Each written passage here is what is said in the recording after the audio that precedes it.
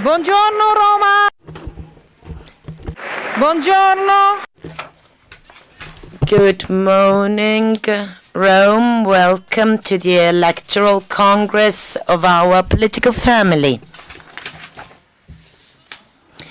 I am very pleased of being here in this beautiful city, the most beautiful city in the world. So it is a great pleasure to see you all from all over Europe and the world. My name is Saar van Buren, Deputy Secretary General of the PES, and I will guide you through the program today. But before we start with the speeches, the interventions, the election of the common candidate, I would like to ask on stage a few of our fantastic leaders for a family photo. So, I call on stage the Chancellor of Germany, Olaf Scholz, the Prime Minister of Spain, Pedro Sanchez, Prime Minister of Portugal, Antonio Costa, our common candidate, Nico Schmidt, our host, Ellie Schlein, our past President, Stefan Löfven, all our national leaders, our Prime Minister of Denmark, all the panelists today, Mr. Lars Klingbeil, Magdalena Andersson, Frans Timmermans, Paolo Gentiloni, commissioners, heads of lists, and the PES leadership. Yes, the national leaders come on stage. Irachte. Heads of lists, PES women,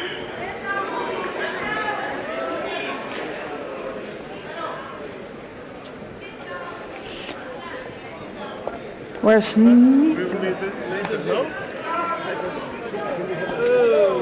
Nico? You can be next to Ellie. Yes, you can be stand here. Here, you can stand here. Nico, stay with them. Yes.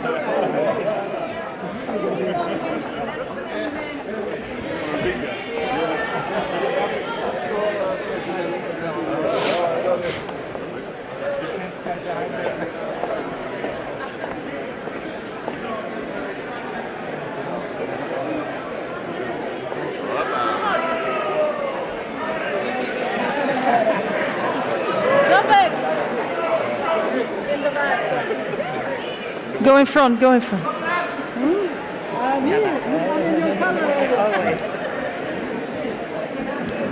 Yes, Mohammed. Yeah.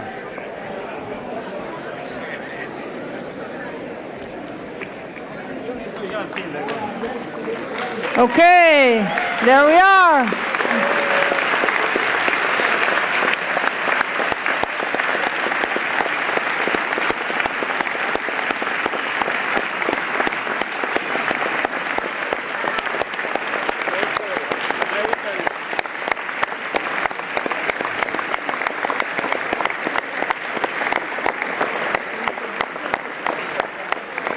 Grazie mille.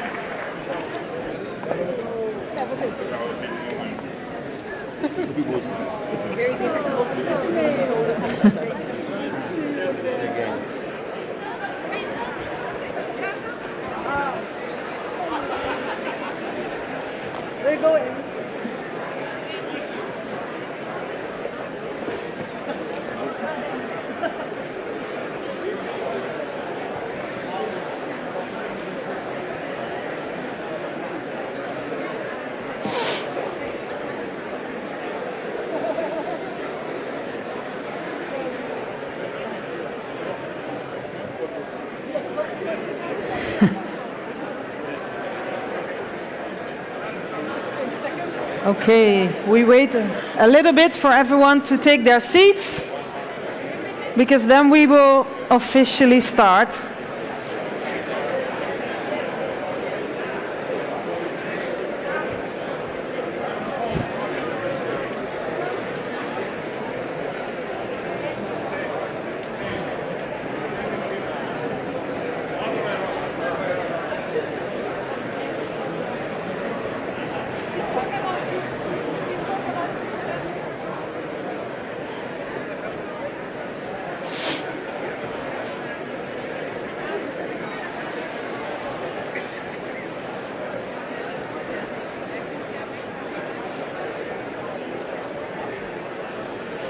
May I ask everyone to take their seats again? Thank you.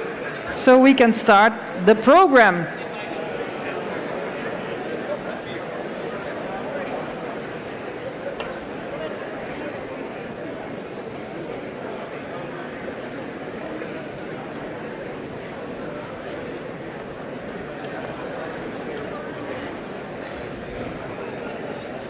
There will be plenty of time to take pictures today. Okay, Congress.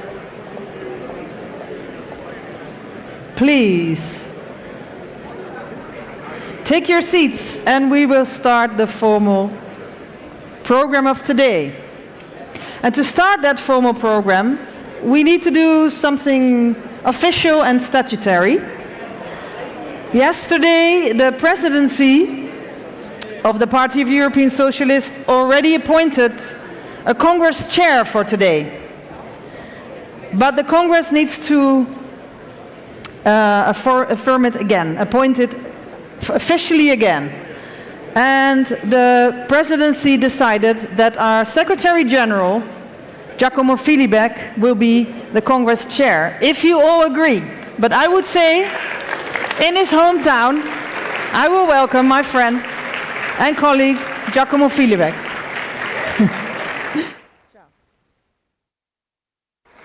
I take the acclamation as a unanimous vote, and I thank you all for being here. The Congress is now officially opened. Benvenuti a tutti. Benvenuti a tutti e a tutte. Few seconds of your time. This will be a very intense morning. Speeches from our glorious prime ministers, commissioners, head of parties, heads of lists. We have a collective leadership gathered in this room today, which represent the future of the European Union, which has to be social, democratic and sustainable, because this is the Europe we want, l'Europa che vogliamo. I would like to thank everybody here, all the member organizations, starting with the young people led by Eric and Sophie, PES Women led by Zita, our senior organization led by Jos, and all the member parties that are together here today. And I would like to do a special thank to our Partito Democratico and our leader, Erlich Lein.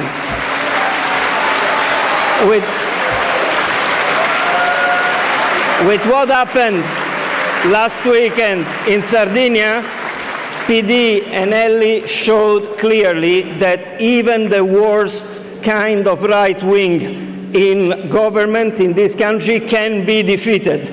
They are not unbeatable, they are beatable. And to conclude the thanking, I would really like to thank one person that has been crucial in organizing this Congress. It is the International Secretary of Partito Democratico, Peppe Provenzano, with whom we have been working shoulder to shoulder in these past months to make this Congress a reality, the beautiful reality that you see. So I invite him to say a few words on behalf of PD to welcome you all.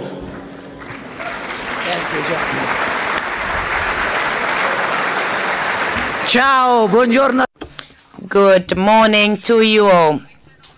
Pleasure to see such a beautiful crowd here. Let me say how crucial it is for us to be here in Rome.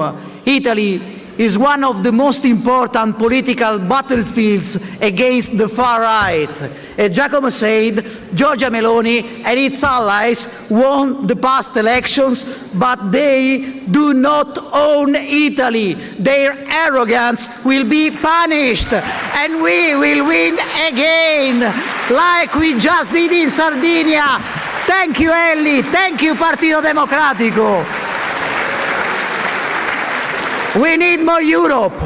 And for us, more Europe does not mean more bureaucracy, more technocracy. It means more politics.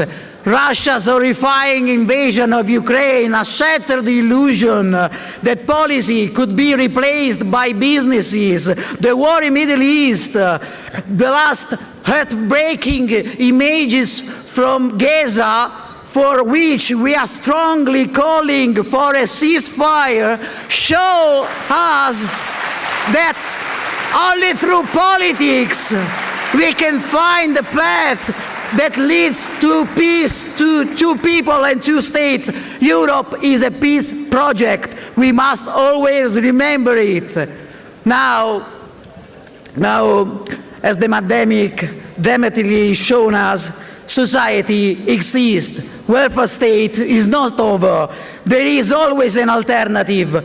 We did it with Next Generation EU, the minimum wage directive. Sure, Nicolas, Paolo, thank you. We need to rediscover the same ambition, the courage of men like our beloved and unforgotten David Sassoli.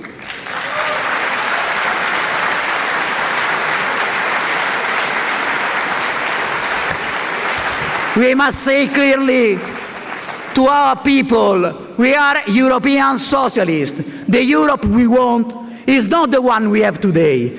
We are fighting not to keep Europe as it is, but for the Europe we want, more social, more democratic, more sustainable. We must be able to go to a market, Nicola, and say that our Europe is the one that raises wages, to the suburbs, and say that our Europe is the one that saves jobs and improves working conditions, to a factory, and say that our Europe is the one that saves jobs and improves work conditions, to a square, to a say that our Europe is the one that defends the rights of all people. We must be able to build the Europe we want. Thank you. Ciao. Bella ciao. Peppe, grazie, grazie, grazie. Okay, and then now to welcome for the first speech of today is our PES President, Stefan Löfven. Welcome to the stage, Stefan.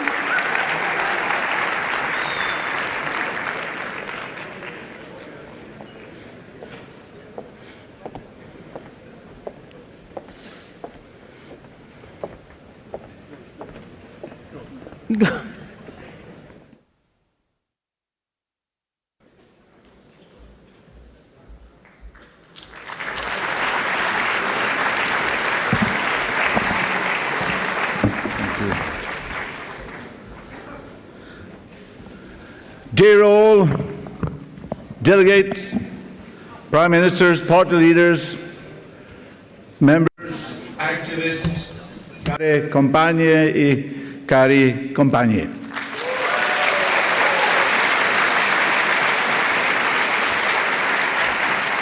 A warm welcome to the PES Congress hosted by our friends from Partito Democratico, our dear Ellie Schlein, and also the Mayor of Rome, Roberto Gualtieri. Thank you.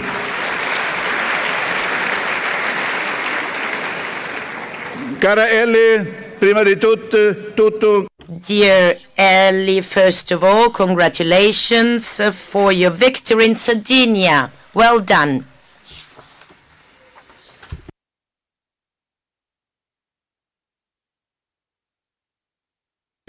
You all here, and this is without doubt the right place to start our European campaign.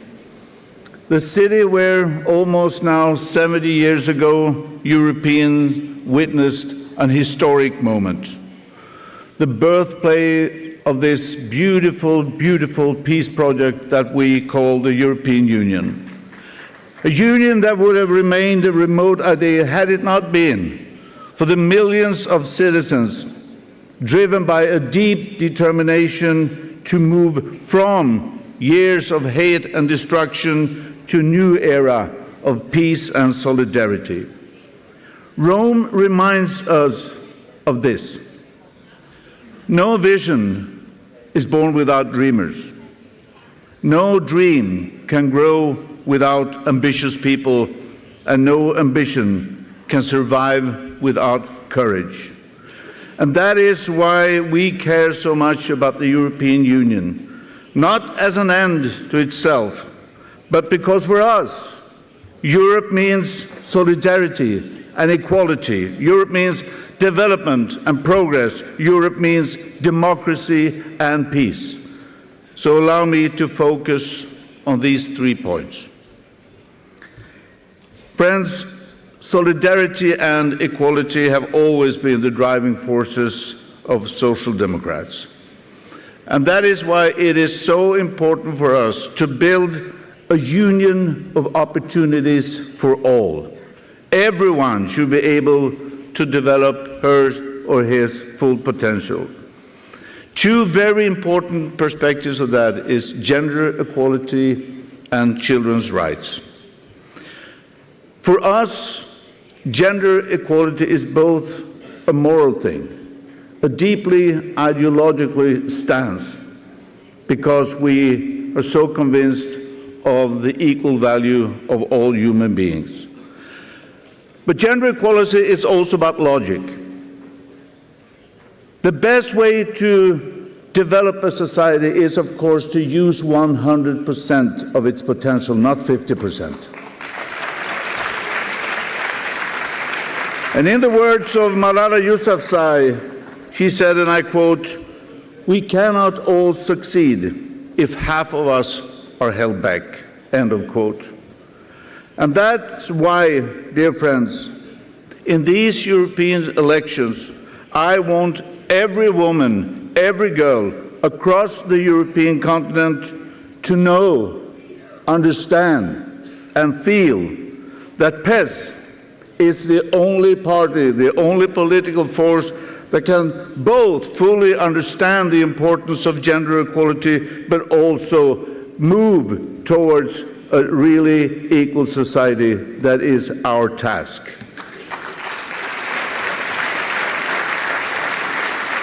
And for our children, let's just start where it all begins, with our children. It's a fight for a generation. Let us build on the child guarantee and move forward. Let Europe be the first continent to eradicate child poverty. Social Democrats can deliver a truly equal union for all. Friends, progress and development are other important elements of our union. Today we stand before you here in the city of Rome, a city of unrivaled beauty, but also a city with an unequaled history that definitely holds lessons for us. If you explore this wonderful place, you will find the Via dei Fori Imperiali. From there, you can see some of Rome's most impressive ancient buildings. But this road is not ancient. That road was completed in 1932, ordered by Mussolini as a stage for his fascist parades. This grand construction required the demolition of one of the most densely populated areas in Rome at the time, including the homes of some of the poorest families. Why am I telling this? This is a strong reminder of the right-wing extremists sacrificing people in pursuit of propaganda. A reminder that politics always have to be about people and never about grandstanding or personal gain. And we must make this very clear during these elections.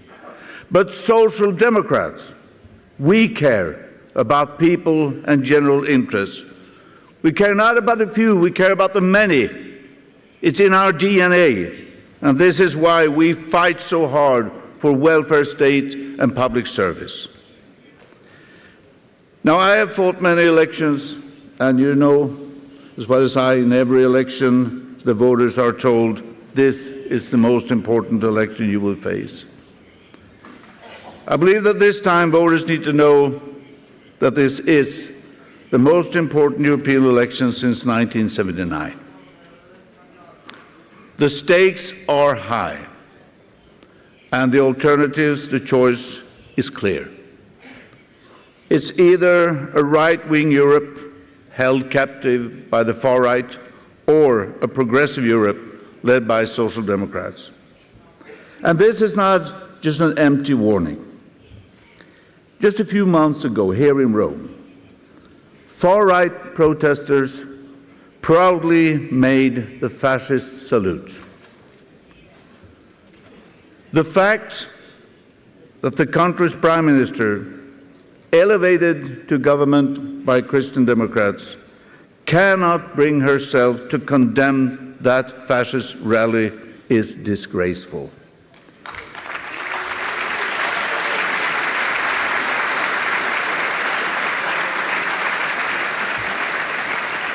To normalize the far right is, in practice, to endanger everything we have built together. And that is why my message to those EPP and all the parties that have struck deals with the far right is this. You cannot be pro-European and democratic and at the same time do agreements with parties that are fundamentally anti-EU. Our red line, the PES red line is clear. We will never cooperate with the ECR and ID. We will never cooperate with Alternative für Deutschland, PES, Vox. We will never cooperate with extremist leaders.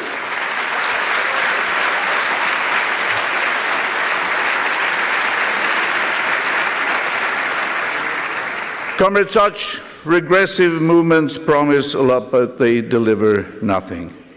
In reality, their ideas are dangerous, both in the short perspective but also in the long perspective. Take climate change as an example.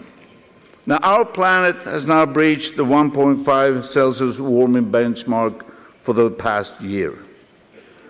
Floods, droughts, wildfires are already devastating our communities. So the climate change is definitely on the ballot at the European elections.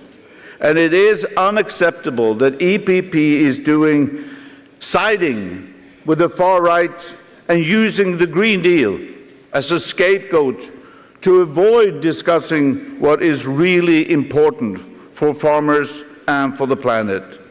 And they do not propose any alternative, just a dangerous status quo. We will hold them accountable for this. Voters must know that the consequences of EPP and the far-right actions are extreme weather today and an uninhabitable planet tomorrow. These are the risks.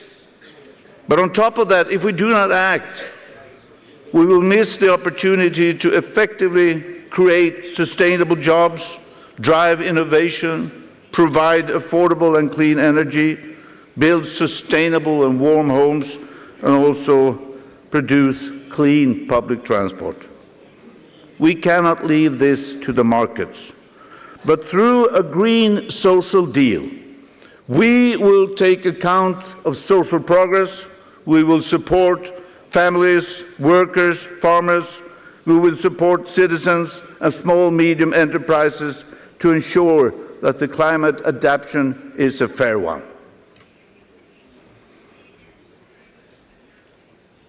Now, I would like to say a few words about the Middle East, Ukraine, and multilateralism.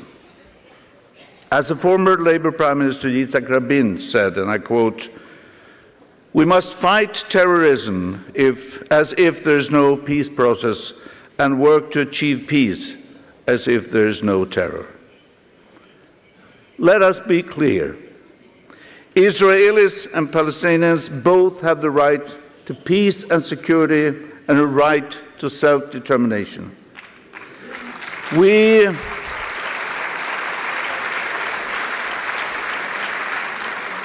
stand firmly against terrorism and all that can cause human tragedy and suffering.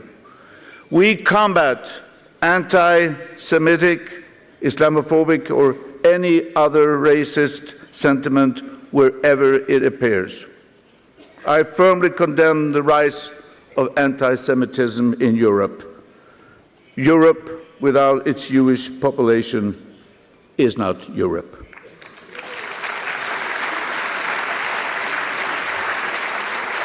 And we stand up for the UN Charter, human rights, international law, and humanitarian law. Now, what is taking place in Gaza is a human tragedy. The escalation of violence in this region is terrifying. The number of civilian deaths is unacceptable. We must do all that we can to stop this human suffering.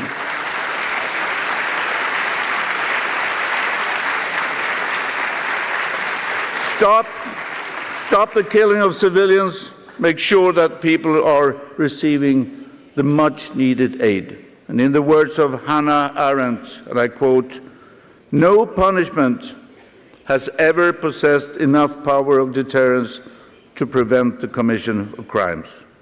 Wars bring violence, destruction, and death. And this is why a political negotiation, two-state solution is key to pave the way towards peace. That is why we need to build security, with two states living side by side for both Israelis and Palestinians. That is why we must absolutely support initiatives leading towards a sustainable ceasefire now.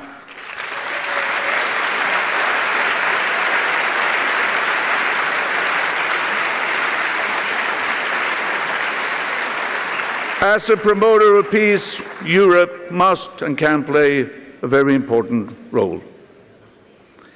On Ukraine, I would like to reiterate once again our full support.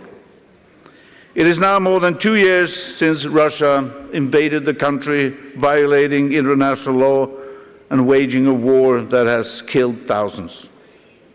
We can never allow the politics of power to triumph over international law. We cannot let Russia win, because that would be a victory. That will be a victory of the oppressor over the oppressed, of despotism over democracy, of authoritarianism over freedom. Ukraine, today and always, we stand with you.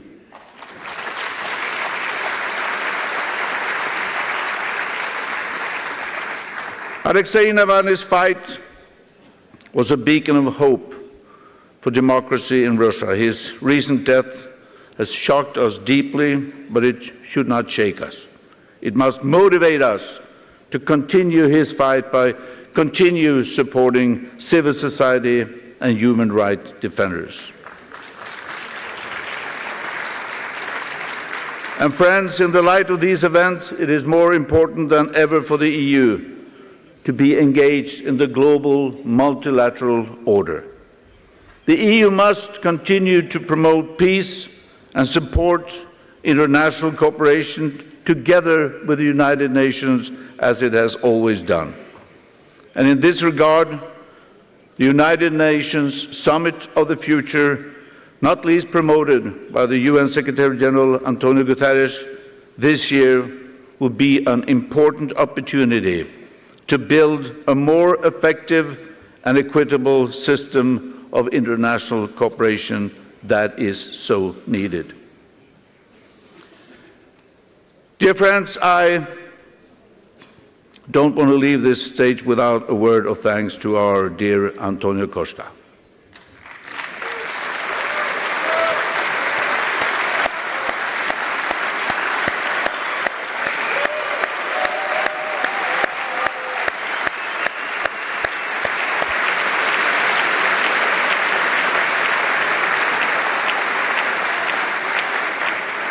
This is your last PES Congress as Prime Minister of Portugal, a position you held with great responsibility and success in Portugal and in Europe. And for us, for all Social Democrats, you will always be an inspiration. I'm sure our paths will cross again in our fight for a better society. Obrigado, Antonio.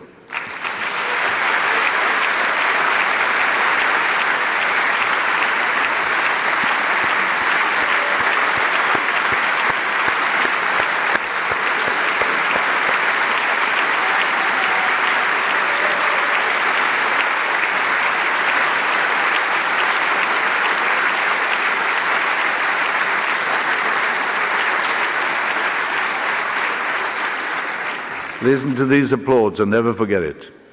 Never forget it. Comrades, in conclusions, allow me to say also a few words about Nicholas Schmidt. With you as our lead candidate, we will deliver a Europe that works for everyone. Our collective efforts have been instrumental in improving the lives of millions of citizens in the last mandate. Nicholas Schmidt was an essential part of those efforts. You fought for social justice, for quality jobs, decent wages, and the right of the most vulnerable people. Few have actually carried the social democratic flag as high as you have, not least the recent years. And that is why, Nicholas, we couldn't be prouder to have you as our lead candidate for the President of the European Commission, and we are standing right beside you. You have all our support.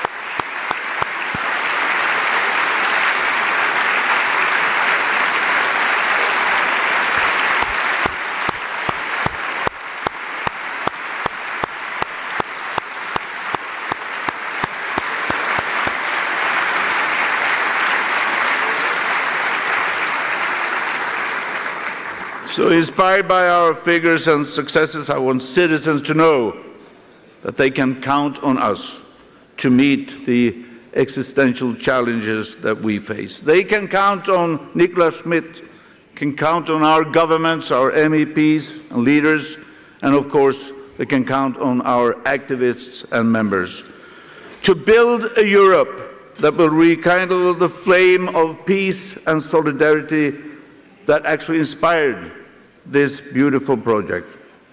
So let us all go from door to door, talk to our fellow citizens, meet our peoples out on the squares, and mobilize for a progressive Europe. As our great friend David Sassoli once said, Europe can help us be better in the world.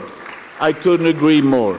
And with Nicholas Schmidt leading our fight, we go forward toward a Europe that is social, democratic, and sustainable. Thank you so much.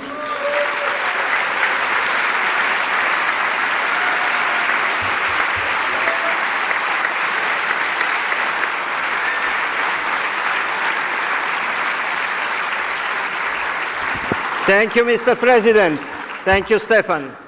Now, I would like to ask you a moment of silence, because we have decided to pay respect to three personalities, three leaders, three socialists, three European socialists, who have been serving for their countries, for Europe, for our movement, and have left us in these past months. I'm referring to Marti Attisari, Jacques Delors, and Giorgio Napolitano. I would like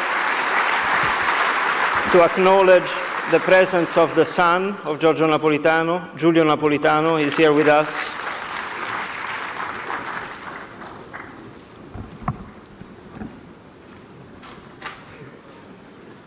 If you can please send the video.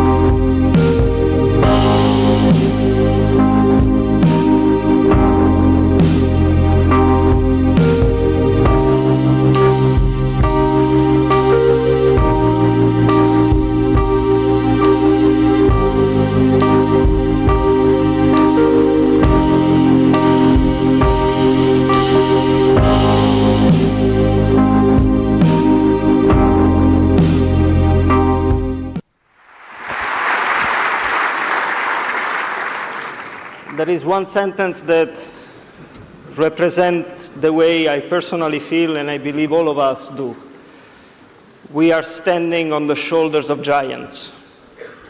These players have shaped the Europe in which we live, and we will always have to be grateful for their dedication, commitment, and determination to carry on their values.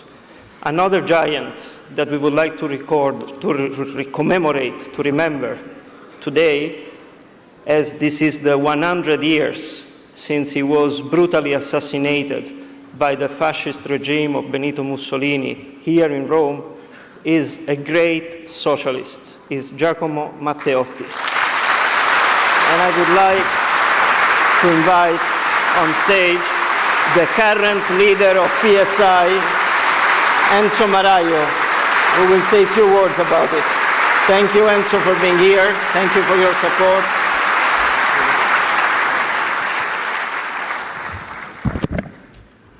Care compagne, cari compagni, è davvero... Dear comrades, it's a great honor for me to convey to you the welcome of the Italian Socialist Party in Rome, in Italy, at this wonderful Congress. We do that jointly with Elly Schlein and the Democratic Party. We're working with the Democratic Party and Elly Schlein constantly with great synergy. We have sort of opened our electoral campaign with this Congress for European elections. It's a campaign that needs values and specific figures. We mentioned some figures, Attisari, Napolitano, and Delors, but we need a manifesto which we have adopted of great values and perspective for the future, to raise the most important achievement to stop the totalitarian regimes which are taking root in Europe and in Italy, where we have a government that is not a liberal government. We need an iconic figure. One such figure is Giacomo Matteotti. We're very happy that the leadership of the PES have come with us to pay tribute to the statue commemorating Giacomo Matteotti. Well, we can't forget what has happened 100 years ago, and we are committed for the future. Centenary of the assassination of Giacomo Matteotti, a socialist, an anti-fascist, a member of the Italian Parliament, the National Secretary of the Partito Socialista Unitario. Giacomo Matteotti was the first one upon whom all the violence of Mussolini's fascist regime was unleashed. He was kidnapped in Rome after giving his speech, his last one, in the Chamber of Deputies. In this speech, he denounced the corruption of the fascist regime, the anti-democratic atrocities, the violence with which the fascists controlled the election in Italy. He was the last free voice in Italy. Today, 100 years after his assassination, we want to remember him together with the European socialist comrades, because today we have to work against new totalitarianism again. Nicola Schmidt will guide us in the European electoral campaign. He is the right person to make the voice of European socialists heard loudly in defense of freedom, rights, equality, social justice and peace. Together we will fight against the right that wants a weak Europe, a Europe governed by nationalists and sovereignists, a Europe in some ways still inspired by that dark period.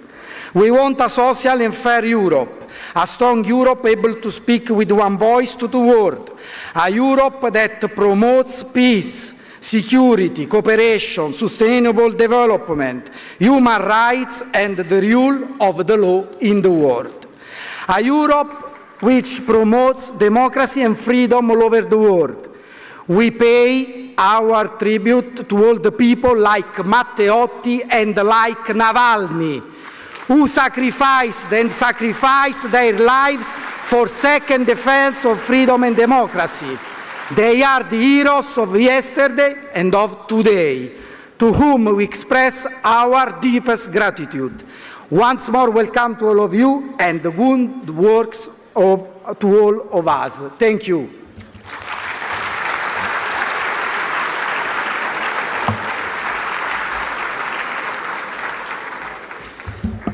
Muy bien, ahora hablamos un poco de castellano. Very well. El líder general. Very well. Now we're going to speak some Spanish. Now I would like to invite to the stage the winner of the last elections in Spain, a symbol of freedom, of democracy, of feminism. He's also a champion of our idea of Europe. Welcome to the stage, Pedro Sánchez.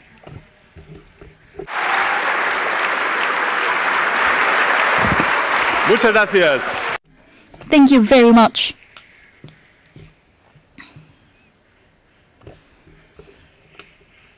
Thank you. Thank you. We have a very important Spanish delegation. Well, dear colleagues, thank you very much for your warm hospitality, and thank you, Rome, and thank you, Partido Democrático. Look, there was a time not long ago when some people said that social democracy had no future, that our ambitions were no longer shared by the citizens, that our values and hopes were doomed to be washed away by individualism or neoliberalism. They said so. And then the COVID-19, the pandemic came, the war in Ukraine broke out, the economic crisis followed. And once again, it was the social democratic ideas that saved us. It was the welfare state and the solidarity among people that allow us to overcome those terrible challenges and move forward. Now, the same who said that we had no future are trying to recover a past that never existed. The far right is growing all over Europe. in many places supported by a conventional right that it is imitating its arguments and populist techniques, all the progress that we have achieved is at stake. Workers' rights, equality between men and women, the public services, the freedom and respect of LGBTI people, the transition to a fairer and more sustainable economy. The very soul of Europe is at risk. And once again, it is up to us, the Social Democrats, to defeat that threat and ensure that history continues to advance in the right direction. We are much more than the party of European socialists, my dear friends. We are the party of those Europeans who still believe that together we are stronger than separated. That the welfare state is the most effective tool to provide a good quality of life to everyone. That social justice and decent working conditions are not obstacles, but the sole possible foundations for a real economic competitiveness. That we can tackle climate change and achieve a sustainable growth without leaving anyone behind. We are the party of those who still believe that the right policies can make the difference, and we believe so because we have done it ourselves. Yep. We fostered the next generation response to the crisis. Our dear President Stefan Löfven knows quite well. We saved millions of jobs through the SURE mechanism with a decisive contribution from our dear Chancellor Olaf Scholz. We transformed entire industries and increased dramatically the production of clean energy thanks to the leadership of the Danish Prime Minister Mette Frederiksen, or thanks to the determination of our colleague Commissioner Timmermans. And we advanced the social rights of all Europeans at the Porto Summit under the leadership of our dear friend Antonio Costa, and of course the Commissioner for Employment and Social Rights, Nicholas Schmid. So dear Nicholas, you are much more than the candidate of the European socialists. You are the candidate of those Europeans who kept their jobs during the lockdowns. Of those who benefited from the minimum wage directive and the minimum income and care initiatives. Of those who are never better off because of the child and youth guarantees were approved. For us, it is a real privilege to fight this battle at your side. Colleagues, social democracy is not only an ideology. It is not only a political movement. Social democracy is, above all, the belief in change. The belief that despite all difficulties and setbacks, despite the resistance of the elites, societies can improve and move towards more just, prosperous, and sustainable forms. The ghosts of the past are again at the gates of our institutions. Hate, greed, falsehood, climate denialism, authoritarianism, they are equipped with new digital weapons, and they have powerful allies inside and outside Europe. But we will defeat them as we defeated them before and continue to build a new, better Europe. A Europe where jobs are not only safe and well paid, but also fulfilling. A Europe where technology is powerful but also respectful to people's interests and rights.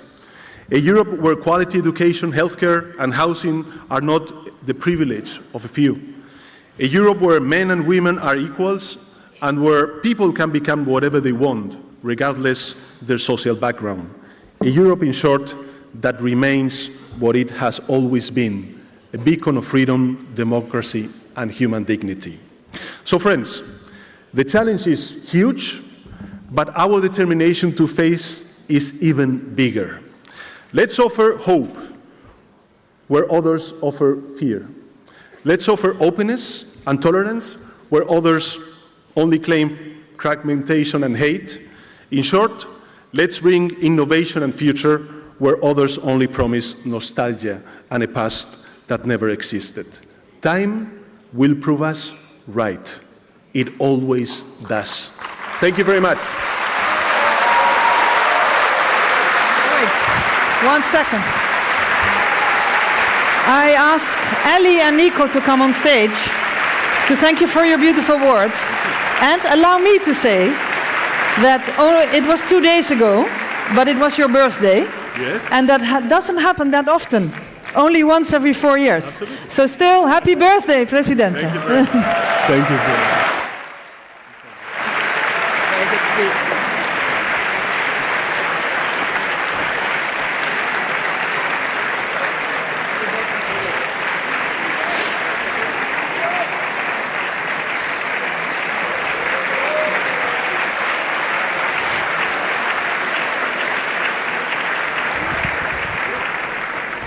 Thank you. And now, after all those wonderful men, we have a wonderful and strong female leader with us. Someone who has led the way on social policies, climate policies, and the support for Ukraine. Please welcome the Prime Minister of Denmark, Mette Frederiksen.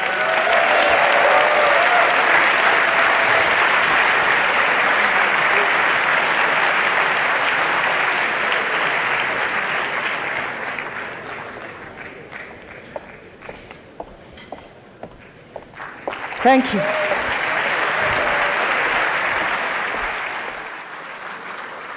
Buongiorno. First of all, I would like to thank you, Stefan, for a very stable and a very competent leadership of our entire political family. Thank you. And thank you, Ellie, and thank you, PD Italy, for hosting us today in this very historical and beautiful Rome, and congratulations on your local elections just the other day. And thank you, Nicolas, for taking on the important task of heading our political campaign in these crucial elections. You have done a great job as a commissioner, and with your big knowledge and interest for the European labour market and the need of social justice for all people, you know what a decent salary and a good job means for everyone. You are the right person, and we fully support you. And as many people have already said today, for politicians, for political parties and leaders, it is always important times. We tend to say that in front of all elections. However, I've never felt it being more true than now. I can, of course, be wrong, but when I look around in our world, I sense the dawn of a new era, unfortunately. With an extremely aggressive Russia, escalating geopolitical tensions, failing international financial institutions, and more instability, where the needed balanced solutions are replaced by dividing rhetoric and dividing solutions, responsibility replaced by populism. Navigating this challenging atmosphere will, without any doubt, be difficult. And unfortunately, the next coming years will be a difficult historical time for millions of people all around the globe.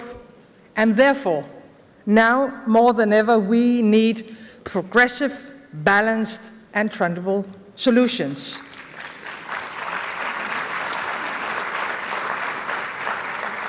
Our neighbor, Ukraine, has now entered the third year of war. This war has fundamentally changed the reality in and for Europe. Once again, war is back on our soil. Putin is not merely attacking Ukraine, he is attacking the entire rule-based international order. They are killing thousands of people, and Russia is trying everywhere to destabilize our world. They are doing it in the Middle East, they're doing it in Africa, and in our own countries with misinformation, hybrid attacks, and fake news. We must not only continue to support Ukraine, but we have to amplify our assistance and this is my main message today, to uphold our promises, especially when it comes to ammunition. You cannot win a war only with words. And when we have promised to help them, we have to deliver. We have to step up on our military support. If Ukraine is to be succeeded on the battlefield, more donations from all European countries has to come now. We have to understand that their fight for freedom is a fight for European freedom. And we know, as Pedro just said, that freedom comes with a price. Regardless what will happen in US later on this year, I think the European conclusion must be the same. We have to invest much more in deterrence and defense. We have to do our part, and we have to take our responsibility.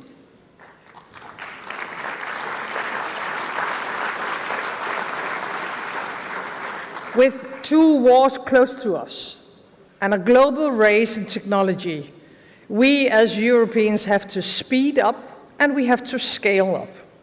We have to strengthen our cooperation internally in the European Union, and we have to grow larger. So enlargement is not only about Europe, it's about the geopolitical situation. And therefore, we have to build even stronger partnerships with the Global South, with our partners around the world. We have to be in front of changing the multilateral economic system so more countries worldwide will be able to deliver a sustainable future for their people.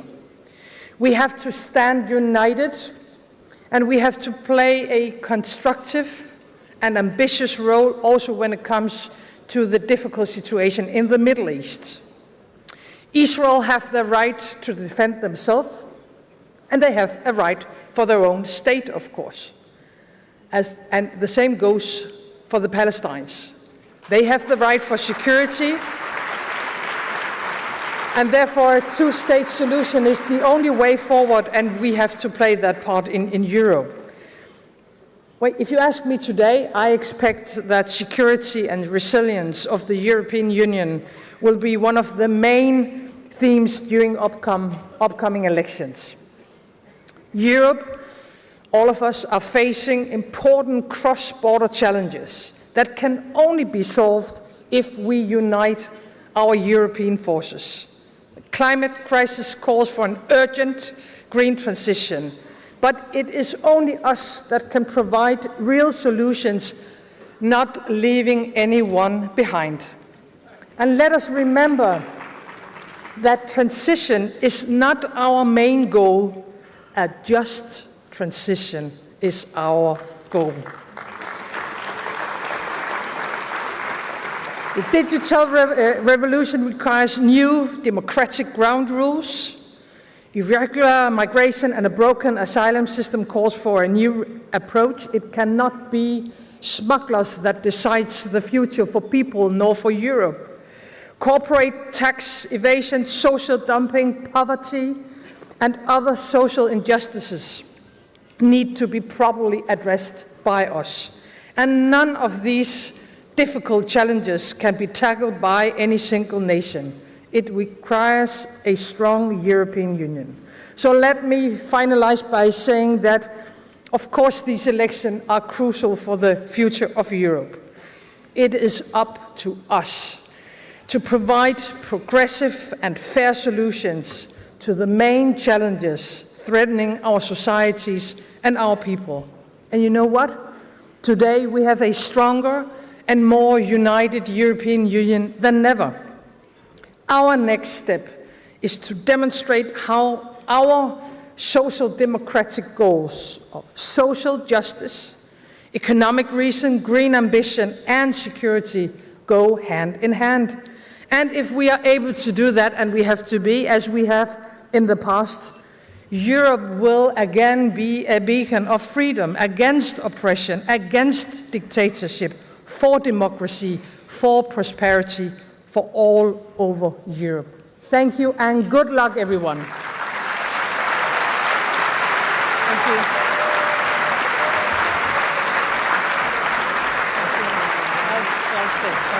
Mange tak. Mette. Was it okay? Ellie's coming. Stefan and Nico.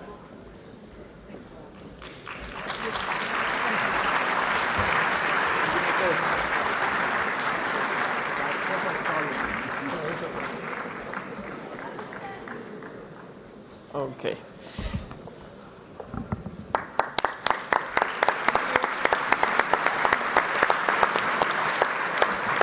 Thank you very much. Muito obrigado. E agora, outra bela língua europeia para convidar líder que nos últimos anos mudou a seu país e a Europa para melhor.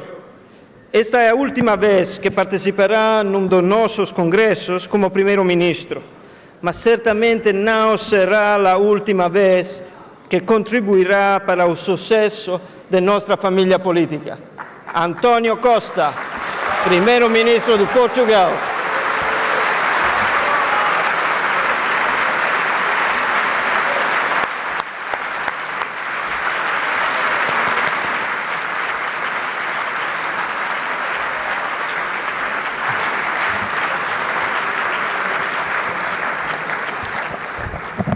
Buongiorno, cari compagni e compagne. Dear comrades, Cara Ellie, io voglio ringraziare. dear Stefan, dear Ellie, I would like to thank you for the organization of this Congress and thank you for making us feel so welcome. Thanks, Ellie. Comrades, caras y caros compañeros.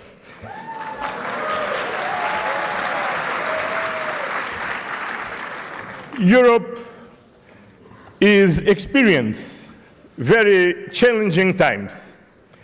We must simultaneously support Ukraine, manage twin digital and climate transitions, tackle inflation and increased interest rates, deal with globalization on trades and on migration, and deliver concrete solutions for citizens on jobs or on housing.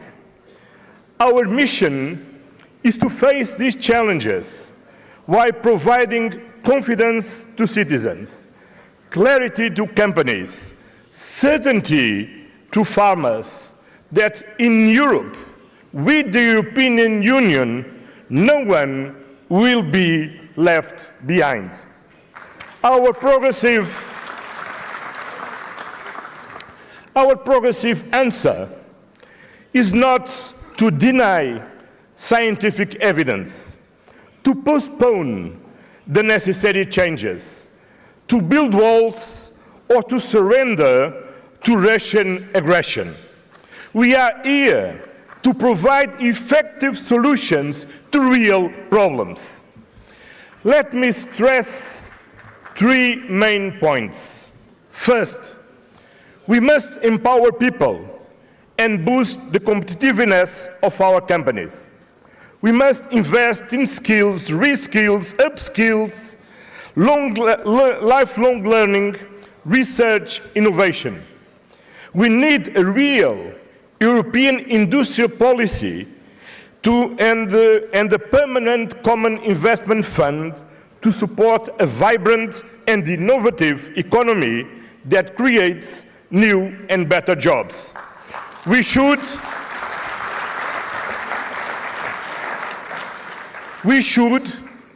turn threats and challenges into opportunities.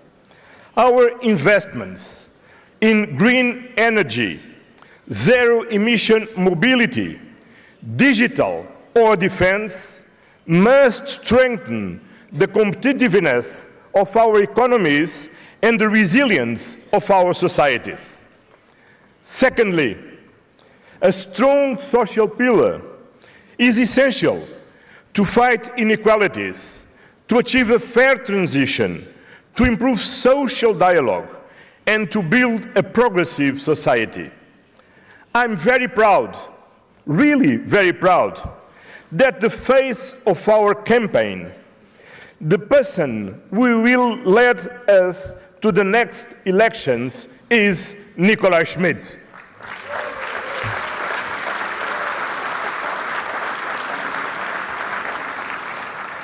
As European Commissioner, Nicola Schmidt put the action plan of the social pillar on track. Thanks to his work, we now have binding European rules on adequate minimum wages. Thanks to him, we are closer than ever to a European framework that improves the lives of digital platform workers. Thanks to him, we ensure child guarantee. And in March, the European Commission will present an action plan on skills and labor shortage in the European Union. Now is the time for a strong social pillar. We must reinforce the Green Deal now with the Social Deal.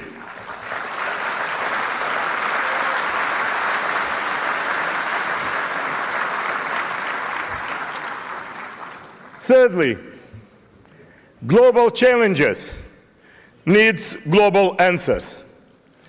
And in our globalized world, only with an effective European Union will be strong enough to promote fair trade, to manage legal migration, and to give peace a chance. We need to support Ukraine for as long as it takes to win back peace. And once again, we are living in a defining moment. By moral imperative, for geopolitical reasons, to ensure a lasting peace in Europe, we must commit to a new European Union enlargement to Ukraine, to Moldova, to Georgia, and to the Western Balkans. And to make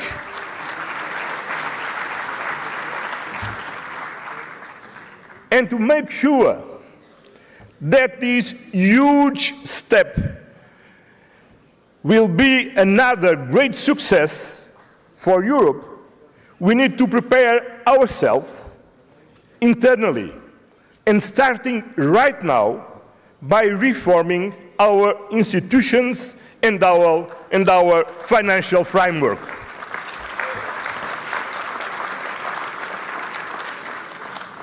Dear comrades, in the past, we've also faced very challenging, difficult, even dramatic moments.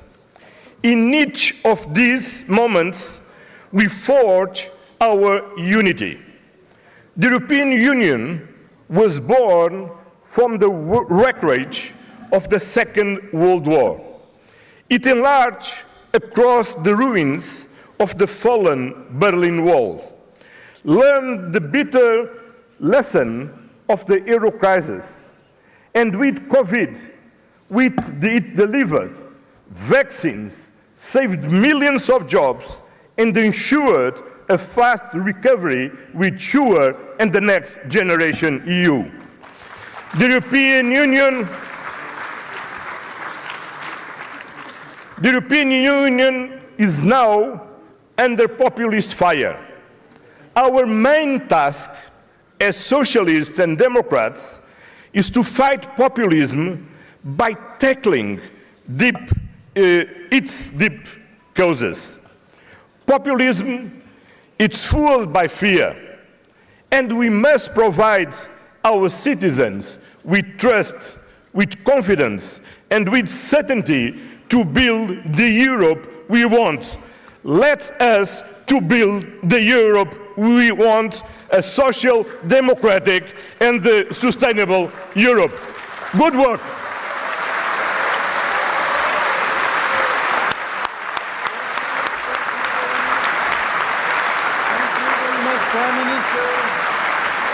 Thank you very much, Prime Minister Antonio. Thank you for being such a great Prime Minister of Portugal.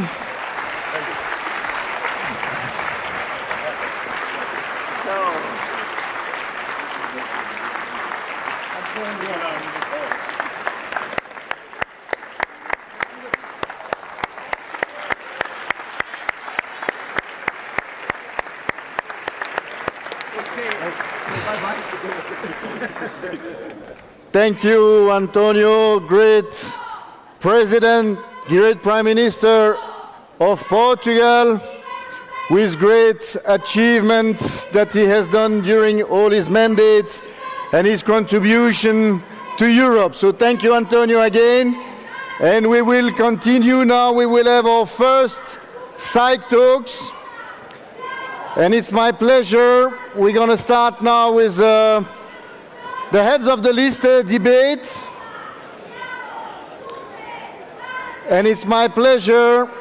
I would like to call on stage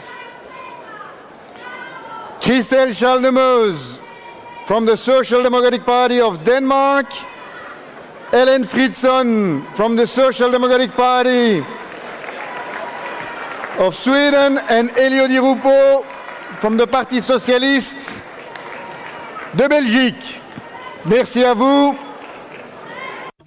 Thank you very much, friends, colleagues. Now, okay. Maybe now we can continue? Yes? Thank you. Thank you.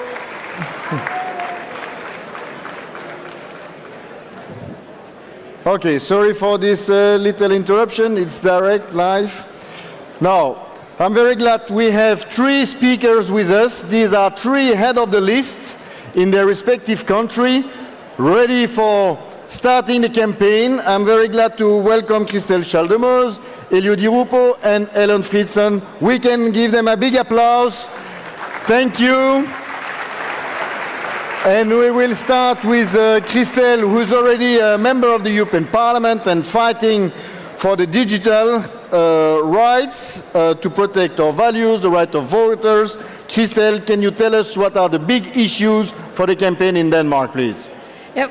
Well, you just heard the Prime Minister of Denmark, and she spoke about the war in Ukraine, security issues. That is, when we ask the voters, the top priority number one, to make sure that we are safe in Europe. The second one is to make sure that we have this just green transition. We need to tackle the climate changes. But of course, since I've been working with digital questions, I also think that it is extremely important that we make sure that the citizens in Europe can feel safe when they are online.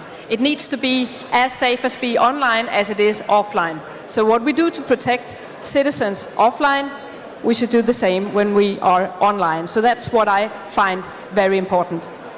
Thank you very much, Christel. We wish you a very good campaign. Thank you. Thank you. We can give a big applause to Christel. And I turn now to Elio Di Rupo, the former Prime Minister of Belgium, head of the list of PES Belgium. Elio, can you tell us in Belgium what would be your priority for the campaign? Thank you very much. Thanks, everybody, and thanks to Elie. I think that one of our main goals as European socialists is to fight for a Europe of democracy and freedom.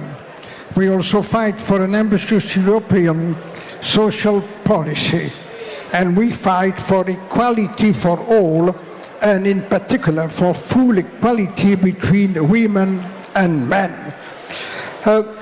What I would like to say is, for my party, for the European elections, we had a dozen priority themes with the main theme, Europe must protect its citizens. I will just mention three: environmental transition, Europeans' purchasing power, and the European defense. For the environmental transition, member states, regions, and local authority, as well as the private sector, will not be able to invest around 800 billion euro a year for 10 years to achieve the Green Deal. Europe must therefore contribute to finance the ecological transition. To achieve this, Europe needs its own financial resources. Regarding European purchasing, everywhere people feel that the cost of living is much too high. Europe must therefore help and encourage employers to pay their people better. We are calling for a legal minimum wage in every EU member state equivalent to at least 60% of the median wage in each country.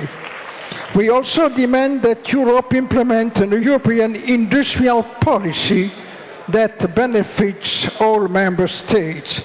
Regarding European defense, with the war in Ukraine, our European citizens are worried about their own military security. I think that we must support the development of the European defense within NATO. Europe is at stake. The Union must invest more in European arms company. European defense products must first to be compatible with each other, but also be compatible with American products without necessarily being made in USA. In this context, more than ever, we Europeans must remain united.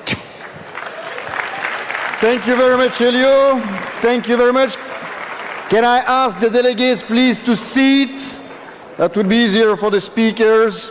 And I turn to Ellen Fritzon, the head of the list from SAP Sweden, also current and outgoing MEPs. In this geopolitical uncertainty, also economic uncertainty, can you please tell us what would be your priority in the campaign in Sweden? Yes, thank you, dear friends. Sweden calling, because we are going to have the election with the entire party in Sweden. And as you know, we have since the election 2022 a far-right-led government. So the conflict in Sweden is clear. And we all know, I'm very happy to tell you that in the opinion polls, the Sweden Social Democrats, we reach 36%, and we have the most popular party leader in Magdalena Andersson.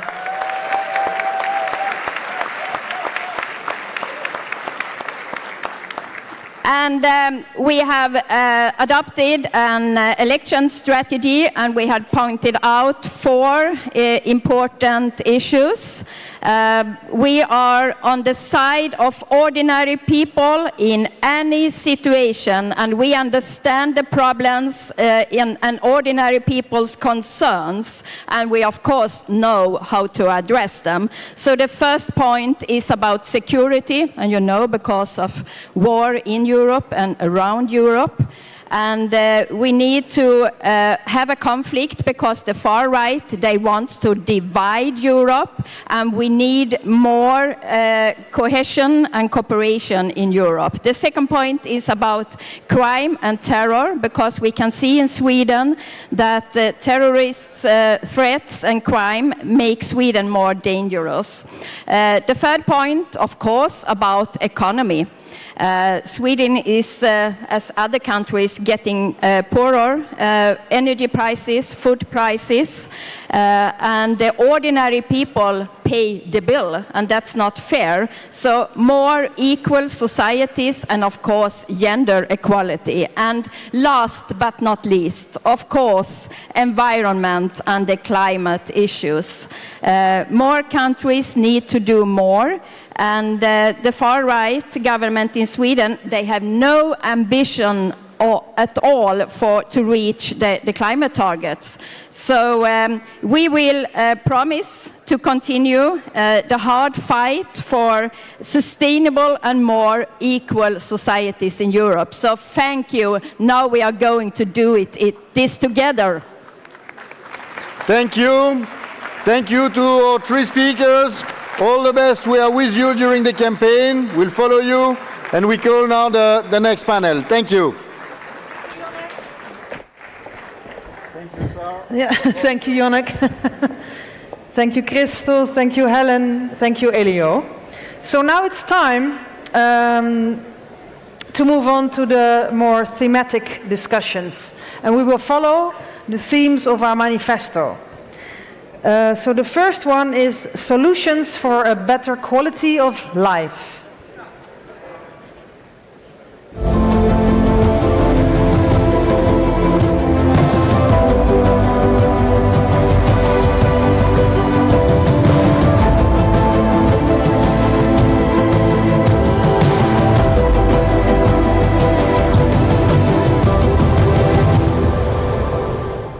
And to introduce this thematic session, I would like to call on stage a key member of our European Commission team and a former Prime Minister of this beautiful country, Paolo Gentiloni. Ciao, Paolo.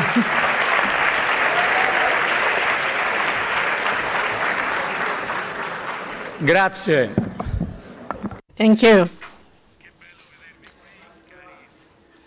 It's so good to see you here today, Socialists and Democrats.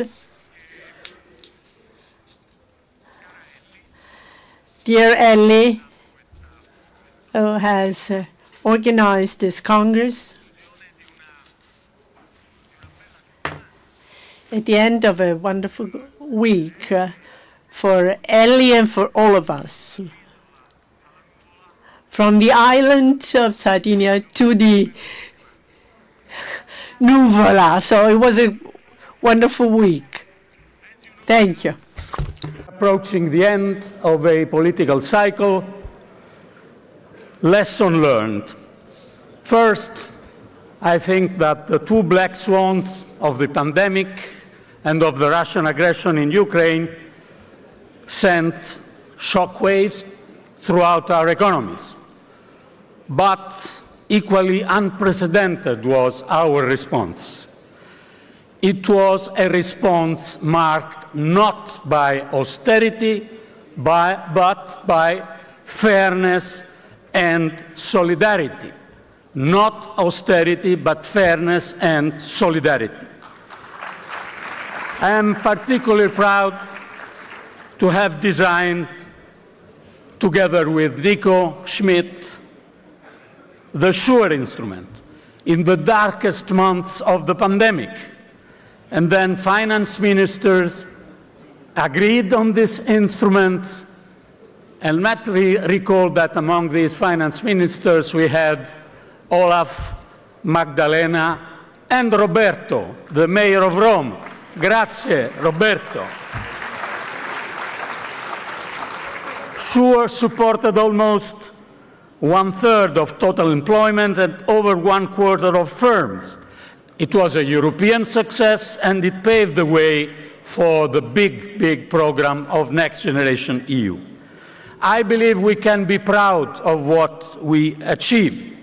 This would not have been possible without our political family. We were the one proposing SURE. We were the one initially proposing the Recovery Fund. We were the one launching the Green Deal at European level. We were the one managing cohesion funds in an innovative way. Please remember that this is our record, and it is a record we should defend as we campaign for the European elections. And I'm sure that Nico Schmid is the best person we have to defend our record. Yes, we cannot ignore the challenges our citizens are confronted with. In the euro area, we have gone from 8.6% of inflation to 2.6%. But this still means that prices today are more than 10% higher than they were 2 years ago, and wages have not kept up.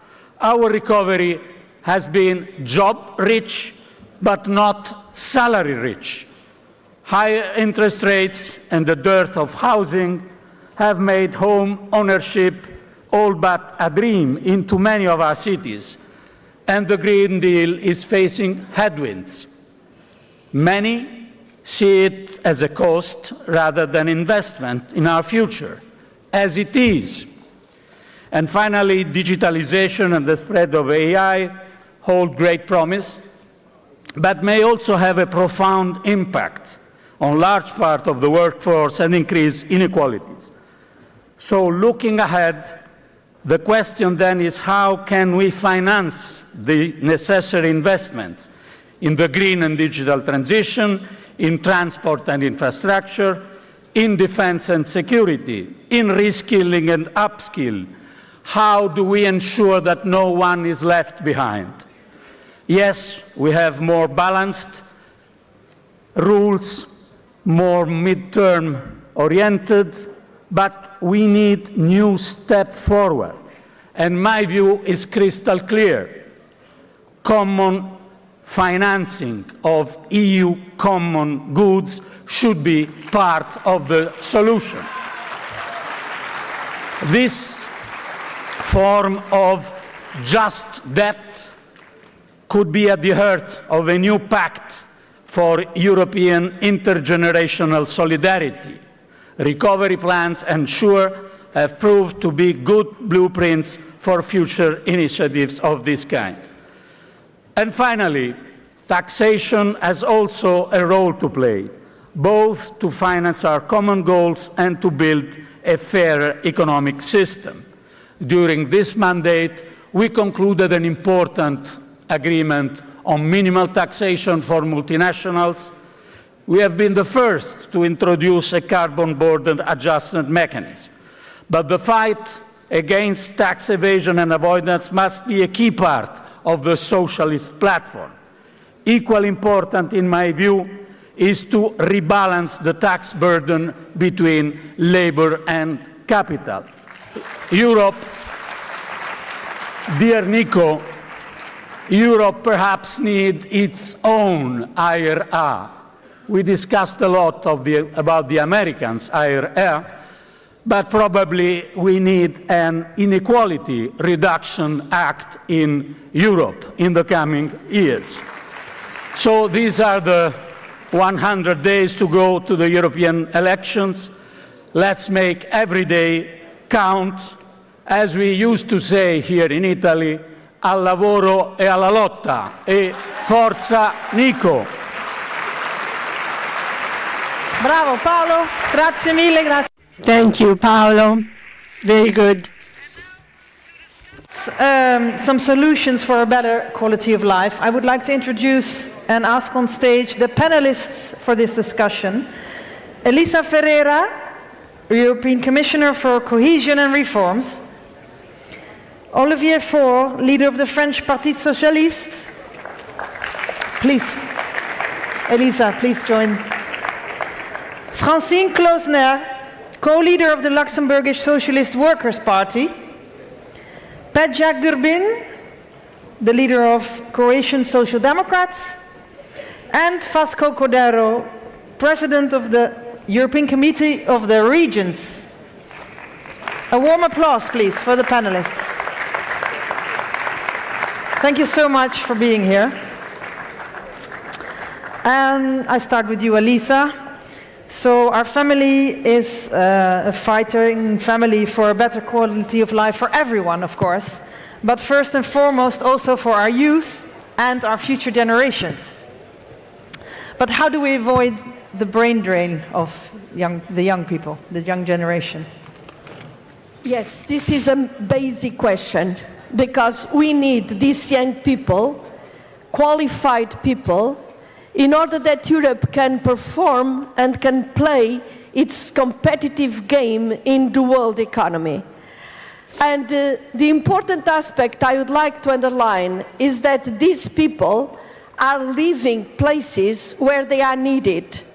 They are needed to re-establish the growth, the dynamism in those places. Just to give you an example, 1 in 5 young qualified people are leaving countries that need them desperately, such as Romania, Bulgaria, Croatia. And this happens in specific areas. And if these areas are not looked after with cohesion, with investment, with new opportunities being opened, what happens is that these young people, qualified people, leave their regions, leave their families, and they end up in the surrounding areas of the big agglomerations with a bad quality of life. They often end up leaving Europe and going somewhere else to have a better life. It is essential that cohesion policy, and we have been working together, Nico and myself, with Paola, with other colleagues, exactly to combine place-based policies with social policies by creating an environment in which young families can grow, can have proper life, can have good salaries and a good quality of life. Thank you. Thank you, Elisa. Olivier, so we heard already before the cost of living crisis is at the heart of the workers' concerns, and inequality is also on the rise. How do we ensure a better sharing of wealth in our societies? Merci. Je vais vous parler en français. Oui. I will be speaking French. I am very sensitive about the tribute that was paid to Jacques Delors, but there's another European, another Frenchman who died a few weeks ago, Robert Badinter, who abolished the death penalty and fought to combat and cancel the death penalty. 93 million Europeans live with less than 60% of the average income. France is a country where there are 9 million of French people out of 68 million who live in poverty. 1 student out of 10 spend the winter living in their car instead of living in a house or an apartment. France is one of the 3 economic champions. Now, the 40 main companies listed on the stock exchange in France have generated huge revenue and profits and have distributed 100 billion euros to their shareholders during the past years. So this is the gap we are talking about. There is a huge gap between the victims of the crisis and those who take advantage of the crisis. Simultaneously, the French government has given a priority to multinationals and to the wealthiest people. In the next few weeks, the French government will stop refunding medication to chronic patients. They will also decrease the unemployment benefits. They will also decrease the budgets on education and on environmental issues. So we need to see what we want to put forward. Who will pay the bill of social services, healthcare services, collective security? We need to make sure that the wealthiest people pay for these bills. We need to make sure that we can guarantee a fair distribution of wealth. Social democrats are there to build a new strength, and we represent this new strength. We need to make sure that we contribute to a fairer world, a world where, with Nicholas Schmidt, we will make sure that the new slaves, those who have precarious jobs, get the same rights as other employees. We need to stop being selfish. We also need to make sure that the directive on due diligence is approved to prevent social dumping between our countries and other countries in the South. We need to guarantee a fair distribution of wealth first and foremost. So, on a slightly different subject, the COVID pandemic made us all aware of how fragile our medical supply chains are. But how can the EU help to strengthen the supply and affordability of medicines? Thank you very much. Yes, COVID was a nightmare. I was Minister of Health during COVID, so I know this. And 7 million people around the world died because of COVID. But even the darkest cloud has a silver lining. And the silver lining of COVID was our joint vaccine policy, our European joint vaccine policy. A study by WHO Europe in January of this year showed that in Europe alone we saved 1.4 million lives because of our vaccine policy. And this was because we did something which is socialist. We managed to come together, we managed to negotiate together, we managed to procure together, and most importantly, we managed to deploy our vaccines simultaneously across the whole European Union. Solidarity and putting people before profits. And that is something socialist. And I don't know whether you've noticed this, but during a crisis, Europe goes back to its socialist values. And it's up to us to show that it pays Europe not only to be socialist when there is a crisis, but to be socialist all the time. And this is what we have to convince people in June of this year. The European elections are an important point for us to make sure that socialism is the default situation in Europe. When it comes to medicines and availability of medicines, we have a problem. Last winter, not this winter, because this winter was mild, but last winter we had shortages of antibiotics and other medicines across Europe, mostly because of supply chains, mostly because over the years production of the raw materials have gone outside Europe, and then we had problems bringing them back. But this is also something that regards our security. We have talked a lot about security because of the problems with Ukraine, with Gaza, with the Red Sea. We have talked a lot about security. And yes, we need to talk about defense. We need to talk about building up our defense systems. But we also need to remember that during wars, if you look at any war that's happened, more people die from diseases than people die from bombs and bullets. So we have to make sure that we have the medical supplies available in Europe, and this is something which is of security and of national European security importance. And therefore, yes, governments in Europe has to intervene. We have to make sure that we have enough supplies here in Europe for our European citizens. Thank you. Thank you. Francine, you're from Luxembourg, and Luxembourg is at the heart of the single market. How can we use the single market to create opportunities for our industries? Thank you very much. I would like to start with a big thank you for your support for Nicolas Schmidt. It is really a great honor for Luxembourg and for our Socialist Party that you support him for this fight that we need to fight.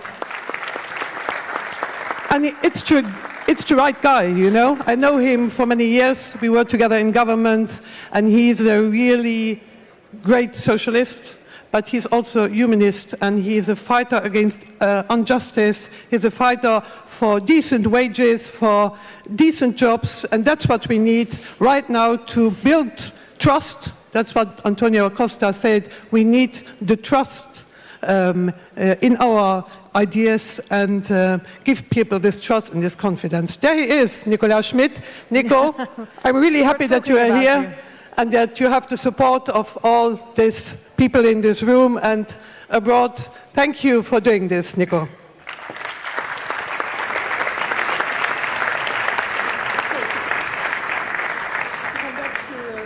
To the subject, indeed, Luxembourg is the cradle of United Europe, and the support of the European integration was almost self-evident in Luxembourg, as we were offered by the single market so many opportunities to grow and prosper.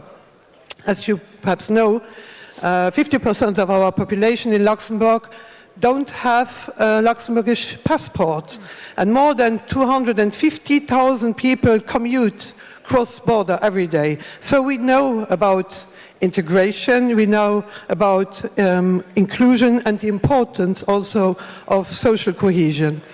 Now, in times of polycrisis, people worry about future and about what transition means to them. Of course, green and digital transition is key for our industry, opens new opportunities, of course. The Net Zero Industry Act is key as well, but we need strong rules. We need strong rules for the industry everywhere, and we need to assure that people from the whole Europe can benefit of these opportunities. Otherwise, there will be no confidence in the future. True. Thank you. Thank you. Thank you, Francine. Pedja, we move to Croatia. So after almost a decade of conservative rule in your country, the Croatian people are facing unprecedented inequalities. But you, as a social democratic party, how would you address this? Thank you very much for this question, but prima di tutto vorrei dire che Thank you very much, but first of all I would like to say that I am very pleased of being here in Rome, and I just wish to say good morning Italy, good morning Rome. This morning here I found so many comrades whom I have the privilege to fight together with against fascism and for freedom. And this is fight against inequality, to be free from need. And this is why it is extremely important that we have a guy like Nicolas leading us in this campaign, because he has been fighting against the inequality throughout his whole tenure in the European Commission.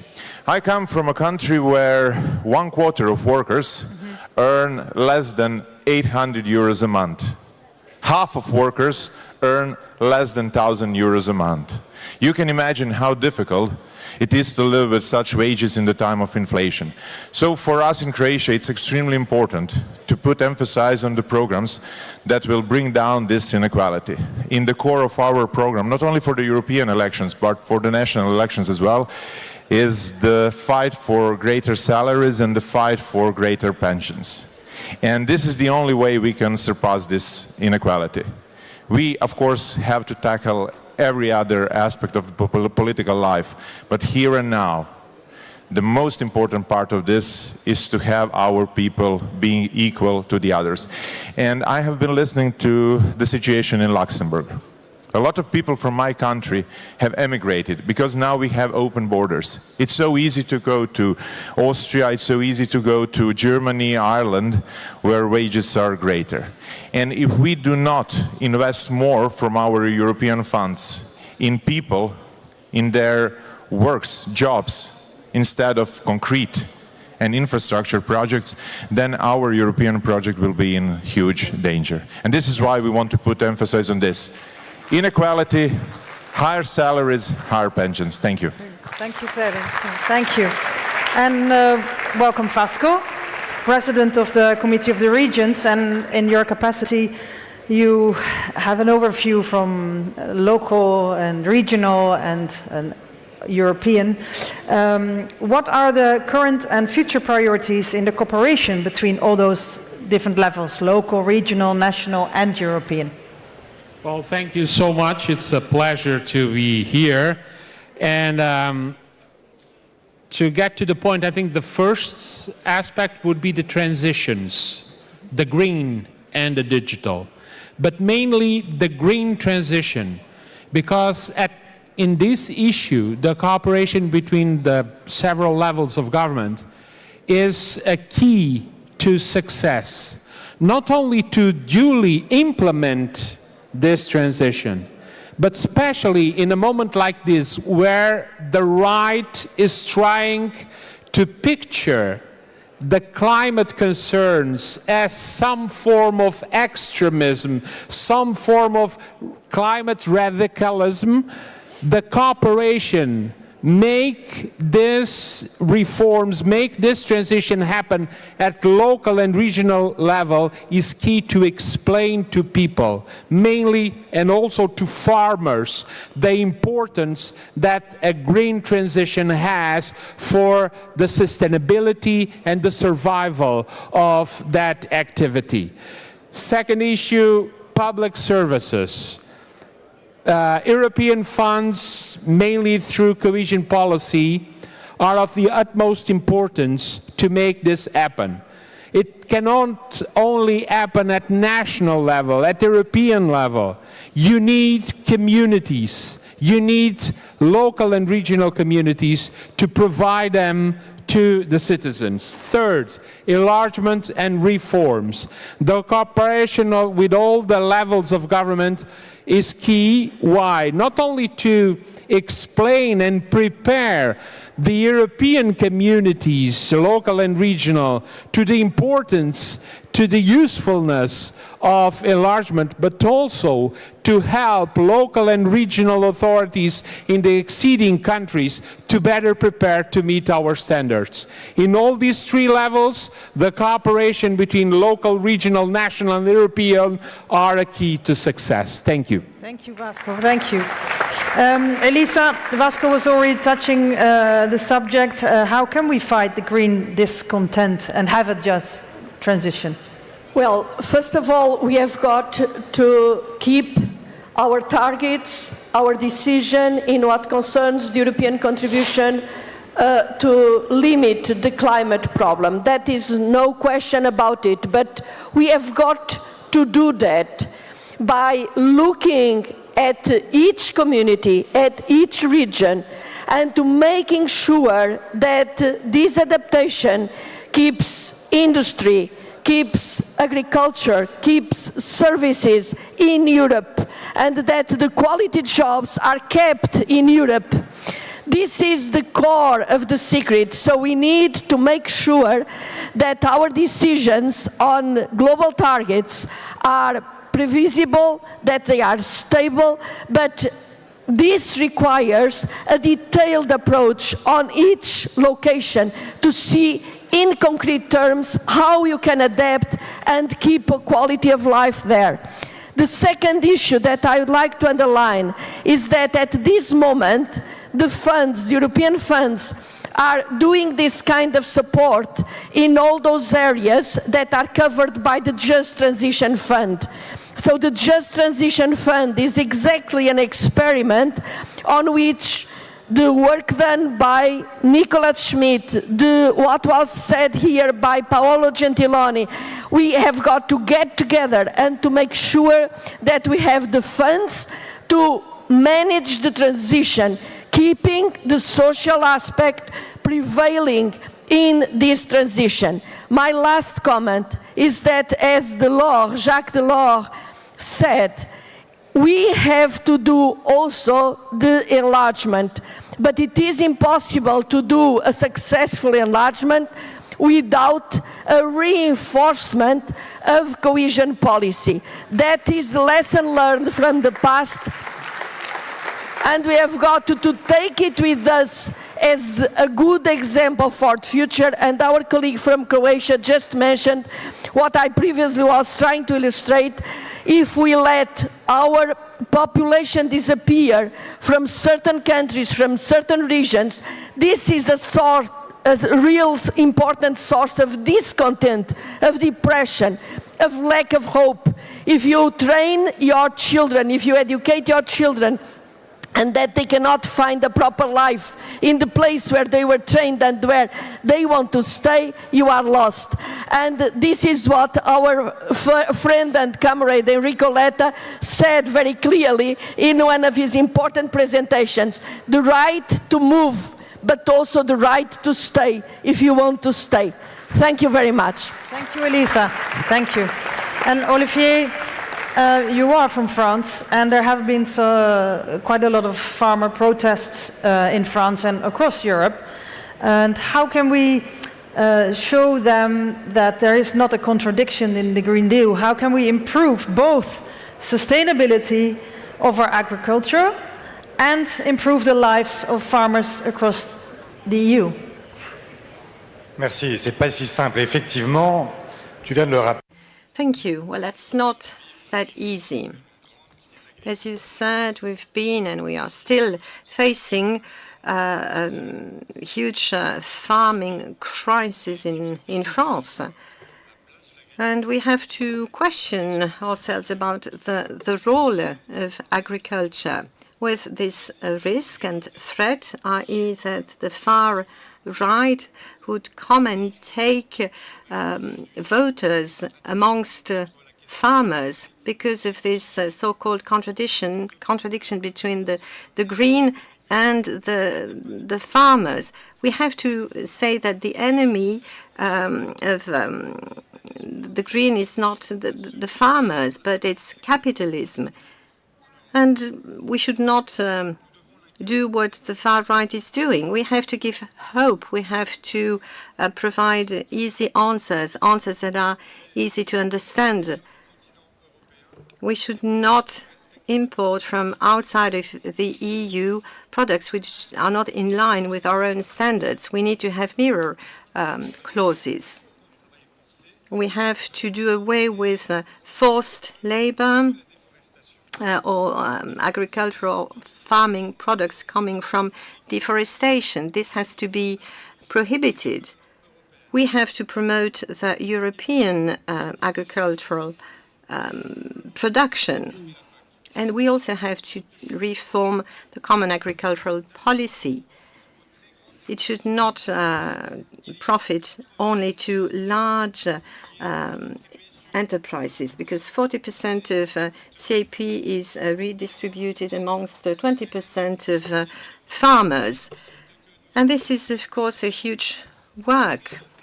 We have to do away with premiums based on surfaces, on hectares. Those who have a family-owned business should continue to be able to live based on their income, on their activity. No one today should sell at a loss under the production cost. And unfortunately, that's what is happening today. We have 25% of French farmers living under the poverty threshold today. The answer is a good common agricultural policy in favor of this green transition. We have at the same time to save the planet and the agriculture. Also about health, as we discussed before. So what do you see as a critical issue for the EU action when it concerns health? Well, how many hours have I got? Because certainly the climate, the Commissioner just mentioned, the climate crisis is a health crisis, so that is certainly one of them. Mental health is certainly something that we need to give a lot of attention to here in Europe. And then the need to invest more in our healthcare workforce, because we are getting problems with finding enough healthcare workers to look after our patients here in Europe. But I would like to concentrate mostly on one specific issue, which is the pandemic accord, because this is something urgent, and this is urgent in the sense of days rather than weeks. We are at a very critical issue, at a very critical junction when it comes to finding agreement on a pandemic accord. I am the President of the World Health Assembly. On the 27th of May, there is a risk that I will open the World Health Assembly in Geneva and report to delegates that we have missed the boat and not found an agreement on the pandemic accord. And this will be catastrophic. We need to learn from COVID, but then we need to act on what we have learned from COVID. And now is the time to find a solution, to come together and have a pandemic accord. And the main thing is division between the developed world and the global south. We are asking the global south to give us the data so that we can, of the new pathogens, so that we can produce vaccines. But then, rightly, the global south is asking us, we will give you the data, but you have to give us the vaccines. And this is something that we have to do. We have to reach this agreement. It's a question of developed world helping less developed world. This is something which is also socialist. This is something that we need to do. The world needs European leadership in health, but the world needs European socialist leadership in health. And people in this room can do it. We can do this. We can make a change, not only in Europe, but across the globe. And this will continue to make us proud to be European and proud to be socialists. Thank you very much. Yes, thank you. Francine, we know that we need new skills also for this green and digital transition. What role can the EU play there? I'm a very strong believer in education, and I think that young people are well aware of the green and the digital transition and what that means for them. So I'm convinced that we should not only talk to them, but we should participate them in the constructing our society of tomorrow. That's very important. If you're talking about education and on the same time you're cutting funds of education, that doesn't make any sense. So I think we should encourage everyone to invest much more in education than we did until now. That's the first thing I want to say. The second thing, when we're talking about education, we are talking about jobs. Yes. And with the green and the digital transition, of course, about jobs of today and of tomorrow and of jobs who will disappear. So upskilling, reskilling is key for this transition to succeed. And I think it's 7 years ago, together with Nicolas Schmidt, we started in Luxembourg a project who was called Digital Skills Bridge. So we confronted companies to ask them what they need in future and help them to invest properly, that they can invest in their people. So that was the start. We were a sort of a front runner. And I hope that the plans and the projects from EU will go in the same direction in the next months. Thank you, yes. Thank you very much. Quality of life also means to have a nice house, but there we are. We are in the middle of a very bad housing crisis. And also in Zagreb and other major cities, they're facing an explosion of housing costs. How can progressives, social democrats across Europe tackle the housing crisis? The housing crisis in Croatia. A little bit of silence, please, as well. The housing crisis in Croatia is indeed very, very big. Just to show you what we are talking about, the average price of a square meter of apartment around Croatia and in Zagreb, it's higher, is 3,000 euros. I've mentioned before the median wage in Croatia is 1,000 euros. So the worker that has median wage has to work 3 months without eating, drinking or anything he can breathe at all to pay for 1 square meter of an apartment. So this is unsustainable. And this has been aggravated by the fact that we have, of course, by entering the European Union, had to open the access to our market to the people who have much higher income. And especially in the cities like Zagreb and in the coastal area of Croatia, the prices have skyrocketed. That's why one of the part of our electoral program for the national elections in Croatia is going to be affordable housing. We have created a plan that will allow us to build thousands of apartments that will be given to Croatian citizens at affordable prices, either to be bought by them or to be rented to them. Yeah. This is extremely important. And just to depict how important it is, I will say what can be more social democratic, and sustainable for a country than to have affordable housing. In my opinion, nothing. Thank you. It starts there. Thank you, Preben. Vasco, how do you see the future of the EU cohesion policy? It's a general question, but please. Well, I think you're entitled to a clear and straight answer. Yes. The way I see it is threatened, in danger, at risk. That's the way I see the future of cohesion policy. And that's why I think it's much needed for our political family, as it is done in our manifesto for the next elections, to take a clear stand in defense of cohesion policy. Because it's not only a question of an European policy. Cohesion policy is the European policy that makes Europe more visible in each and every local community of Europe. So if you don't have a cohesion policy, sooner or later, you will have a problem about how people see, or you will have one more problem of how people see Europe. They won't see it. The reason is not only because of the European way of dealing with this issue. Of course, one of the guilty ones are also local and regional and national leaders that don't recognize, don't acknowledge the importance of European funds and cohesion funds whenever they do a groundbreaking ceremony or an opening of an investment paid with European funds.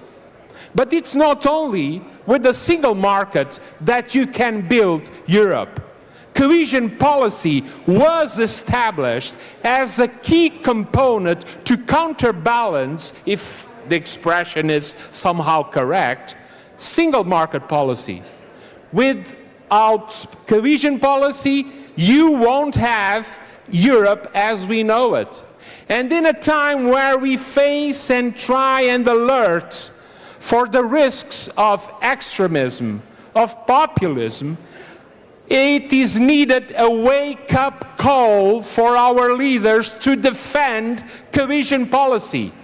Cohesion policy at this moment equals the importance of the European project. It's not conceivable that we are going to face these European elections not only stating that we, Socialists, Democrats, want a cohesion policy that makes Europe happen everywhere, but also demanding from our adversaries what are their stance about cohesion policy. What do they think about cohesion policy? That's how you can clarify and explain to citizens of Europe what is at stake in this election. So, to build a social, democratic, sustainable Europe, well, you need cohesion policy for that. Well, thank you for that, Vasco. Thank you. Thank you all panelists. Thank you very much. Very interesting discussion. Thank you, Elisa. Thank you, Chris. Thank you, Olivier. Thank you, Francine. Thank you, Pedja and Vasco. Thank you very much. And we are here for an election congress for the European elections. So we again ask on stage a few heads of lists for the national elections in Europe. And I would like to ask on stage for this next session Mohamed Shahim from the Netherlands, PvdA, GroenLinks from the Netherlands, Klara Dobrev, the party leader of DK Hungary, and Raphael Glucksmann, the head of the list of the European election in France. Yes, please. Hello, everyone. Nice to see you. You're going to fight, you're going to win the seats for us in your countries. That's the idea. So, Klara, you have been a strong advocate for democracy and social rights, both in Europe and back home. Are those featured in your campaign? This is going to... Now, yes. This is going to be #1 feature. in our campaign. You know, once upon a time, Hungary was one of the best countries in Central Eastern Europe. From the Baltics to the Romanian, Bulgarian coast, Poland, Slovakia, Czech Republic, all the people looked at us Hungarians that they want a lifestyle, a living standard as we have.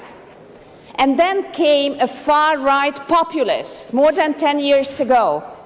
And now, more than 10 years after Viktor Orban's far-right populism, we have the worst salaries in Europe, we have the worst pension in Europe, we have the worst healthcare in Europe, we have the worst performance and the highest inflation in Europe. So when your voters ask you whether they can vote for far-right populists, whether rule of law, democracy is important or not, then the only thing you should show them how populists deliver on government. They promise the sky, but then they deliver nothing. Thank you, Clara. Mohammed, welcome. You've been a real fighter in the European Parliament for the ambitious Green Deal. Will it also be at the heart of your national campaign in the Netherlands? I mean, I think everything depends on the narrative.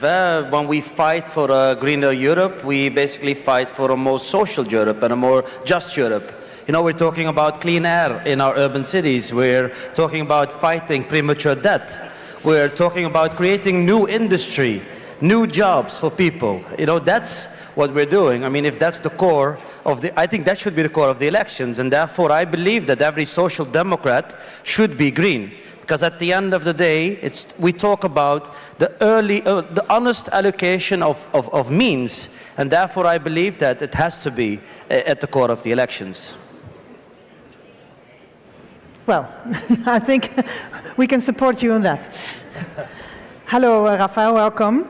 So you have been very strong on international issues always in your country, from protesting the war in Ukraine to fighting for the human rights of the Uyghur. And will these issues also be part of your European election campaign?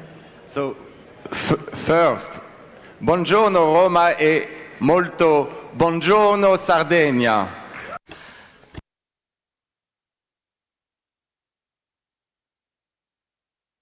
Good morning, Sardinia. The far right is not a doom. If you fight, you can win. To your question. 100% yes. And I will tell you, we have to be the family of human rights. From China to Rafah, we have to be strong for our principles, otherwise we will disappear. And yes, we will bring this topic everywhere. Europe stands for human rights, and Europe stands for international law, and Europe stands for Ukraine.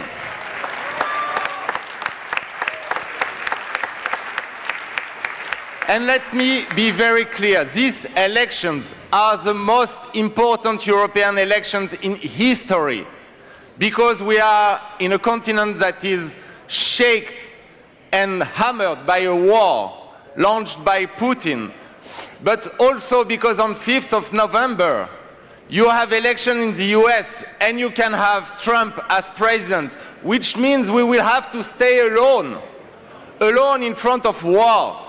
And I can tell you, I have chaired the Special Committee on Foreign Interference in Europe, in the European Parliament. And this war is not only targeting Ukraine, it's targeting our democracies. And in this war, Putin has allies inside our democracies. All the far-right parties, AfD, FPO, Lega, name them, National Rally, they are not only dangerous from inside, they are puppets of a foreign tyranny. And we have to say it. And we have to be the family defending democracy. But for that to happen, we have always to remember for whom we fight. Pour qui nous combattons? Et nous combattons pour qui? For whom are we fighting?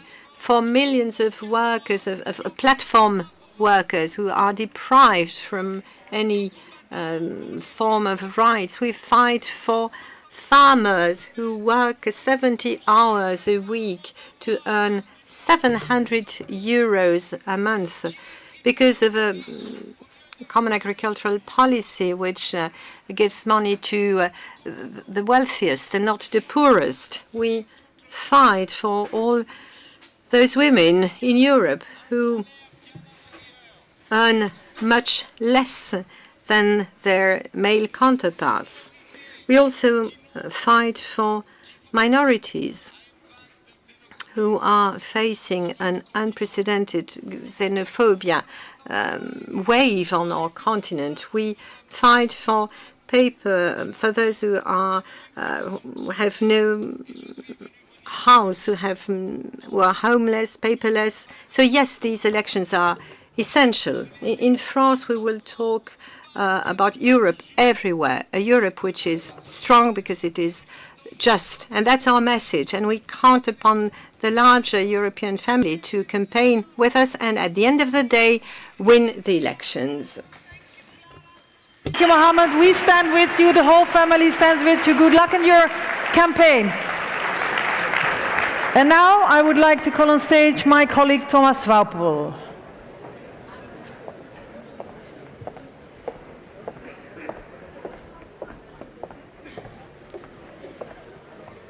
Hello everyone, my name is Thomas Vaupel. I'm, as Jonnek and Saar, Deputy Secretary General of the PES, and I have the pleasure now to invite on stage Magdalena Andersson, the former Prime Minister of Sweden and leader of SAP Sweden now. Magdalena, please come to stage. Oh, yeah, go here. So we're changing a bit the program. Normally you were supposed to be in the panel 3, but we're a bit behind schedule. So and we didn't want to miss you, so we're having this talk now, which is a pleasure. And Magdalena, so with Europe being in turbulent times, with new global challenges, new global insecurities, what is your perspective on building and strengthening European security in these turbulent times, one has to say? Please. I think the answer to how we strengthen European security is rather simple. It's about supporting Ukraine, and supporting Ukraine.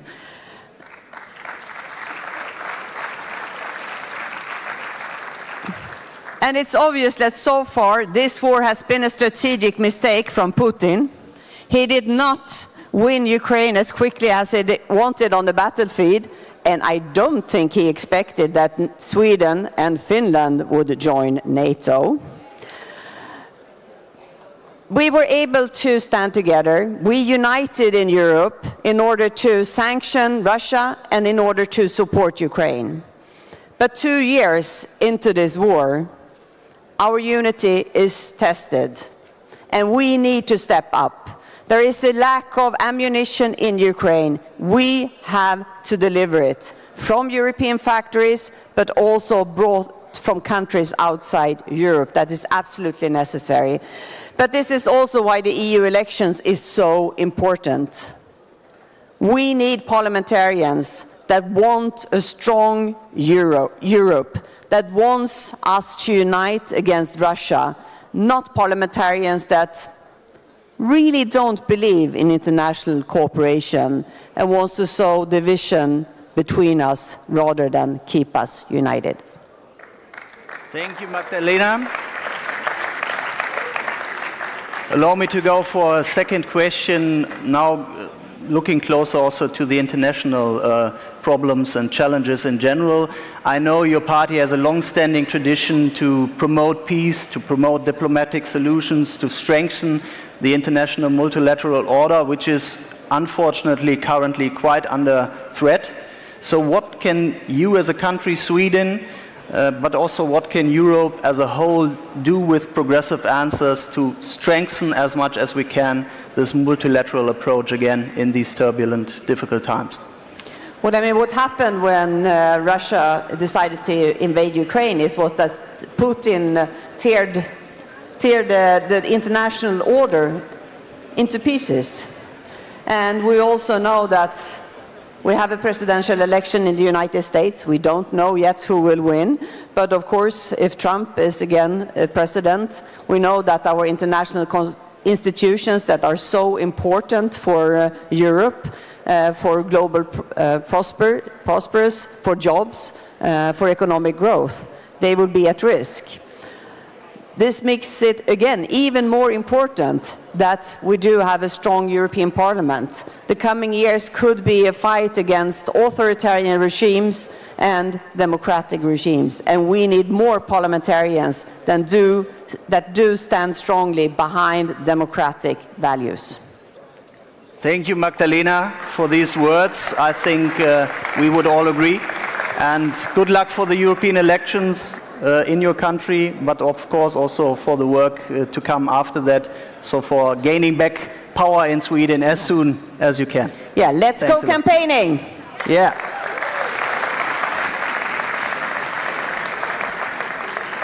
So now I hand over to Zara again.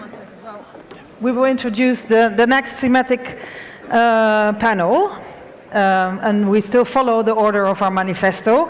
We're going to talk about solutions for open and democratic societies. There was supposed to be a video now. No video?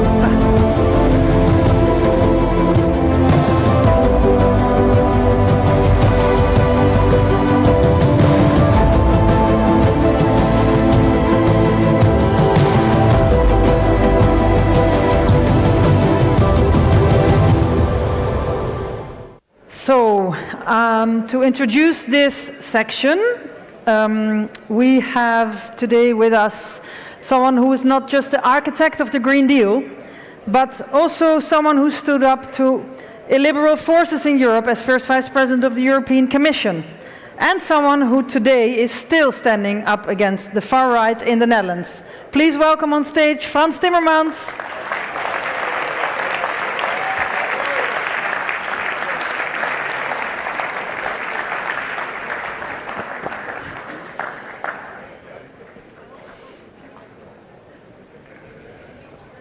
Salve Roma.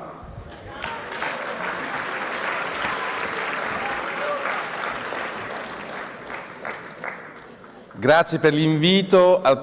Thanks to the Democratic Party for the invitation. Thank you for this wonderful day, this great Congress that gives us the strength to engage in our electoral campaign, and I am sure it will deliver victory at the European elections, I have no doubt. And Mr. Mayor, I also ask for a stadium for AS Roma. De Rossi isn't bad, isn't he?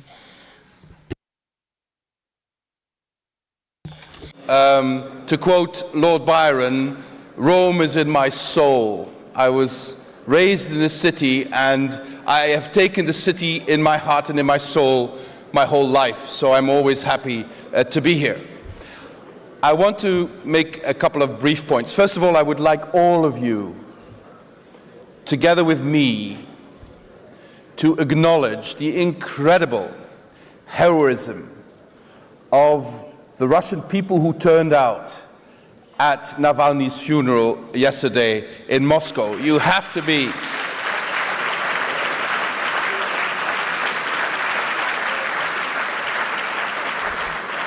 to show your face, to speak out in a regime that doesn't stop anywhere.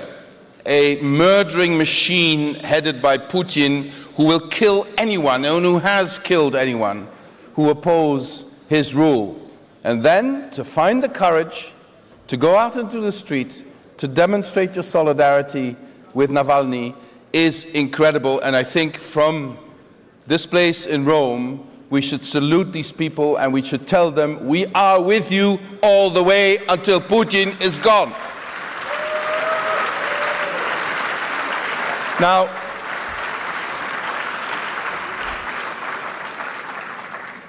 if you look at Russia, you know what we're up against. And I say, like Magdalena, the battle today is the ideological confrontation between those who believe in autocracy, in closed society, in scapegoating minorities, and those who believe in true democracy, in free and open societies where every individual is guaranteed their rights, where there's equality between men and women, where there's space for everyone to be who they want to be, where there's no imposition from government how you need to look, who you need to love, who you need to care for. This is what we stand for.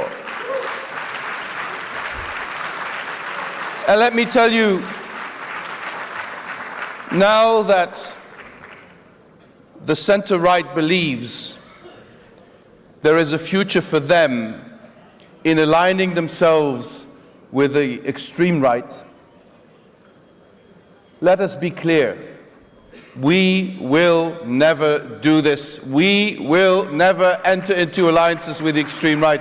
I repeat what Stefan said this morning, and I repeat it also for the Dutch Social Democrats. We will never form a coalition with those people who exclude people from society, who are deeply, deeply admirative of Putin, who believe in autocracy as a solution. But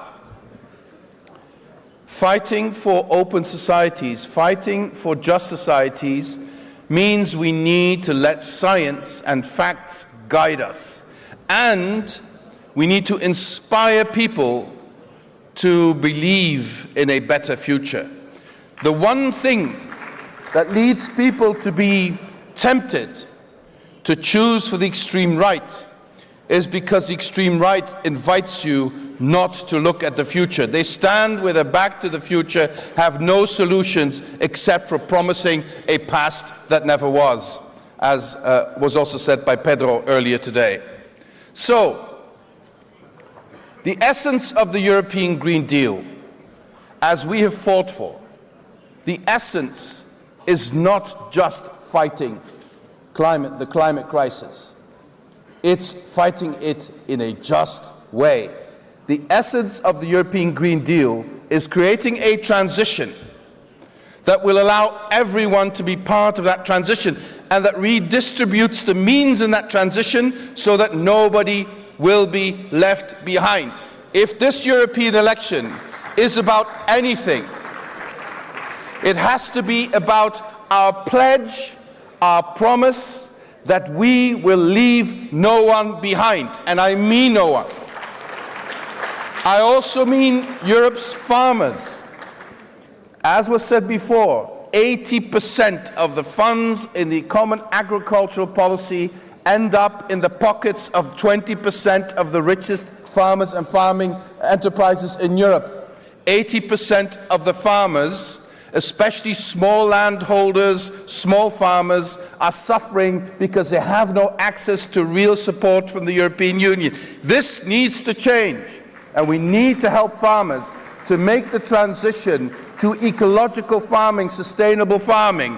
Because if we deny the truth of the climate crisis, it doesn't mean the climate crisis will go away. And the truth of the climate crisis is that the first victims of not addressing the climate crisis will be the workers in our factories, will be the farmers on our land, will be the people in precarious situations all across Europe. And these are the people we will always be fighting for. This is the essence of who we are. And finally, my friends, let me say one thing. In this day and age, with so many threats globally, in the middle of an industrial revolution that demands change of us, the jobs of the future are in the economy of the future, not in the economy of the past. And if we do not understand this, we will be swept away from the board by the Americans and the Chinese, who are investing massively in the economy of the future. We need to do the same, and we need to do more. And I say this because we also need to counter the false narrative that there would be sovereignty in nationalism. Sovereignty can only be gained through Europe. And this hasn't changed in more than 100 years. Because as was always maintained by socialists. Sovereignty, moving away from your nation a bit, will create distance with your nation. Moving away into the international field completely, especially into the European Union, will strengthen your nation. We can only have real sovereignty for our citizens and of our nations if we commit to the European project, which has to be a project of justice. This has not changed in 100 years. It will not change in the future. Believe in Europe, campaign for Europe, and we will win these elections. Thank you.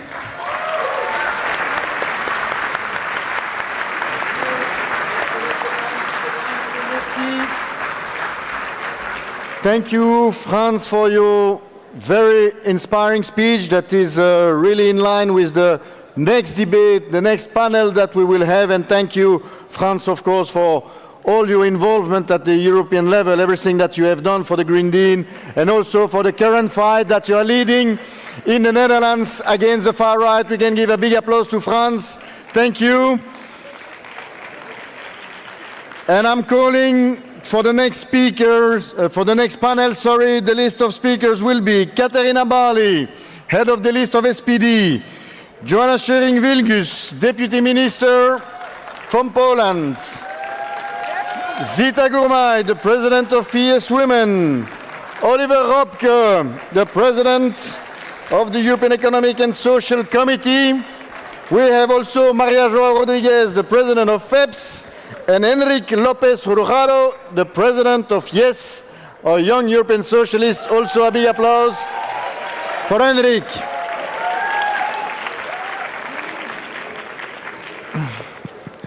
Thank you to you all. We're going to speak now about our panel on solution for open and democratic societies, and we had an inspiring speech from France, and I would turn now to Katerina Barley, the Vice President of the PES, head of the list Spitzenkandidat in Germany from the SPD. Katerina, you have been vocal in the parliament against authoritarian regime and you strongly defend the rule of law. So can you tell us what will be the main topic in your campaign in Germany on this and your proposals? Well, the rule of law is the basis for everything we do, and we see it at the moment very clearly that without democracy, we can't advance in any way. So I think there's several things we have to do. Of course, we have to do good politics, and especially social policy. We've talked about that today in length, so I won't go too much into detail, but what we have to do is to see the worries of people and really better their life with our European politics. That's one. The second is that we really have to make clear what is at stake. If we have a look at Europe nowadays, we see that we already have several governments with a far right-wing component, either supporting or being in a coalition or even leading governments. So we have Sweden, we have Finland, states where you would never have imagined that. We have Italy. And we really have to say clearly, this does not fall from the sky. Take the example of Sweden. 30% social democratic votes, 30%. Why do we have this government? Because the conservatives chose to be tolerated by the fascists. In Sweden, they're really fascists, the Sweden Democrats. So they chose authoritarian party over democracy. This is what we have to make clear. It's also about conservatives and liberals opening the door for the extreme right. We have to be very clear on this. And if we talk about this, because I have Zita at my side, this has very concrete consequences.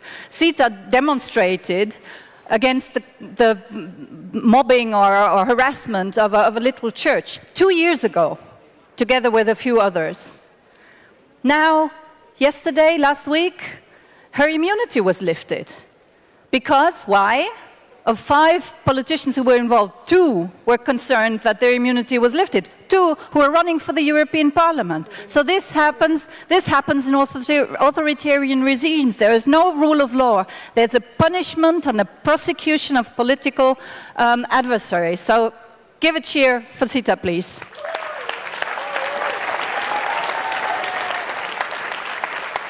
And the third thing, and I want to close here, what I think is maybe the most difficult is show why democracy and why this Europe is so important. And it's difficult because it becomes natural, it's there.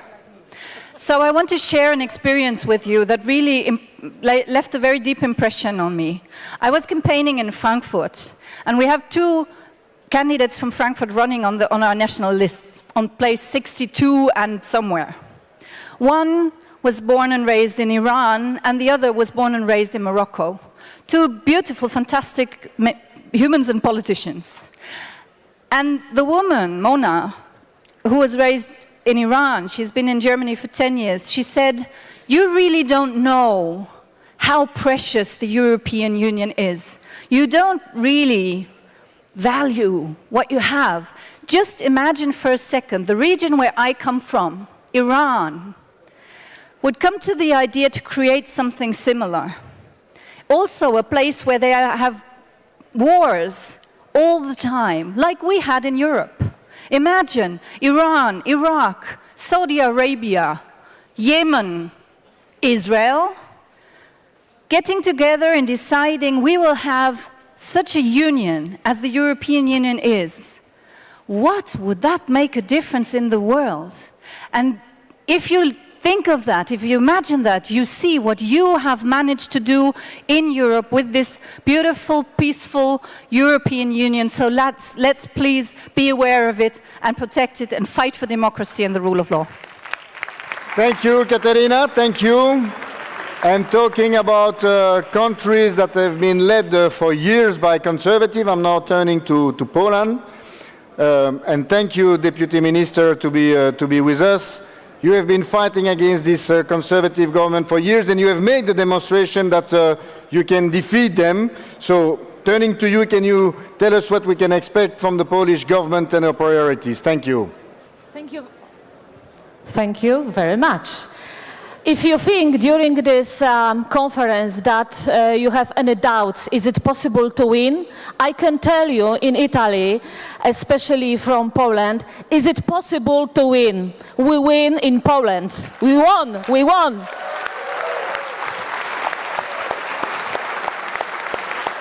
Last autumn, Poland symbolically returned to Europe.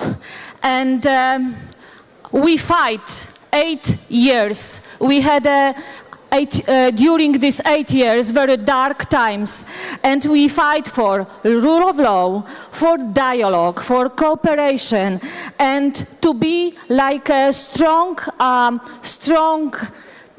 people in the Europe, and we won, and I am so happy to tell about this today. And of course it was possible, and we have a lot of doubts. We didn't know until the end, the campaign, whether we would win or not. But what's happening, and now we are very strong family in a government, and I am so happy that after 18 years, Left Party, Polish Lewica, is in government now.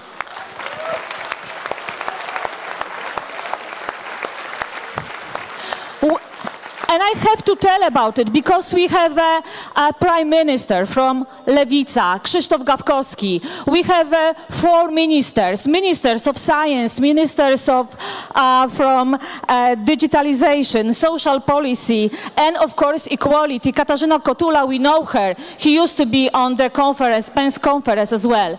And of course we have ministers and all resorts in Poland. And we have a power in the region as well. And I am telling you about it because it is possible. If you have any doubts, it is possible. It is possible even if you have 8 dark years in your country, like in Poland used to be. But people sometimes ask us how it was possible to do this, how you manage with this. And I think it's important is that Democratic Party was together. We helped together each other. We were like a family. We were solidarity each other. And we work with NGOs organization. We work with people on the streets all the time. And we play on the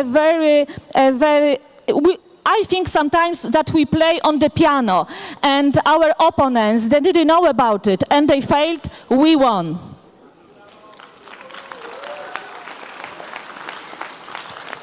And at the end, I would like to tell you that I choose the letter P, because I think that we have a fantastic title, the Europe we want. But I think, is it possible that Europe will be social, democratic and sustainable because we have a power? Thank you. Thank you. Thank you, Joanna. Thank you. I'm turning now to our president of PES Women, Zita Gurmain, also fighting against a right-wing government, conservative government, but we have seen in all over Europe these right-wing government attacking everywhere more and more women's rights. So can you tell us in details what is the answer from PES Women? Thank you, Zita. Buongiorno Roberto, buongiorno the Città de Libertad, buongiorno Italy, it's a great privilege to be here. Roberto did a great job as European parliamentarian and now he is really working with his heart for this city. Can you stand up for Rome? Can you stand up for the European Socialists? Stand up, please stand up. It's so important to stand up for him, to stand up for each other as Katarina stood up next to me.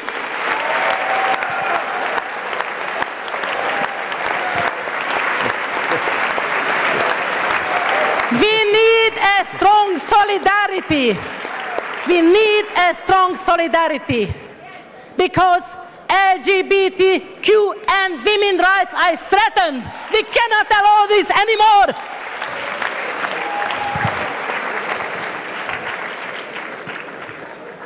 Do you think that I have a fear from Orban? No, he can do me a favor. Because it was my party 1.5 years ago. We stood firmly for the Swedish ratification of NATO. 1.5 years, every panel, the Hungarian Socialist Party stood for Sweden. So let's have Sweden do ratification of the NATO. Finally, Hungary did it. No thanks for Orban.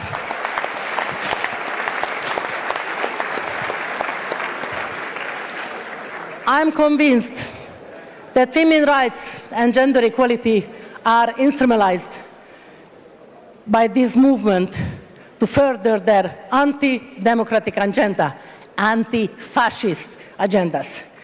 These result in pushback to further progress in gender equality.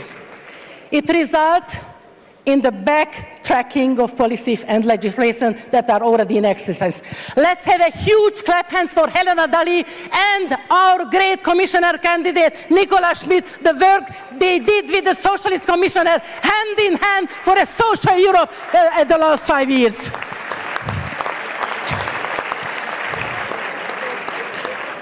We need to make sure that women's rights cannot be removed anywhere in the EU. We must include abortion in the European Charter of Fundamental Rights and establish a former Council configuration for gender equality, diversity, anti-discrimination. And I'm so proud my former group, the S&D group, the roadmap to a women's rights charter. Robert Biedron did a great job. Let's clap hands for our Polish brother who did the utmost for Poland and for Hungary as well. We must take this movement absolutely seriously, and we cannot take for granted the progress we have already made, as we know all too well how easily that can be undone. And I am very proud because we are going to adopt a manifesto of a feminist Europe. This is the party with feminists. Let's stand up for feminism in Europe, dear sisters and brothers. We fight it for the last 50 years. And don't forget one thing. In the Treaty of Rome in 1957, equal pay for equal work has been there. and we still have to fight for it. Don't give up. We need to win the next European election. Thank you. Thank you, Zita. Thank you, Zita, for your very energetic speech. And I'm turning to Henrik, the president of YES, the Young European Socialists. And we know that young people have really suffered of the different crises that we have lived through over the past years. So please share with us what are the proposals from YES for the young Europeans to have a better life, to have equal opportunities, and to have a better future as they have. Thank you, Henrik. Thank you so much.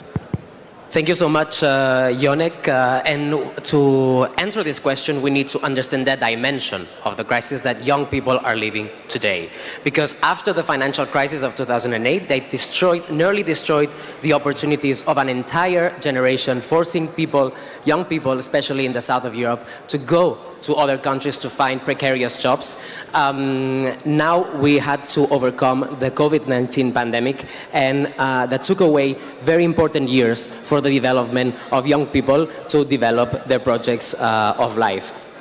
At the moment, we are living through a cost of living crisis and a housing crisis that is preventing us to fully develop as citizens in our societies, a climate crisis that is jeopardizing our future, a democracy crisis with the rise of the far right, and a geopolitical crisis, mainly with the invasion of Ukraine by Russia, but also with the surge of many conflicts in our neighborhood and the cruel situation that we are witnessing in Gaza.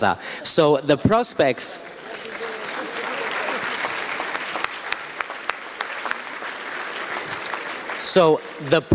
for young people now are not precisely the best. But despite of that, we are hopeful. And we think that the European Union, and especially a European Union led by the Socialists and the Social Democrats, is the only way to provide effective solutions to the challenges that young people are facing today.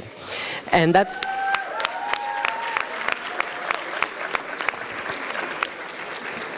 that's why we in YES have been very vocal in pushing for an ambitious agenda in topics that we believe are at the core of the preoccupations of young people.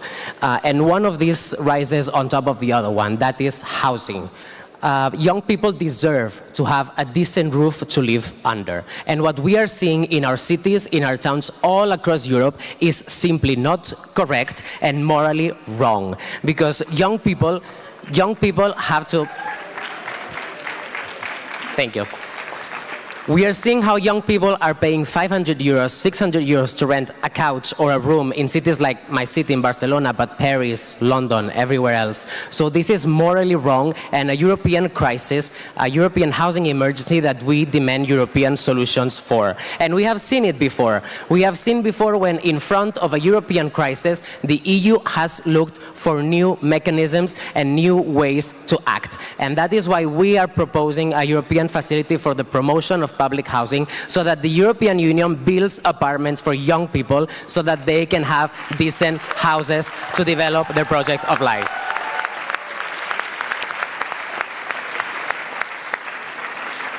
And I could continue with many topics that are really close to our heart: mental health, banning unpaid internships, a practice that is terrible and many of us have suffered in many occasions. But I want to have a small mention towards the young people of Ukraine. The first thing we did when we were elected in our Congress in Barcelona in October was to develop a mission to Kyiv, and we witnessed the scars of the horrors that happened there. But at the same time, we witnessed a youth that is vibrant, that is hopeful, and it's hopeful for a European future. So we must continue to support Ukraine with necessary weapons and necessary ammunition so that they win the Russian aggressor, but also to continue to support the youth so they can have a decent future in Ukraine, but also in the European Union. Thank you so much.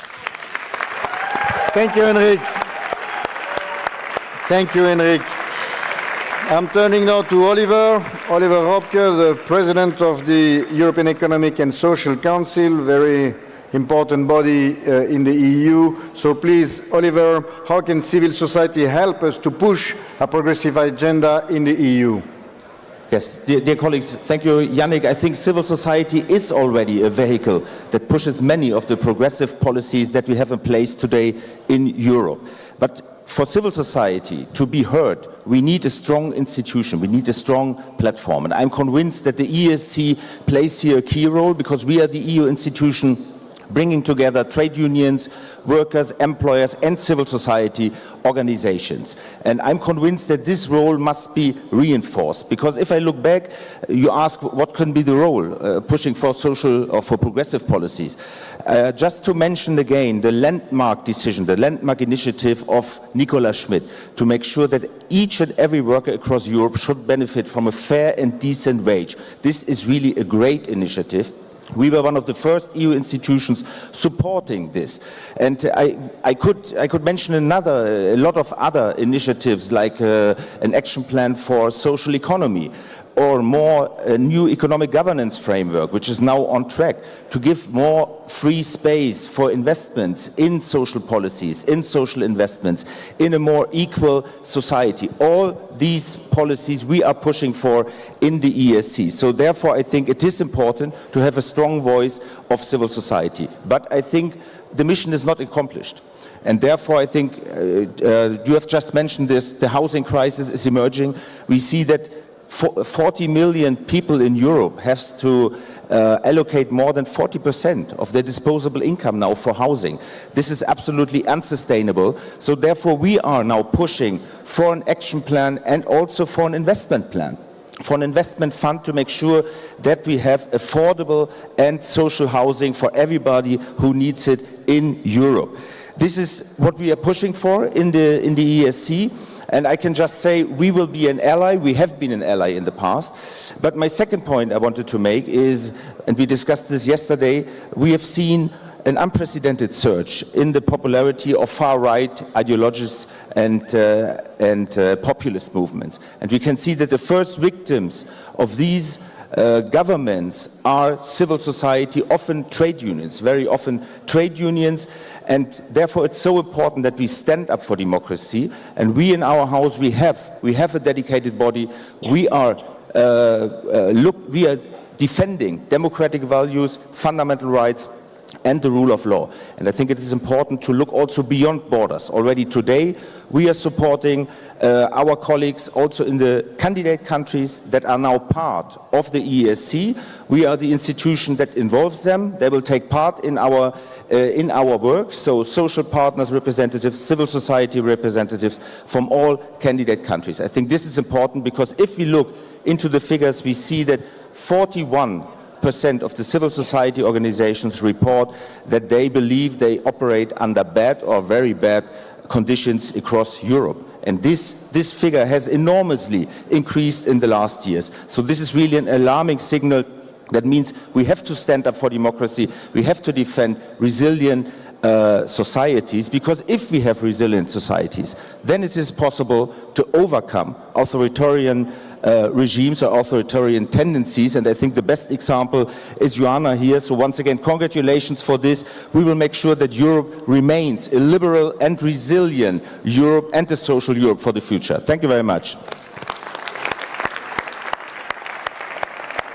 Thank you, Oliver, and I'm turning to our last speaker of this panel.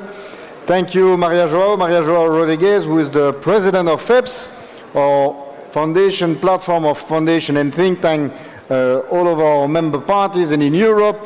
And one of the important topic about democratic societies is about digital innovation and the role that the digital transition is playing. So I'm turning to you, Maria, to see what are the goals that we should aim for a just digital transition. Thank you very much, Yannick. And we, FEPS, European Foundation of our political family, we are supposed to see the upcoming challenges. So let's now put the spotlight on the digital. The digital transformation is most likely the most important transformation of our lives. And this is still at the beginning. But this is changing everything, and we see this in every day. Now, the situation we have in Europe is that Europe is not in control of this transformation. who is in control is United States on one hand and China on the other hand. And we are in between this rivalry. So the time has come for Europeans to take control of the digital transformation according to their own values. And let's recognize that over the last years, a lot of work was done. If we think about regulating the platforms, if we think about regulating artificial intelligence, but this is the beginning. And I believe that for the next term, what is at stake is for Europeans really to take control and for progressives to be in the leading position of this great front of transformation. So what should be a progressive agenda for the digital transformation? Well, we need to take care of the implications for work, for labor. That's why this directive on platform work in the hands of our candidate commissioner is so important to be completed. This is about making sure that jobs will not just be destroyed by artificial intelligence. They should rather be well combined with artificial intelligence. This is about using artificial intelligence to improve our public services in health, in education, in urban management. But let me tell you, for this, we need to build up real European platforms. We need to build up a digital public infrastructure. And this is a big undertaking for the next phase. And the last concern we need to have is about democracy. Because we see where now in the hands of far right, digital tools are being used to undermine democratic debate, to undermine our democratic institutions. And we need to be fully protected against this. So my last call, and this is also for the upcoming campaign and elections, is that if the far right will use digital tools to undermine our democratic debate, if they will be instrumentalized by Putin's, because we cannot be naive, we'll denounce these in the first place. We want to have sound and open democratic debate and decision for the upcoming elections. So this is my wish, and I count on all of us to work together for this new front of transformation.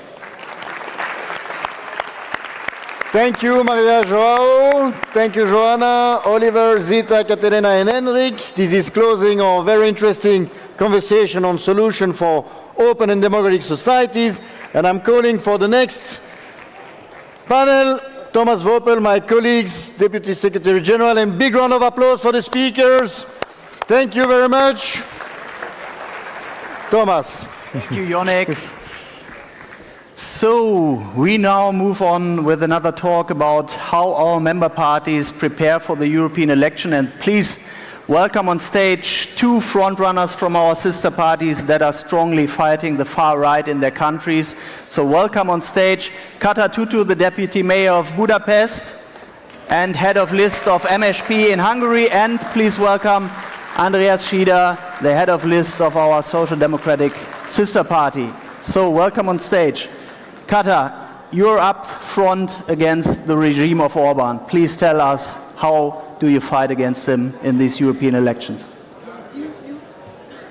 Does it work? Yes, it does. Hello. You found two young socialists. We were just talking with Andreas that we have been young socialists for more than 20 years, and we're still fighting together. Yes, so I have 2 minutes. I have 5 priorities for the elections in Hungary. First of all, it was a socialist government that led Hungary into the European Union. So one of my duties is to keep Hungary within the European family. Number 2, I am Deputy Mayor of Budapest. Cities are the last reserves of democracy in Hungary. One day, we will rebuild democracy from these last reserves. But for them to stay alive, these cities like Budapest, we need the cohesion funds. I'm looking at all the commissioners. These cities need the funds to stay alive. Number 3, we need to strengthen in these times of crisis the social democratic path. We need to path which is built of security, solidarity, sustainability, equality. But we're not talking about one path, we are talking about many paths that cities are carving out for their citizens so everyone can pass. And this is why I come to number 4. When we talk about a strong Europe, it is not just about more power to Brussels. It is about strong cities and strong local communities, because this is how we will stay resilient. And number 5, Europe has to be a place for women. We need a Europe that understands women, understands our fears, understands our dreams, and can build on our merits. Thank you. Andreas, the floor is yours. Thank you. So, Andy, same question to you. How do you gonna beat the FPÖ in Austria? Yeah, maybe, comrades, I think the world is getting more and more complicated, and people are afraid of this. And what we have to do is to preserve what we understand as the European model of way of life, a European one. This includes that democracy is only completed if it is also social just.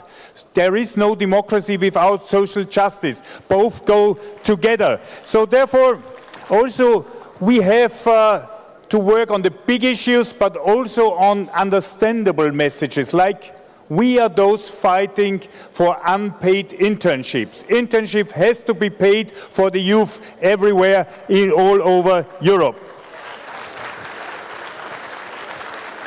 And having said so, last idea about climate. I think there are two discussions at the moment. There's the right one, which is saying we don't see any climate change. And there is the green movement, which says change your behavior, then we can fight the climate change. And I am standing in the middle of this, saying we need to fight the climate change, but it also means it is a new way of industry, it's a new way of creating green jobs. This is how we fight the climate change in a social just way with a new industrial policy. And this, at the end, is giving an optimism to this bad world which we need. Thanks, Andy. Thanks, Kata, for this optimistic outlook on the election, and good luck in both of your countries. All the best. So now we're coming to an issue we already started to discuss a little bit with Magdalena Andersson, who had to unfortunately leave a bit earlier. But now we're coming to the solutions for a fairer world.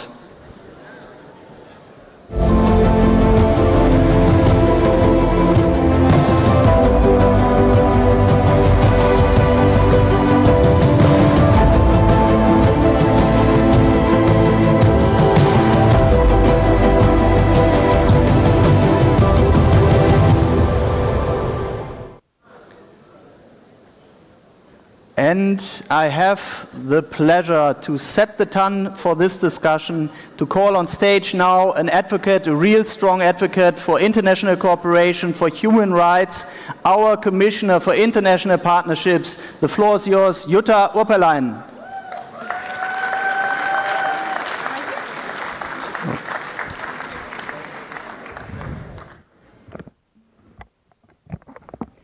Dear friends, dear comrades, social democracy is the largest political movement in the world. One of our core values is solidarity. And that's why I think it's important that in our campaign in the European Parliament elections, we are also paying attention outside the European borders. And I have 3 very brief messages which I would like to pass to you today. My first message, dear friends, is that Europe faces a threat of turning inwards. There are political forces who are ready to turn their backs to our friends in the global south in a time when they need us the most. And that would be a big geopolitical mistake. Russia's war of aggression against Ukraine rages on. The conflict in the Middle East is escalating, and the way out, unfortunately, is not clear. In West Africa, we are witnessed multiple crises and coups and growing instability. So multiple crises with consequences in the form of food insecurity, inflation, high debt levels, and increased fragility affect our vulnerable partners in the global south and the most vulnerable people the most. And that's why, dear friends, we cannot turn our backs to the global south. We must continue to advance sustainable development across the world, from Africa to Asia, Latin America, the Caribbean and the Pacific. And I personally believe this is very much in the interests of us Europeans, because instability will always spill over. So Europe is impacted by the crisis in the global south. Dear friends, global inequality is rising. According to Oxfam's latest report, since 2020, the world's 5 richest men have doubled their wealth. At the same time, nearly 5 billion people have become poorer. Tackling inequalities is my second message. Everything the EU does in the world must serve this purpose. And this has to be a key demand of our political family.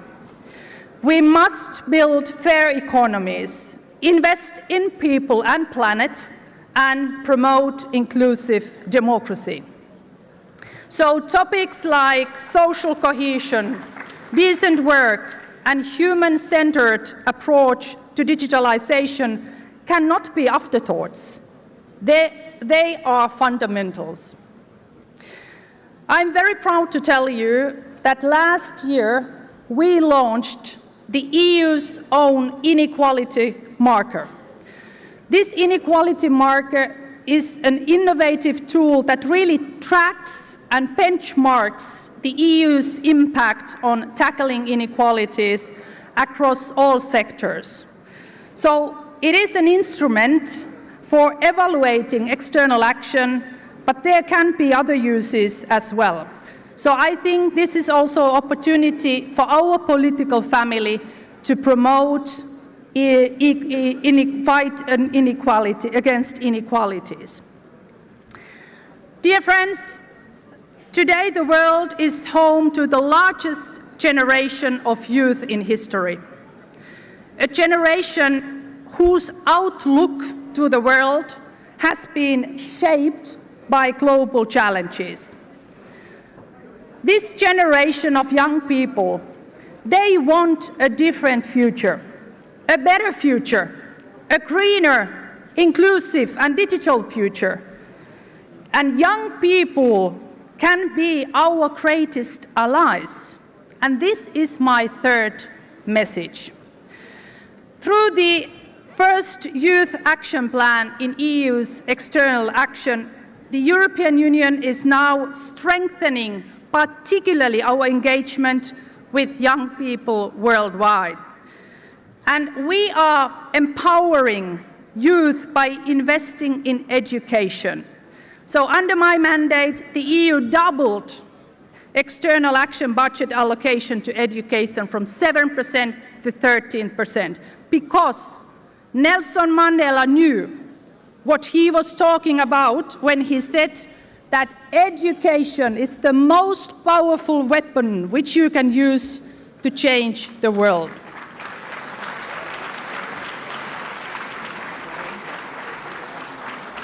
So, dear friends, I believe in equal partnerships, fighting inequalities, and putting youth into driver's seat.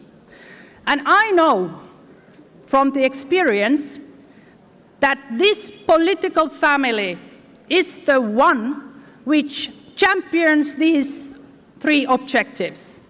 So together we can make a difference and we can ensure that no one is left behind. Thank you very much.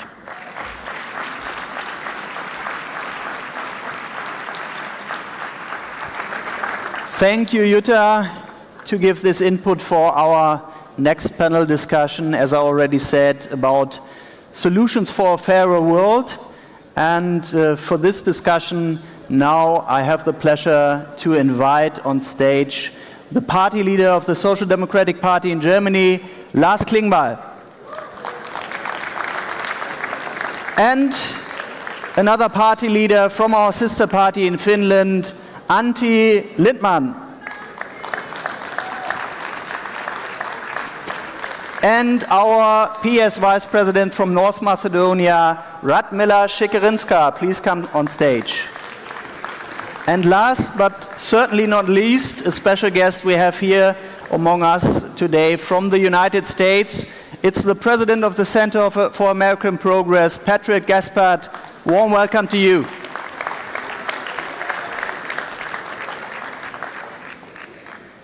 So, to start with, Lars, we've been speaking a lot already today about the threat of the far right, the rise of the far right, something we can see in many European countries right now, also in Germany. In how far do you think does this affect Europe's credibility as a global actor and its capacity to conclude progressive global partnerships? What is your analysis on this? Okay, thanks for the question, and I just want to mention thanks to the comrades from Italy for this great Congress, and it's good to see all the comrades from all over Europe. And yes, Thomas, like you said, it's a big challenge how to deal with the far right-wing populists we have in Germany, in Europe. But I can tell you from Germany that in the moment there are millions of people going to the streets, having protests and demonstrations against this right-wing populists, because there was some media coverage saying these people planning remigration, deportation of 12 million people living in Germany, people that are Germans, and they want to kick them out of the country because they have a wrong name or they have a different religion or all of this. And so this really gives motivation in these days when millions of people go to the streets and have demonstration against the right. And if in Germany the polls show that 20% want to vote for the AfD, the right-wing populists, it also means that 80% are not voting for them. And this is something where we can see a lot of hope, that 80% of the people are not voting for right-wing populists. And that means to say them clearly, stand up, be loud, fight against right-wing populism. We are the majority, they are not the majority. And that means at the end there's a possibility to become strong also in elections. But for that we have to be the better politicians. We have to focus on all-day life. We have to focus on the situation of people. And it's not about the question for a social democrat of if people use their car or use an airplane or eat meat or speak gender language. I think the focus for us as social democrats should be if people earn enough money, if they have avoidable houses, if they have a good pension policy. So this is something where we should focus on economic and social questions. And if we do that, then I'm convinced we will get people back that in the moment would say, I would vote for the right-wing populists. And the last point, because you were talking about the international situation. In Germany, we need a lot of people coming to Germany and work there. The question of migration is not always a threat. It's an opportunity and it's a chance for countries like Germany if people come there. And if people in other countries see their right-wing populists taking responsibility, that will change the view about Europe and Germany in other countries, and so it's a threat, and we have to tell that everyone. And to be honest, every fifth job in Germany depends on the European Union. And if the AfD is taking responsibility, we will lose all these jobs. So the AfD is not just a right-wing populist party, it's a party making politics against workers, and we have to say that very loud. Thank you.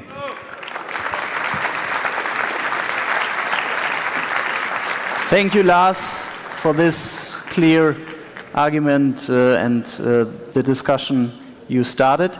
Now we continue with Antti, and let's dig a little bit deeper into the field of foreign policy. When you started as party leader, your first speech was on foreign policy.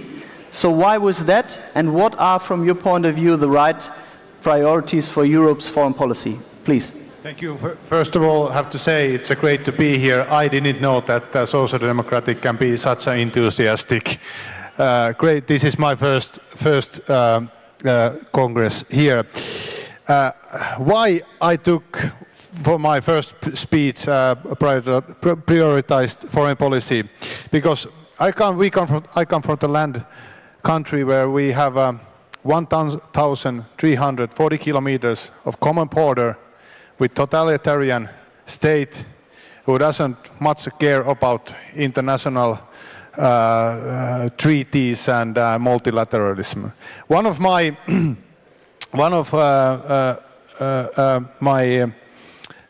Our foreign minister, earlier party leader, he was asked when he was at the United States that you have this over 1,000 kilometer common border with the Soviet Union. Aren't you afraid?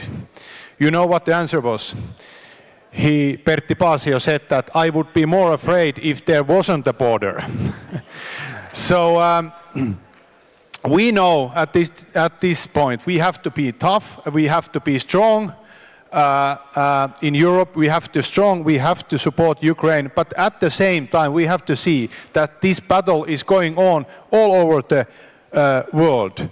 Not only weapons, with pens, with money, with treaties and etc. That's why our Commissioner Jutta Urpilainen work that she has done is really important, because if we don't be there where the other totalitarian countries are and where the battle is going on from the influence, that's why we have to be stronger also here in Europe, but stronger also in global. And the first priority is that we have to put the decision making in order when it comes to foreign policy in EU. We need more.